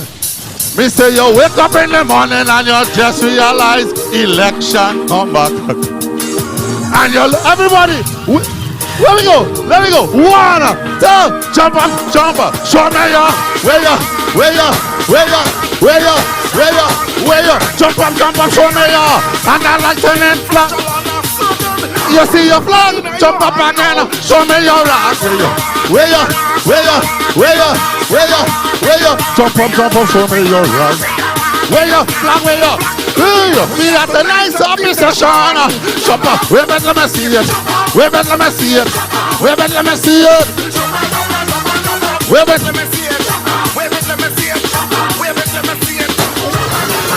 Is it?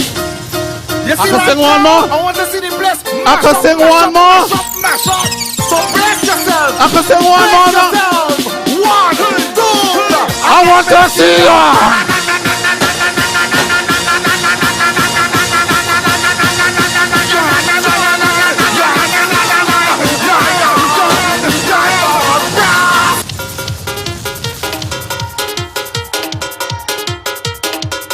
Just imagine if Trinidad on fire, Tobago on fire, Trinidad on fire. The people want water, the people want water, the people want water. The people want water. What the people want? What the people want? Carnival they jumping in the sun, I say they are balling. It's one better cooler. All Tobagonian, put your 2 1 in the air. The people want water. The people want water. The people want water. The girl. Redan, the people.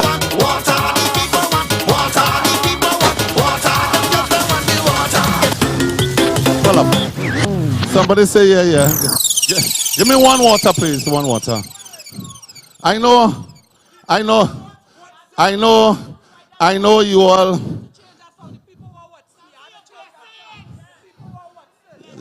Blessings, all I want.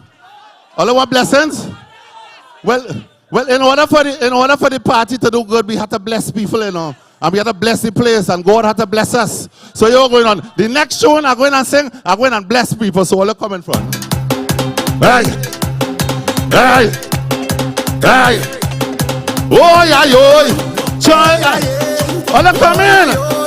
Hey, come in front for your blessing. Come in front for your blessing. You want a blessing? Come in front for your blessing. I am blessed.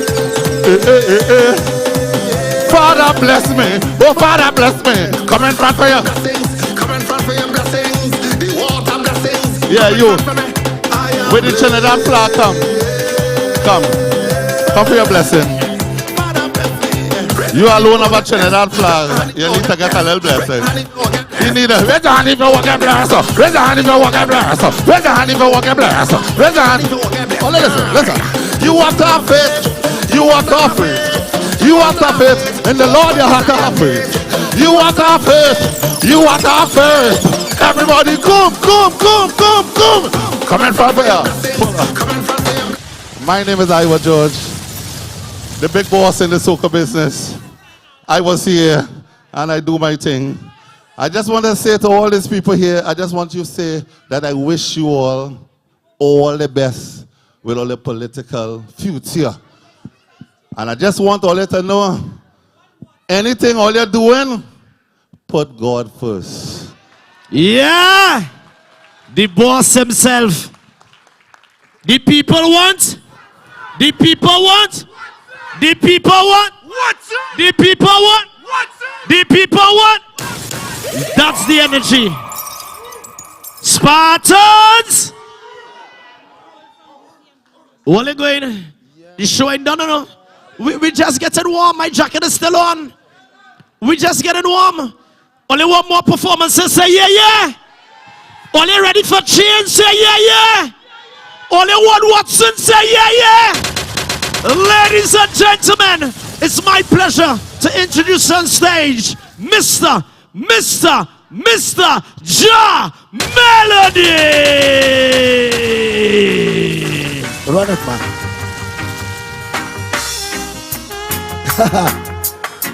Boy. Selector. Hold on. I just want to make one announcement now, please, right? My voice in 100% tonight, right? But hear me now. You see Mr. Watson Duke? You see that brother there? Anytime that brother call upon the eye, I am here to support that brother. I tell you all of that. It's a joy to support Mr. Watson Duke tonight, Jerry. You know? And I want all you to put all your hands together for representing one of the greatest brother from Trinidad and Tobago. So my selector, when you're ready, run it now, man. Let me pick up all the mothers, right? Mr. Watson, I love you. Let me pick up all the mothers, man. Clock it up. Hey! Well, yeah. All courtesy, Mr. Watson, you copy mothers here to all the mothers, man. Listen now. Hey! You're everything a man could want. And more, yeah. So virtuous, so. Well, help me sing, man. Help me sing. How we go? Hey! I mean, say, I love it. Yes, we really do. Watson Duke love you. No one but you. Yeah. Listen, hey, you're the inspiration of mama, like the proud mother of your kids. Yeah, my future wife. Yeah, say I love her. Yes, we really do. Yeah. Yo, all the man them. I want every man help me sing it now. Say I'm never gonna leave you because I know your loving it drives me. Hey, I say we never gonna leave you. Hey, we live in PDP at all. Say we never gonna leave you because I know your loving it drives me. Hey, I say we never know. Yeah. Hey. Whoa, say whoa, yeah. Tell me how, yeah. Jano, it's easy. Yo, I say, spread your love for me. You spread your love and set Watson Duke free, yeah. So I want you to. One more time, hey. I say we never gonna leave you because I know you're loving her. So you're loving. I say we never gonna leave. never gonna leave. Never. I said we never gonna leave you, because I know your love energizes me. Hey, I said we never gonna leave. Oh, I want to see a prayer for PDP, right? Say, guide over us, Emperor Selassie, I them your road store. I know it is what's in you could make it through, even through there, and I say, say, guide over. Hey, Holy Emmanuel, I select everybody, put in a shot. I know it is yeah, man. You know, I must do this one. Push it up now. Yeah. Give respect. I must pick up all the Tobago massive, trust me, Jed. Always a great support, you know what I'm saying? I love my Tobago people, I love all you. Respect, man. Trinidad, you know, we can't forget all you. One country, one nation. Yeah, here we go. It's a blessing to see people. Yeah, man, let me see the flags there, man. Hey, with their hands up for the champion. PDP, honestly for you, sweet. Wonderful party, oh yeah. Life can be so sweet. Yeah, man, we really need a change. And yeah, I'm amazed by all your strength. Yes, yeah, hey, and I'm grateful you came from Mr. Watson, Duke, and the whole team too, you know. We take this time to stop the moment, yeah, and show our gratitude. Help me sing before my voice go. Hey, so put your lighters in the air. Hey, I see what you're doing, I see what you're going. So put your lighters in the air, the truth is. So what's a Duke? So beautiful. So put your lighters in the air for us. Hey, everybody let's sing together, singer. So put your, you see, before I leave, I want to bring a brethren. I want to bring a brethren to share this song with me. Brethren, come now. I ain't said calling no name. I feel all know this artist here. I feel all know this artist here. Check. Get them off this. Yeah. Big up my brethren Watson every time, you don't know. But Tobago people in here, right? Help me sing this one, bless him. Yo, that one has to go, right? She says she want me come, but I don't wanna go out, no. Telling me yes, I keep telling her no. She want the girl and night fi run, come over, come and nice at the show. Yeah, Waban Folly, love the way you do it from night till the cock start crow. But then again, me say you should have done no PDP, the win already. Her hold and tight and her rock steady, and we not really need no other one for hold him ready. So yes, I want to know where you sit on the jetty. Yo, we am to Paul, we am to Freddy, yeah.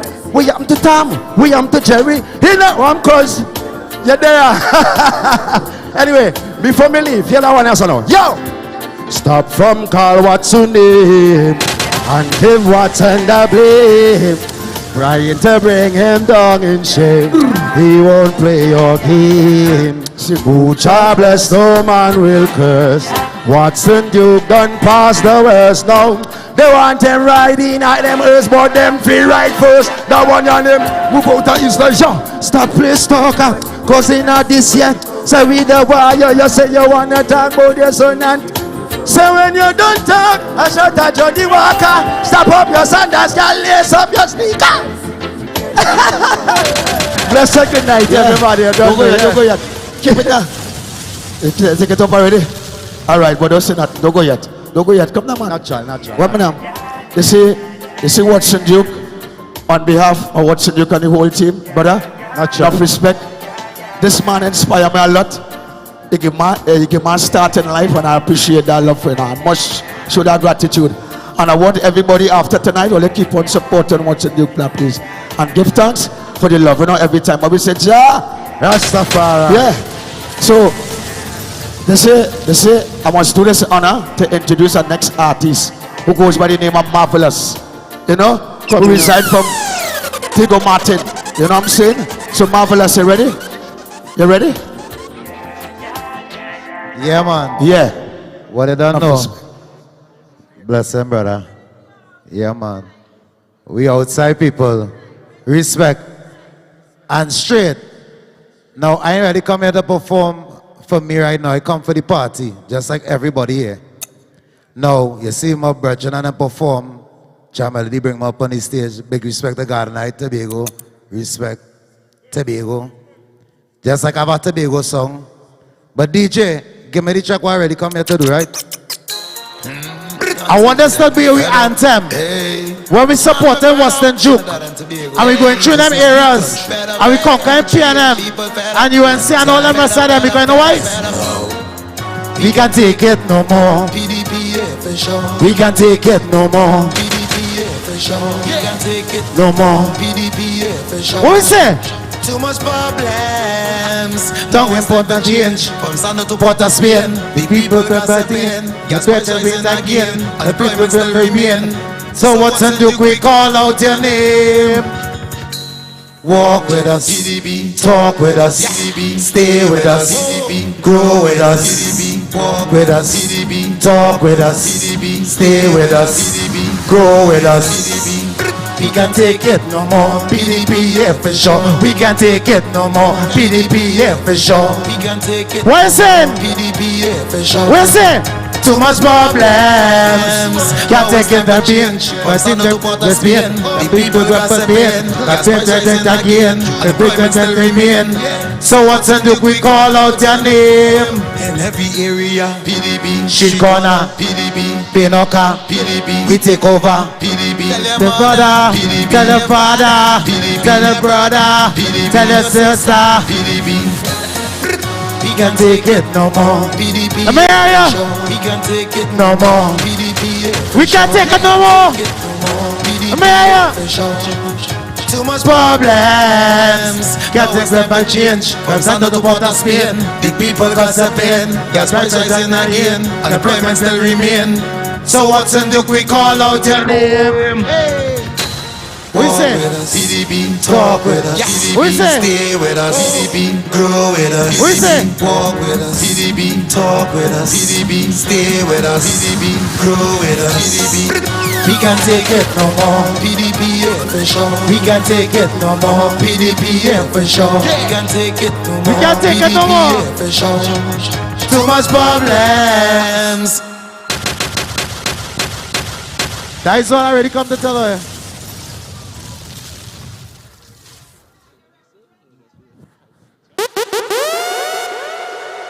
Yeah.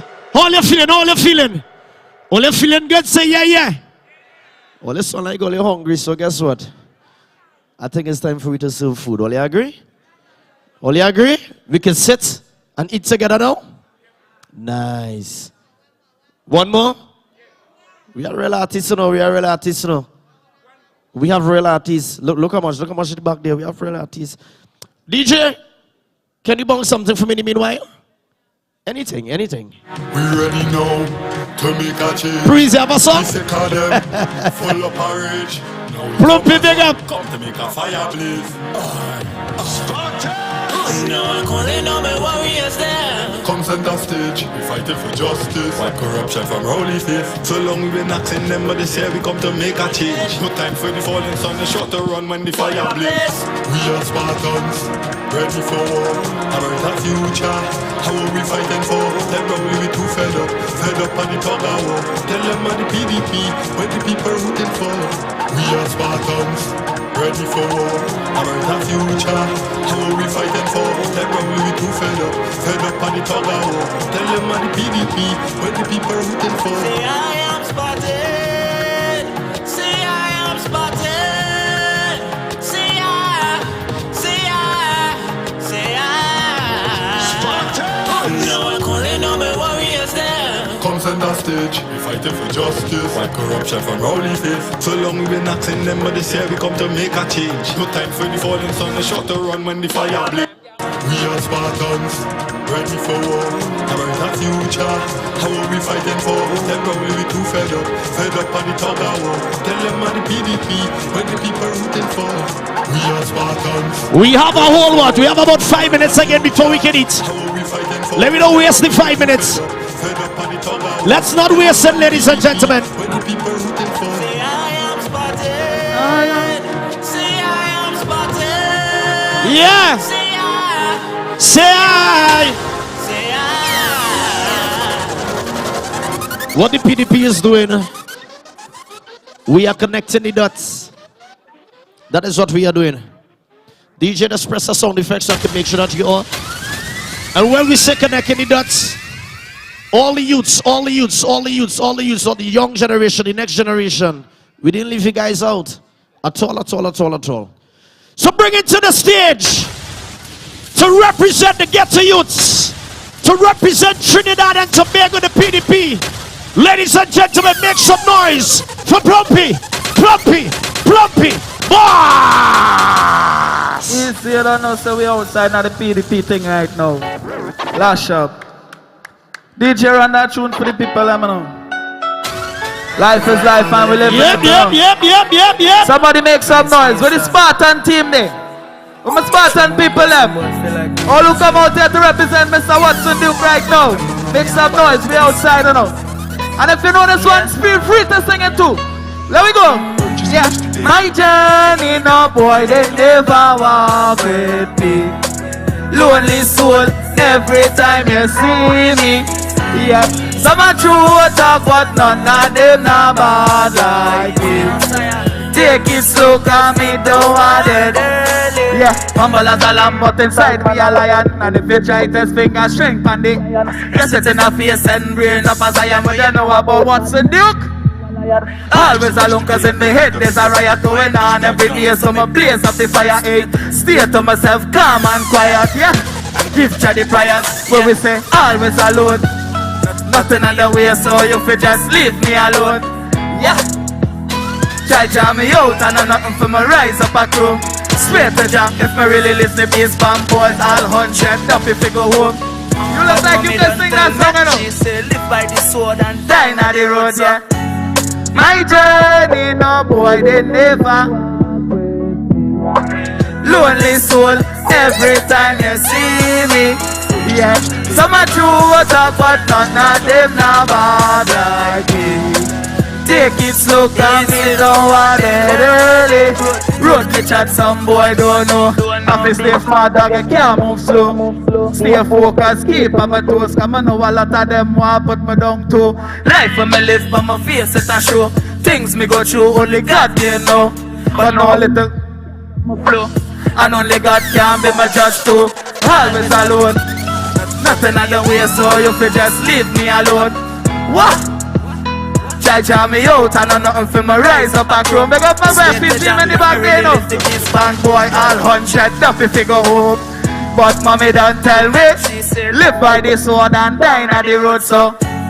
My journey, no boy, they never walk with me. Lonely soul, every time you see me. Jomo, don't play nothing yet, you know. Jomo. You know I come here by myself, you know. I come with a whole battalion, a whole set of new talents. Everything you don't know, we outside representing for the PDP in the Hyatt right now. Anybody who come here to represent Mr. Watson Duke right now, make some noise. Clap the hand, do something. Anybody representing the Spartan team, right now, just make some noise, do something. Right? We outside here representing for Mr. Watson Duke. What you have for me? Any new talents? Play something for me and I'm bring one of my partner and I'm on the stage. Sorry, no ready? Before they don't get familiar. Yo, King right? Okay. True story, you know. Yeah, man, my life for my life. Big up Mr. Watson Duke, everybody outside. A backbiter, we a fight again. The Lord is my shepherd when I strike at them. 9 months for me curve, me she never need no help. Daddy then a gun at the age of 10. So me stepping on the street, never really had no fence. Never had no money, used to borrow on a bed. Many nights I me cry hungry on my bed. If you know the song, sing it out. Who know it? My life on the bed I was. But then you make me never wear my better clothes. Now my link with the gen of them. And who never know, now them I know. My life on the bed I was. After me it's the way up my better clothes. Up on the side, who know it? I might type for side. Who don't know? Stay focused in a life. Wolf in a sheep clothing in disguise. Friends such a woman night 23 points. Thank you, Jah, for the real ones in my life. One king, one president. Stack the money and follow your dream on the street. Don't be no victim. No for them no want see we make it in a big smile on the face. But me know them man, me flow like the river Nile. Boy can't stop me. Don't fly right it I execute them. What's it if we have to beat and teach? For gentlemen, I love this shit. No, we not take defeat. Them a try retreat, but the rifle a no. My life on the better roads. Enough time used to wear up for better clothes. Now my link with the gen of them. And who never know, now them I know. My life on the better roads. Enough time used to wear up for better clothes. Over that side. I'm my time for shine and see the world. Yeah man, I did it. Yes I. Yes, sir, they make some noise for two guns there. They might want to Yep. Warrior. Yeah. Come on the stage right now. Yeah. Big up what's no go and tell them. Big bad warrior in the place representing straight out a bit of me. Don't know, you dig? Yes. Yeah. I the big bad warrior. Yeah, remember see some noise. Make any kind of noise. There we go. No, you know blood clot, sorry for. Yeah. One time. You know what's it? Yeah. Stay real to yourself. Pay never like it when you try and get help. Some of them come like some stuck up on the shelf. When you want make progress, then why you end up every less. Yeah, 7 years that's the way we invest. Get the fight already, now I'm ready for the test. Lines we pull, off we be the latest. Our dreams off we be the chinny bad. Whoa, lyricist, so make me teacher and my nemesis. Who no feel listen to this style and the melodies, the remedies. So make me know some man a prejudice. Off of the fake, what boy, tell you this. We full of mood for me, they say body. Hey, what's the new? Yeah, we tell them. Why the PDP can't force? Yeah, thank God so we never hear time. And we have already for the PDP fight out. One thing we may learn in our life, so before you follow, you have to think twice, right? Thank God so we never hear time. And we have already for the PDP fight out. One thing we may learn in our life, so before you. Hey, what's to take it to them. Warrior and them, so tell them we not big friend. PDP told me we have to represent and if yeah. Life for we live one niggas know them. Roads where we walk so them can't follow them. Fairy shoe size could I never fit them. Custom made golf did never let. Lyricist, whoa. Easy only make some noise for the artists for life. You only make some noise for the younger generation, you know them to me. In the music industry is like Mr. Watson Duke in the parliament right now, you know. You know we need some younger folks right now in the parliament right now. Somebody make some noise before they find out talking the right thing, you know. Right? Joma play that song for me, I'm going on. I'm going to sing this one for Mr. Watson Duke right now. PDP style. Yes, I. Mr. Watson Duke, pleasant good night to us, sir. We outside, Spartan team. We don't know about this. Life for me live my lucky set my grow big. Yo dog, we don't know about this. Pain in my heart to make my bun them spliffs. Yo dog, we don't know about. All the people me do I make me don't know why is yo dog, we don't know about this. Silence are the greatest badness. Hey, straight to the thing, me never go wrong. But juvenile, a boy can't call me no clown. 38 to 6 life wrongs to roll wrong. Young tally so me never grow up. Never switch from the things to another one program. RS code, you know the slogan. Drop a chair 16 years old with 3 kids. Mommy said he never got your boy slow down. Yeah, don't cry for my mama, just hold on. Don't know the journey I go so long. Enough boys sell out cause the heart not so shocked. But me sorry for the pain my brother and you mom. Only save me I go make it up too. Jump out of juvie and take you up in a new land. Mala bro, why it's so hard to be a new man? Can't see my way, you know. Touch Gonzales, jump out with a plan. So me start sing some songs. Some boy red eye me, and I try hold me down. But my flag can't drop on the ground. PDP, we are the sickest right now. Them gal happy with business like wows. As a team, them a request we fit and we and like light bulb. Me a feel lie about. Regular we make boy left them gal and dive out. Cause she in a my chop a hideout. Never go the wrong when no car come up on my road. Boy try that we knock them lights out. Whoosh, must make it out one day. Big up my dog shoes man, Zach Boss Watson you could see. Me must make it and boss free. Malco, my journey me alone one day. We don't know about this. Spartan team, you don't know the ghetto youths. We outside, right? Big up the whole PDP, big up everybody here who come to support Mr. Watson Duke tonight. Only let's make some noise. and show the ghetto youth the love we need. Right? We outside for life.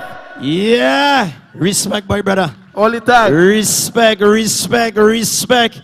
Ladies and gentlemen, it's about that time we're going to dim the lights in a few seconds, all right? We're going to dim lights. It's about that time we get ready for the vote of thanks as I welcome on stage the Vice Chairwoman, Miss Miriam Abdullah, and of course the Chairperson, Miss Camila Diet.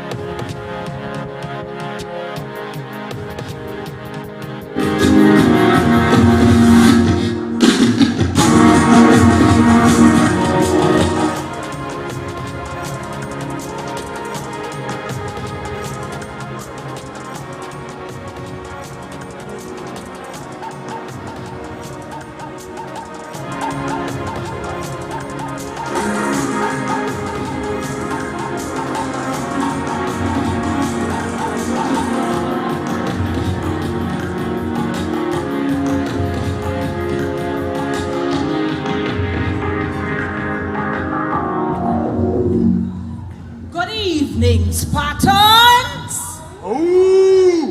What is your profession? Ooh.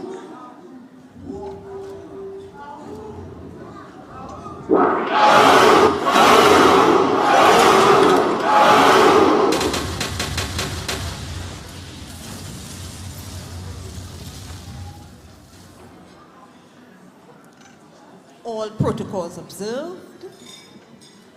Unfortunately, we have now reached the end of the program.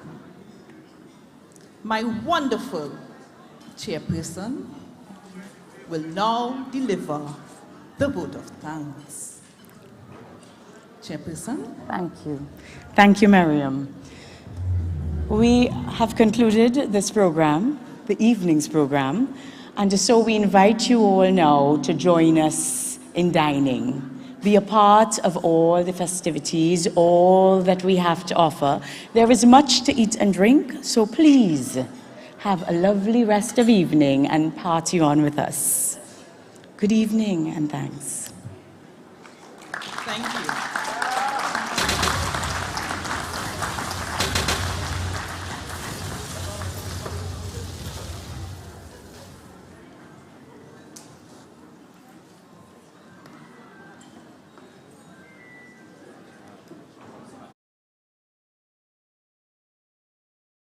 We are PDP, the Progressive Democratic Patriots, and we put people before politics. The party started in 2015 and our founder, Sir Watson Solomon Duke, known as the champion of the working class, who was formerly the undefeated 12-year president of the Public Services Association. Sir Duke had a humble political beginning with just a bullhorn under a dim streetlight in a small village on the eastern shores of Tobago called Roxborough. By December 2021, the PDP, also called the Spartans, in such a little time ascended with a landslide victory to take all of Tobago House of Assembly with the exception of one, dethroning the then People's National Movement, who had a stronghold for 21 years of the Tobago people.